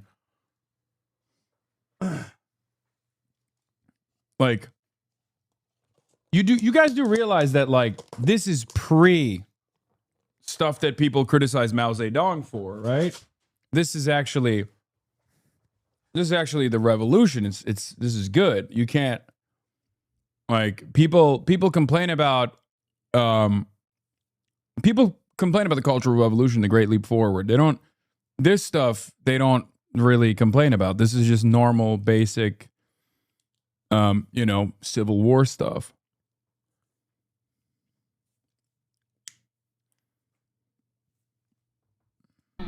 第一个扣子必须扣上，因为我们穿上军装、军容、军纪是放在第一位。第二个问题，我们入场以后。 You couldn't have even done it because construction finished after you left. They waited for me to leave the country because they knew I would never leave.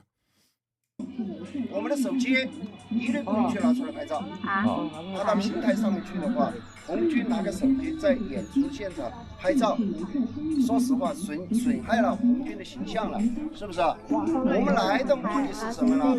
就是体验红军他们来自就是他们在战争当中这种英勇献身、流血牺牲的这种精神，对不对？这严肃。 I think I've accidentally been recruited into the Chinese army.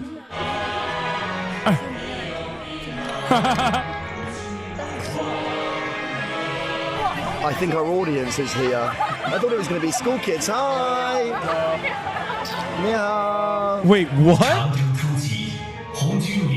Wait, you pay to literally be a part of a reenactment that other adults watch? That is crazy. Oh my God. Oh my God. This is literally my dream. Yeah, I'm Israel Epstein. Okay. Straight up. Like, I have my LARP ready to go. I'm Israel Epstein. One of the only non-Chinese, honorary Chinese members of the Communist Party of China. They have white boys. M. Israel Epstein, that's a new variation? No, it's a real guy. Okay, the name Israel and the name Epstein existed before Jeffrey Epstein and the nation state of Israel.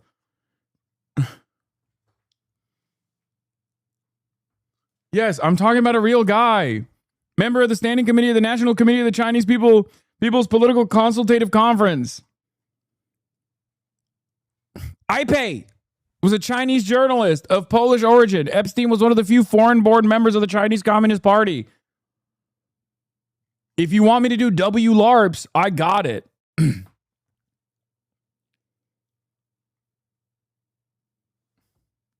It's not a bit. It's a real guy. Oh my God, it's so annoying. Israel Epstein is a real historical figure. He was born on the 20th of April, 1915, in Warsaw to Jewish parents. Warsaw was then part of Congress Poland, which was under Imperial Russia control. His father had been imprisoned by the authorities of Tsarist Russia for leading a labor uprising, and his mother had been exiled to Siberia. Epstein's father was sent by his company to Japan after the outbreak of World War I.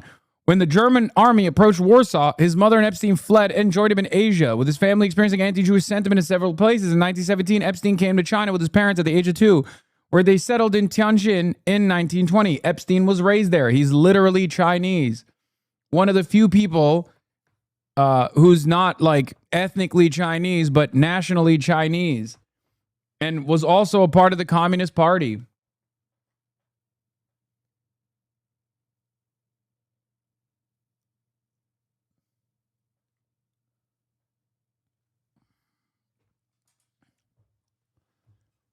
Yeah, and he was in office from June 1983 till May 2005, where he died. He died in office. Yeah, I think his position was honorary at that point, right? I mean, he was 90 years old. I don't think you guys understand what Israel Epstein means to me, okay? I don't think you guys understand what he means to me as a person who literally invented being white Chinese before that concept ever materialized. Okay? This is a dream. This means that I too one day could be white Chinese.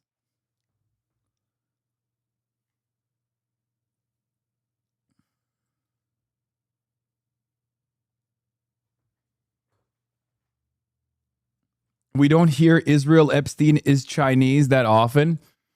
No. Although it's a true statement.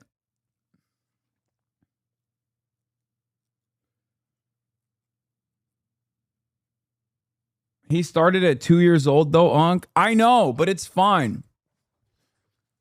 2, 42, 34. Who cares? You know what I mean? Epstein was placed in a concentration camp by Imperial Japanese authorities following the attack on Pearl Harbor in 1941. He escaped with other prisoners. During the Cultural Revolution, on false charges of plotting against Zhou Enlai, he was imprisoned in 1968. But to be fair, that a lot of people, listen, a lot of people were imprisoned at that time. It's like it's one of those things where you're like, oh yeah, we let bygones be bygones. You know what I mean? In 1973, he was released, and Zhou apologized. His privileges were restored. It happened to a lot of people. Okay, it was tumultuous times. Mistakes were made, and you know it's a thing that happens. Everyone's got to chill the fuck out. Okay. During his life, Israel Epstein was honored by Chinese political leaders, including the guy who threw him in prison, Zhou Enlai, Mao Zedong, Deng Xiaoping, Jiang Zemin, and Hu Jintao. In April 2005, Hu Jintao personally paid a visit to Epstein. Epstein died in Beijing on the 26th of May, 2005. His funeral was held at Baba Oshan Cemetery for Revolutionaries. No, you don't understand. This is my Yasuke. Oh my God, you're right. It literally is. Oh my God, this is White Boy Yasuke. This is literally, oh my God, you're right. You're so right.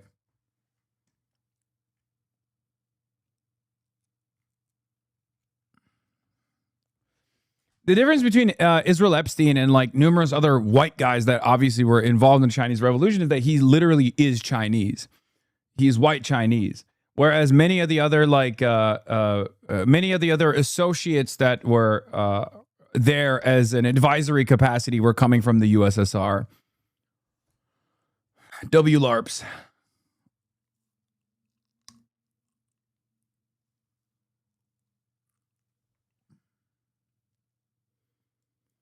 How the fuck are you on the other side of the planet from where Jewish people were being put in concentration camps and still somehow got put into one? Because of, yeah.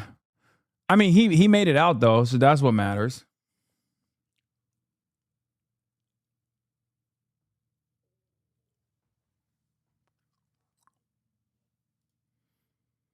Sidney Shapiro. American-born Chinese actor, translator, and writer who lived in China from 1947 to 2014. He lived in Beijing for more than 50 years and became a member of the National Committee of the Chinese People's Political Consultative Conference. He was one of the very few naturalized citizens of the People's Republic of China. Okay, I gotta look at who the fuck the... Oh, Eileen Gu is... Wait, Eileen Gu is naturalized. But it doesn't even count because Eileen Gu is Chinese. Eileen Gu is ABG. Holy fuck. Dude. I'm not going to lie to you guys. This makes me kind of sad that the number of naturalized citizens of China is literally 55. That's it.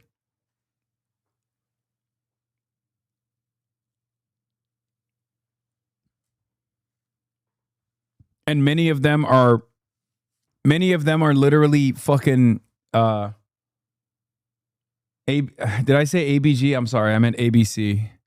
Well, you know what I mean. Yes, Eileen Gu is ABC, American-born Chinese. I fucked it up.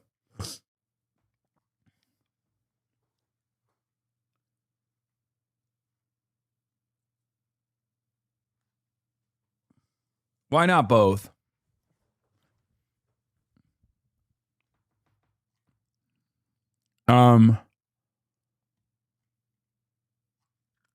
Get her on the broadcast. You follow her on Insta. Do you think I haven't tried? Are you crazy? I was at an event that she was being honored at, and I really thought I could talk to her and get her to come on the broadcast, but she did not. She just, took her reward and just left. She got her award and then just left immediately afterwards. Also, the reason why I keep sneezing and coughing and have like a bad throat, I think is because of the fires. been fucked out here. Oh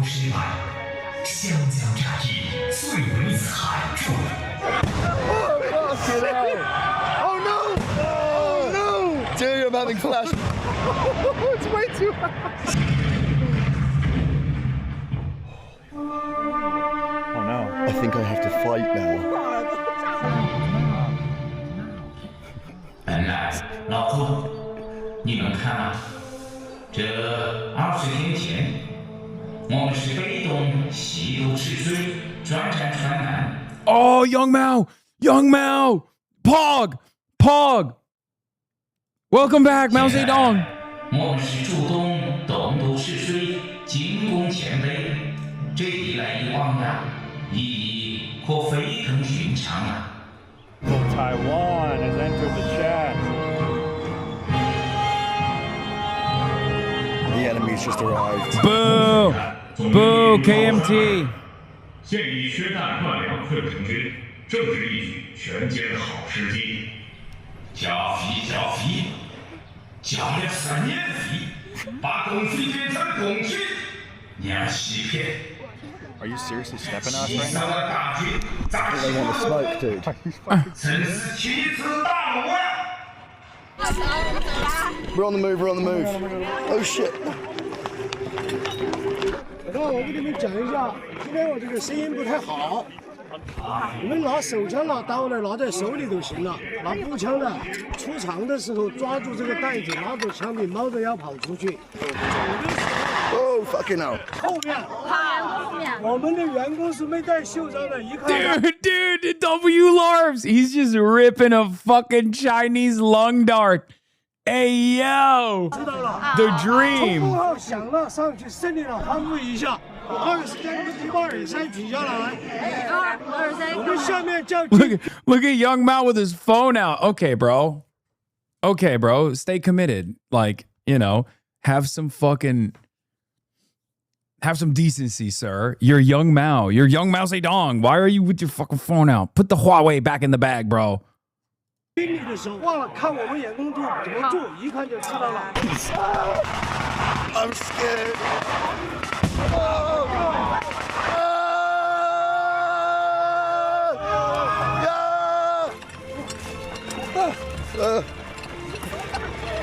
So, are you scared for your life right now?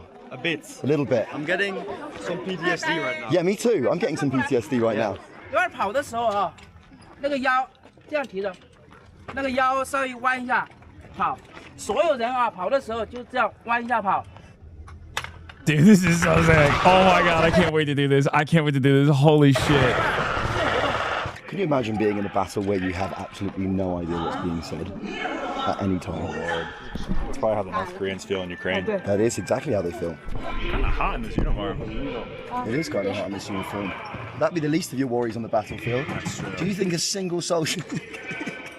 I'm kind of hot. Do you have a cotton uniform? Do you think that if you could have a time machine and go back and show those soldiers in 1934 and show them that 80, 90 years later, there would be an American and a Brit, like, LARPing, role-playing what they were doing? They'd be so... Yes, they would 100% believe that because the conditions at that time were literally such that there were plenty of American and British people in China and numerous concessions where they lived in major cities.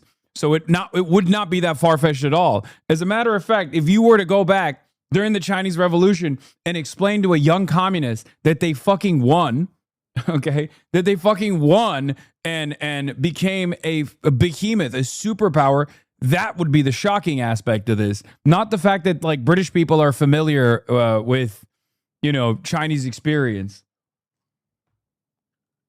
Proud. And then being like, it's kind of hot in these uniforms. Oh shit, we're on the road again. Ni hao. Ni hao, ni hao, ni hao. Ni hao, ni hao. There you go, comrade.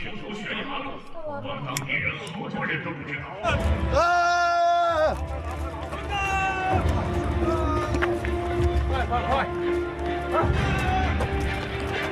Run, Connor, run!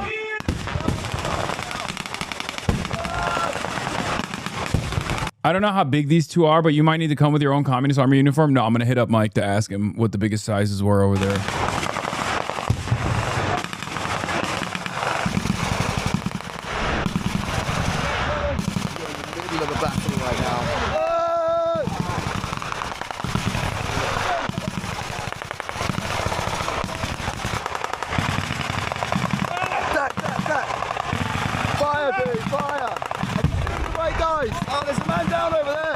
That way. That way? Oh, I've been shooting the wrong dudes. I've been firing at the wrong team the entire time. How you feeling, brother? Really scared me too. Oh!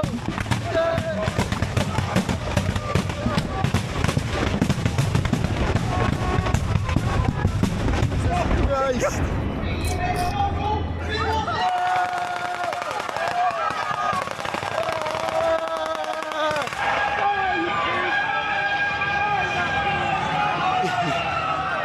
Nationalist bastards! Oh my God, W LARP, W LARP! Victory! Bro, by the way, again, another testament to Chinese ingenuity. You'll say I'm fucking dick eating here, but honestly, this is literally better than like the American Civil War reenactments I've seen. Like the fact that it's interactive, the fact that you can be a part of it, the fact that there's like pyrotechnics and shit. I mean, it's unbelievable. They literally took such an American concept and just went all out on it in a way that even Americans haven't. And it's partially funded by the government, if not entirely funded by the government, so it's never going out of business. So there's the other element of this too. So that's why they can charge $5 for that fucking uniform that he's wearing. That uniform he's wearing is $5, okay? Think about how much more expensive that would be in America. This place is not turning a profit. They don't give a shit. God, how can you not love this kind of stuff? How can you not love this shit?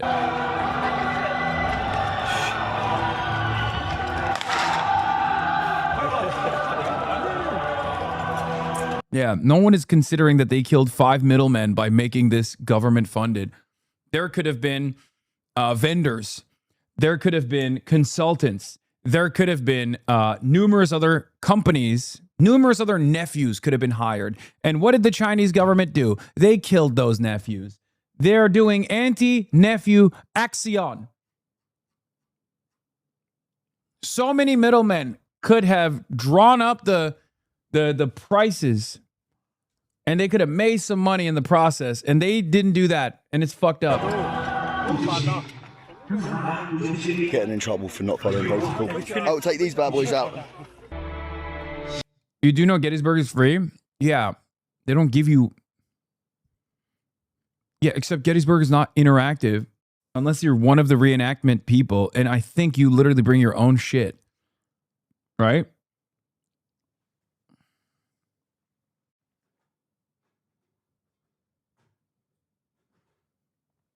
These guys are giving you a uniform for $5 and you can like literally go and do a day trip. And this is like near Chongqing as well, so you know my ass is there. I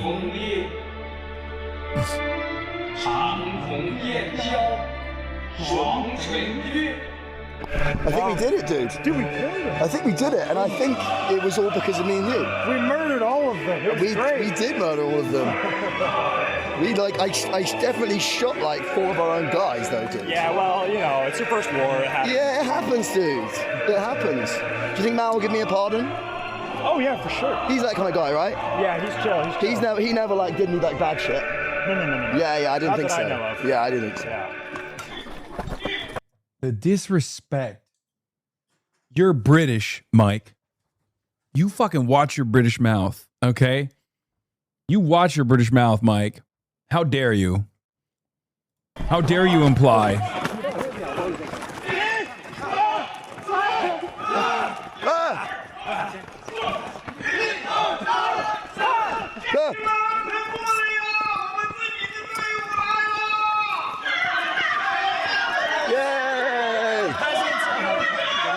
It's all the ethnic minorities here have come to say hi. Thank you.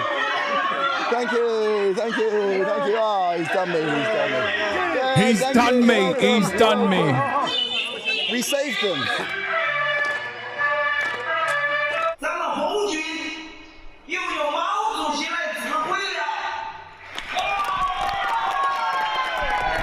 Yay. 那里的百姓在流血，那里的倭寇在杀人，他们杀的是我们的同胞啊，是我们的父老姐妹，我们突破重围，北上抗日啊！突破重围，突破重围，北上抗日，北上抗日，必须拿起枪杆子，推翻反动政府，建立我们自己的红色政权。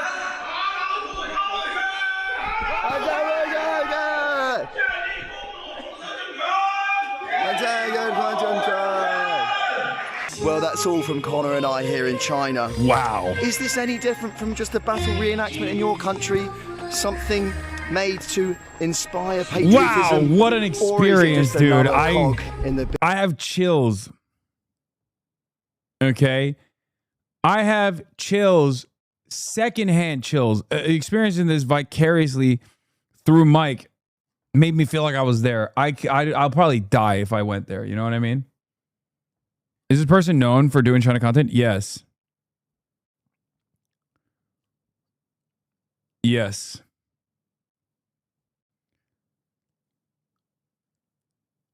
He's great. He is so thoughtful with his China content. He does content all around the world.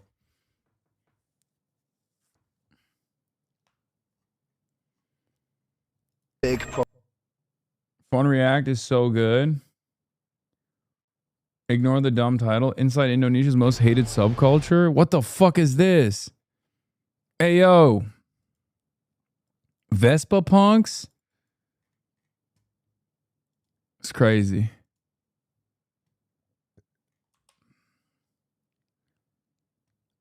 TikTok prank gets man arrested on 6 felony charges. What is this? Come on, come on, come on, everyone, come on, come on, come on. Everyone, You think this is like a TikTok thing? It is a TikTok thing. I clocked it immediately. Nice, good job mopping that. These idiots are going to do this to the wrong guys or a guy that's having a bad day, and they're going to get hurt.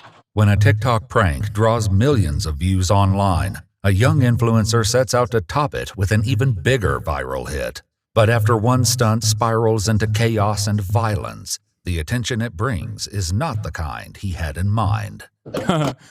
Is the cops also doing a viral TikTok against the TikToker in the same way? They were like, yeah, we're bringing a gang of cops to your fucking doorstep. Chevy police, come to the front door, nothing in your hands. The following is based on official police records to date, and some of the footage has never been seen before until now. Please note that all persons charged with a crime are presumed innocent unless and until proven guilty in a court of law. On March 17th, 2025, police in Tempe, Arizona respond to a Chipotle after the manager, Emma, reported an unusual encounter at the blocking the ring camera? I mean, yeah. Restaurant. I'm assuming you're Emma? Yeah. Can you tell me what happened? Yeah, I can show you videos. I had a customer. You think this is like a TikTok thing? It is a TikTok thing. I clocked it immediately. And I already watched Liver King getting arrested. I already watched it. yeah, it was just like harassing and just getting in the face and stuff. Your personal sizes have been lacking, so I'm here to make sure you guys are staying in check. Get out my door. So I'm gonna clean house. Go ahead and bring in the guys. What is going on? No, No, you guys need to leave. You guys are back workers. These are my workers. No, these are my workers. These are my workers. No, you have to let get out of my store. Mop, I need everyone cleaning. Doing a great job, sir. Hey, nice, good job mopping that. I need workers to check that the chicken's all right. No. Videos like these are weird because first ACAB, but TikTok pranksters are a close second. I agree. This is far from the worst type of TikTok prank, but it's still obviously incredibly fucking annoying because you're just like ruining the day of a bunch of minimum wage employees that are in the service sector, you know? It's so whack. Get out my store, bro. Let's pick this up. Get the napkins stocked over here, guys. They're not. Got you, boss. I think it'd be a little disrespectful to build a theme park on top of Gettysburg. Some 23,000 Americans were killed, wounded, or captured fighting the traitors. Put it next door, though. Now we're talking. Buddy, the place where they're doing that reenactment, the number that were murdered on that soil is probably almost 10x the number of dead at Gettysburg. So that is unironically another testament to how China is more America than America. Okay? China literally built a theme park on top of Gettysburg and made it interactive.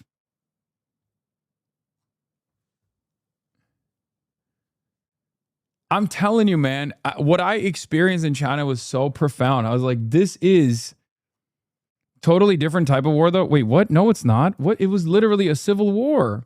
Bigger country, too. Yeah, no, it was. No, this is literally fighting against the nationalist forces in the revolution. No, it is the exact same. Like, obviously, it is not, the nationalists weren't like enslaving black people and trying to continue the practice of chattel slavery, but you know, it was a civil war. So the group of fake workers all appeared to be dressed in Chipotle branded hats and t-shirts. Emma claims that business was disrupted by the group's behavior, some of which was captured on video by an employee and customer. Double B, what we give up? Double B, come on. Oh my God, no, get out of my store. Wait, I'm out the door. You're doing a great job, sir. Now, that's bad. It's a mocking that. What the yeah. It was delicious. Yeah. Free stocked over here, guys. All right, good job, sir. I appreciate that. Who wants to go back in the back, check everything's good?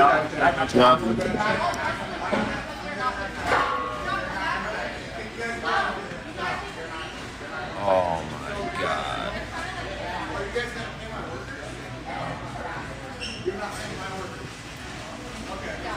All right, everyone, we quit. Just play it, man. Done.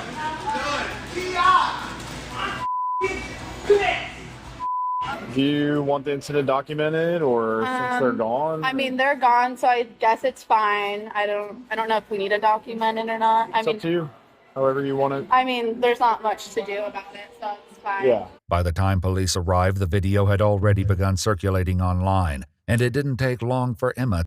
I really hope that TikTok didn't have any clout. Seeing more people doing this would be devastating, buddy. Of course it did. And also, of course there are copycats. Are you kidding me? To locate the source. Oh, this is the TikTok guy, actually. This is his TikTok. Heston James. He's been going around a whole bunch of different stores. The TikTok account @TerraClout is owned by 24-year-old Heston James Cobb. On both TikTok and Instagram, Heston gained a following by pranking employees at recognizable stores, including Target, Michael's, Home Depot, and fucking Heston. Best Buy. His Instagram reels alone have been collectively viewed over 700 million times. I'm Damn. not sure if this is... Yo, this is what I should be doing, bro. This is what I should be doing. Now, ironically, if Heston was doing that with scabs, he'd be getting fucking rewarded, not to give him any ideas, okay? The exact kid, but I don't. Someone knows. Cops would be defending his ass. Like Little Caesars. Yeah. Yeah, I think I've seen this guy's videos. According to police records, no formal report was taken on this incident. As it stood, no one was harmed or assaulted, and nothing was damaged or taken from the restaurant. Less than 4 months later, however, Tempe officers would once again hear the name Heston James. On July 2nd, 2025, Heston and his group appeared at a Jiffy Lube auto shop. This time, the fake workers donned blue jumpsuits, carried tools, and pretended to work on cars, as captured on both an employee's phone and the company's security cameras. All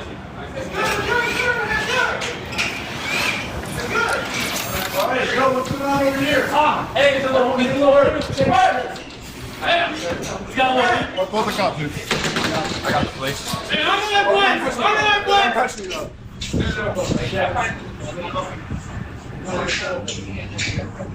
Okay, everyone, let's go. Let's go. Everyone, let's go to the next shop. Well done. Let's go. Hey, I got a bunch of guys.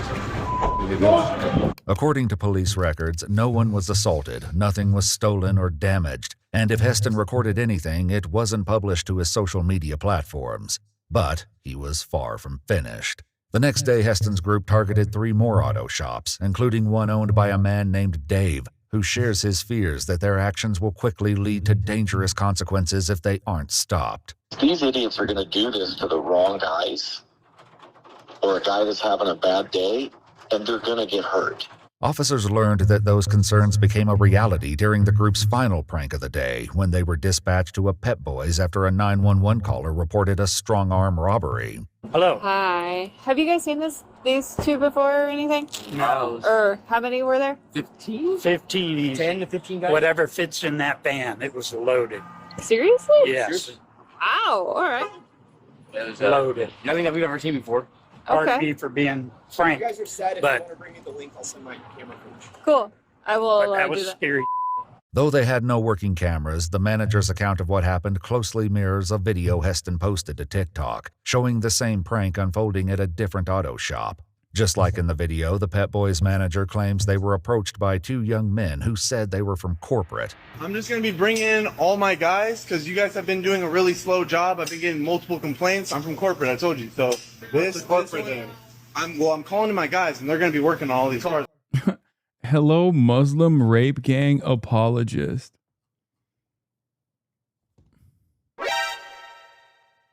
You good, bro? You all right?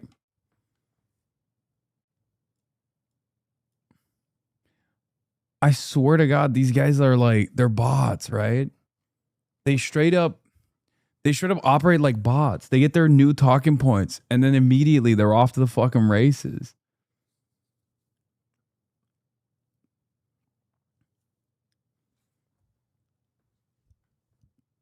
Very normal thing to type on a Twitch chat on a Sunday evening. Yeah. Go ahead. Speak out against rape gangs. I have and will continue to do so. You know, the Epstein pedophilia rape gang, for example, is one of the primary rape gangs I speak out against. Or outside of that, I consistently have criticized the nation state of Israel for having a pro-rape January 6th, you know, or the IDF. Dumb Floyd. I glad her cash ripped up. Was him being brown make him headbutt the officer? The race card played again. Why do these Floyds chose such dumb men? Go back to shaking your ass hoe. We all love Nickelback. Nickelback is goated. Okay, that's a bridge too far. That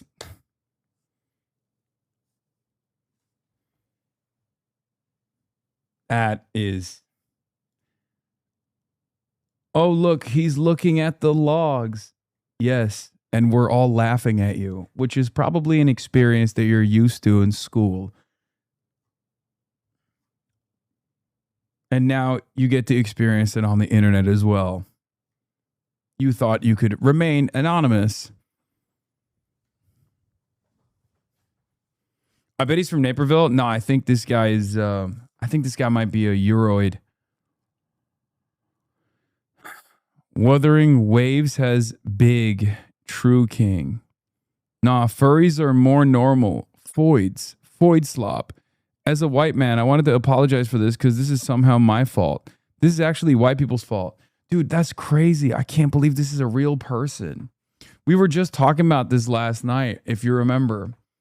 Go ahead, do a reading of the UK rape gangs. Buddy, I've covered the supposed like Muslim rape gangs controversy since like 2013. Okay, it's not a new phenomena. Just because Rupert Lowe recently rehashed the old school, see, you're denying it again? No, I'm not. Are there Pakistani people who have committed rape on British soil? Yes. The primary perpetrators are still white men, but you won't talk about that shit because you don't give a fuck about rape. You only want to turn it into some sort of racialized, some sort of like race-based crime. What am I denying? Am I denying that, you know, Pakistani men or other migrants have done rapes on British soil? I'm not denying that. I'm denying the idea that it's just Muslims that are raping white British women in the way that that was presented, and that this has something to do with Islam. Yeah, I will. We speak out against this. The Muslim community's covered it up, and the cops covered it up too. Yes, woke cops that are pro-Islam. You're right. Yes, Rupert Lowe's report has no factual, like has some real instances and then a whole deal of inaccuracies. Okay? But you don't give a fuck. You don't give a fuck about the 87% of the perps in the inquiry were Muslim? Does that, okay. Great question for you. Do you think those are all the rapes? Do you think that, or do you think that this inquiry specifically wanted to make it seem like only Muslims are doing rapes on British soil? Also, you say Foyd slop. You say shit like Foyd slop. You don't give a fuck. You want to be the guy who's doing the rapes, it seems. Like, what do you mean? Am I supposed to sit here and act like a guy who says, oh, these women are whores, they're doing, this is classic Foyd slop, sincerely cares about sexual assaults? Get the fuck out of here.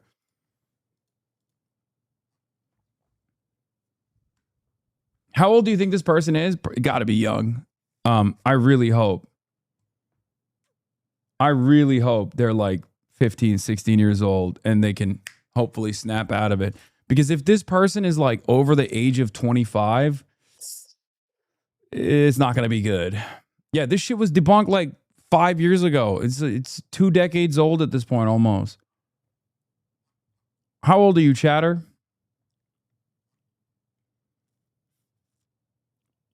%25 chance he's under 18, 75% chance he's over 35. Oof.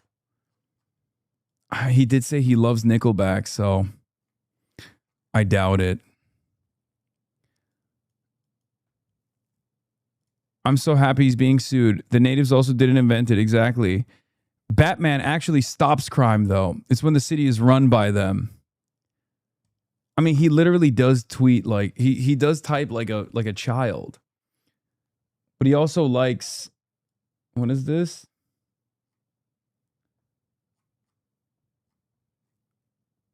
He types like a child, which is why I thought he might be a child, but maybe he's a fucking old man. The Karens at HR get time off to vote. The tradies don't. Oh my God. He's Australian. Oh my God. Oh my God, he's Australian. Oh my God. Another one.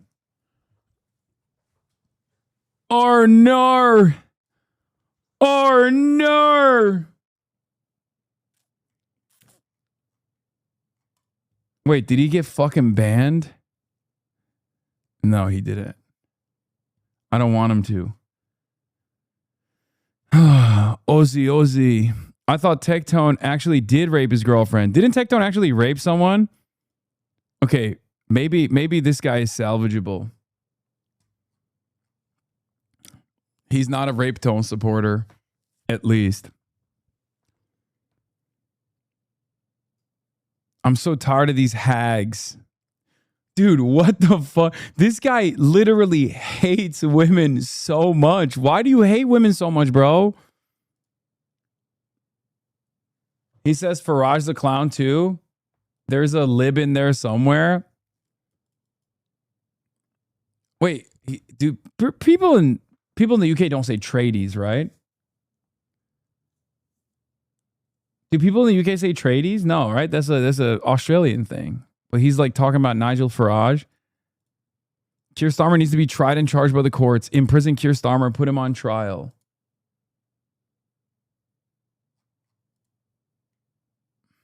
Definitely not an American, though. Stereotypes exist for a reason. Is Hasan gay? He's so above it. Lying is OP. Wait, fuck. That's weird. To be fair, they shouldn't publish a photo of his house. Oh, wow. He was mad at the... God damn. Asmongold must be talking about me nonstop. My New York Post, he's like talking about the New York Post article. Maybe this guy is salvageable.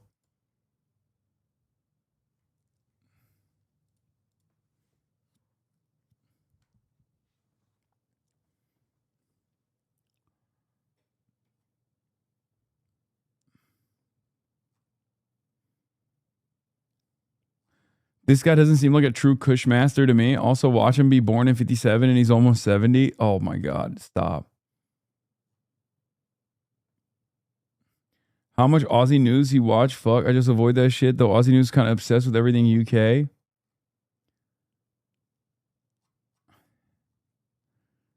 I hate David Cage. He a loser. Ahaha. Also, game devs ruin the product afterwards, like Helldivers and Arc Raiders. They used to release dozens of big games a year. Now we get Foid Slop. Yo, this is a real person, bro. This is a real ass person, like a guy who sincerely says Foid Slop and thinks that Foid Slop ruined gaming. Oh, that's awesome. Just make this crap single player. Single player. Nah, she was pretty hot, not gonna lie. Crap, no wonder he losing. They have no stand because Ubisoft agreed. Special needs. Hashtag rape Keir Starmer. Deport all Sikhs.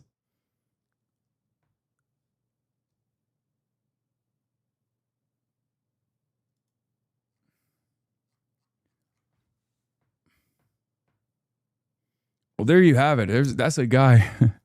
That's a guy who sincerely cares about rape.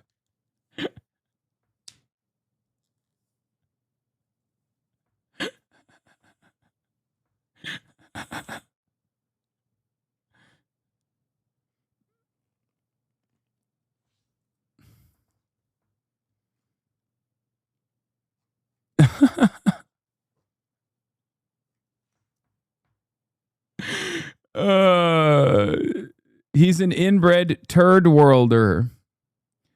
Go back home, you inbred R word. ACAB? But fascism, dude, shut up. If fascism stops this, we'll be fascist.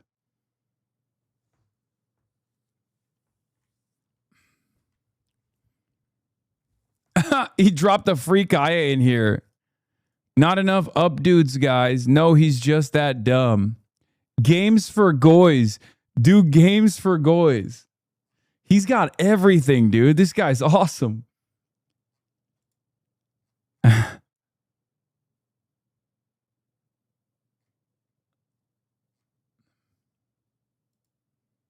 Anarcho-racism? Yeah, no, this dude's fire. I love this guy. Thank you for... Bro's never done anything interesting other than be a sellout. Is this? Wow, look at that. Has been having more viewers than Hasan. Dude, come on. No.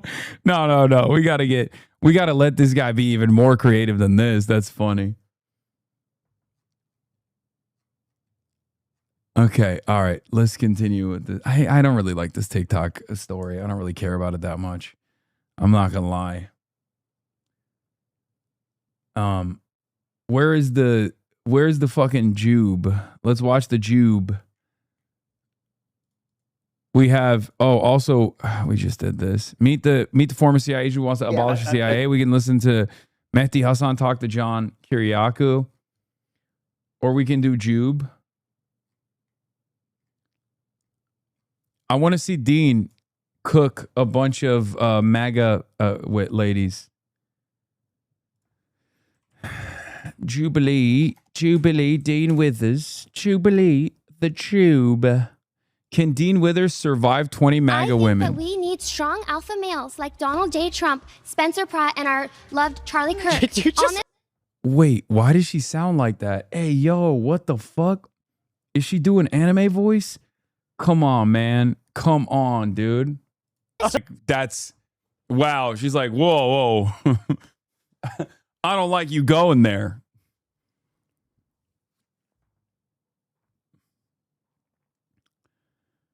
She's connected abortion to slavery. No, I'm not rewinding. I actually have to go because I have to fly out, unfortunately. So I got to end it here. But this was a banger, and I do want to watch it. I do want to finish this, and I probably will tomorrow. From New York, concrete jungle where dreams are made of. There's nothing you can't do. Now you're in New York. Okay. And Yeah, that's it. When's your Jubilee debut? I don't know. Yeah, back to New York, baby. You already know. I'm going to be there for a very short trip just for the election, for, New York City DSA slate. We've been pushing hard on that. Hopefully we get some W's here. Hopefully we grow some socialism in this goddamn country. Anyway, love you guys. See you from New York tomorrow. Peace. All the chatter's trickling in. Hustle people hate. Sunny Los Angeles, California, says Hasan. Stun luck to the stun luck to the topics just begun. 'Cause there he is again. Hasan is streaming. Hasan is streaming. There is again. Hasan is streaming. Hasan is streaming. Reviewing a Chinese train, telling Kaya place. Sun and Asmin chatter loves, giving grinnings grace. Zoran winning NYC, woke two back with the force. The Rogan of the left, to me a dumb himbo still of course. The Charlie Kirk assassination, the Fear and Online show. 8 full fucking years of this, and plenty more to go. Doing fun stuff tomorrow, throw PBS up on the screen. A man-made horror reaction brought to you by this life's dream. 'Cause there he is again. Hasan is streaming. Hasan is streaming. There he is again. Hasan is streaming. Hasan is streaming. Kicked out of the DNC, IRL we march the goat. Combating the propaganda that shoved down people's throats. CBS Israeli news, a coup, a regime falls. A full-blown fascist takeover, and still the duty calls. Total radicalization coming out to sea. The system will always fail, it's up to you and me. On these daily streets, whether short or whether long, have helped millions of people keep it moving right along. 'Cause there he is again. Hasan is streaming. Hasan is streaming. There he is again. Hasan is streaming. Hasan is streaming. But hey, what can you say? That's PBS for you. But he'll play games real soon. Just you wait. Say, hey, what can you say? That's PBS for you. But he'll move on real soon. Just you wait. Ba-da-da, ba-da-da, ba-da-da-da-da-da. Hey, what can you say? That's PBS for you. But he'll pull your lungs real soon. Just you wait. Sha-da-da, sha-da-da, sha-da-da-da-da-da. Hey, what can you say? That's PBS for you. But he'll do jet advice real soon. Just you wait. But hey, what can you say? That's PBS for you. Brought on by viewers like you. Just you wait. Just you wait.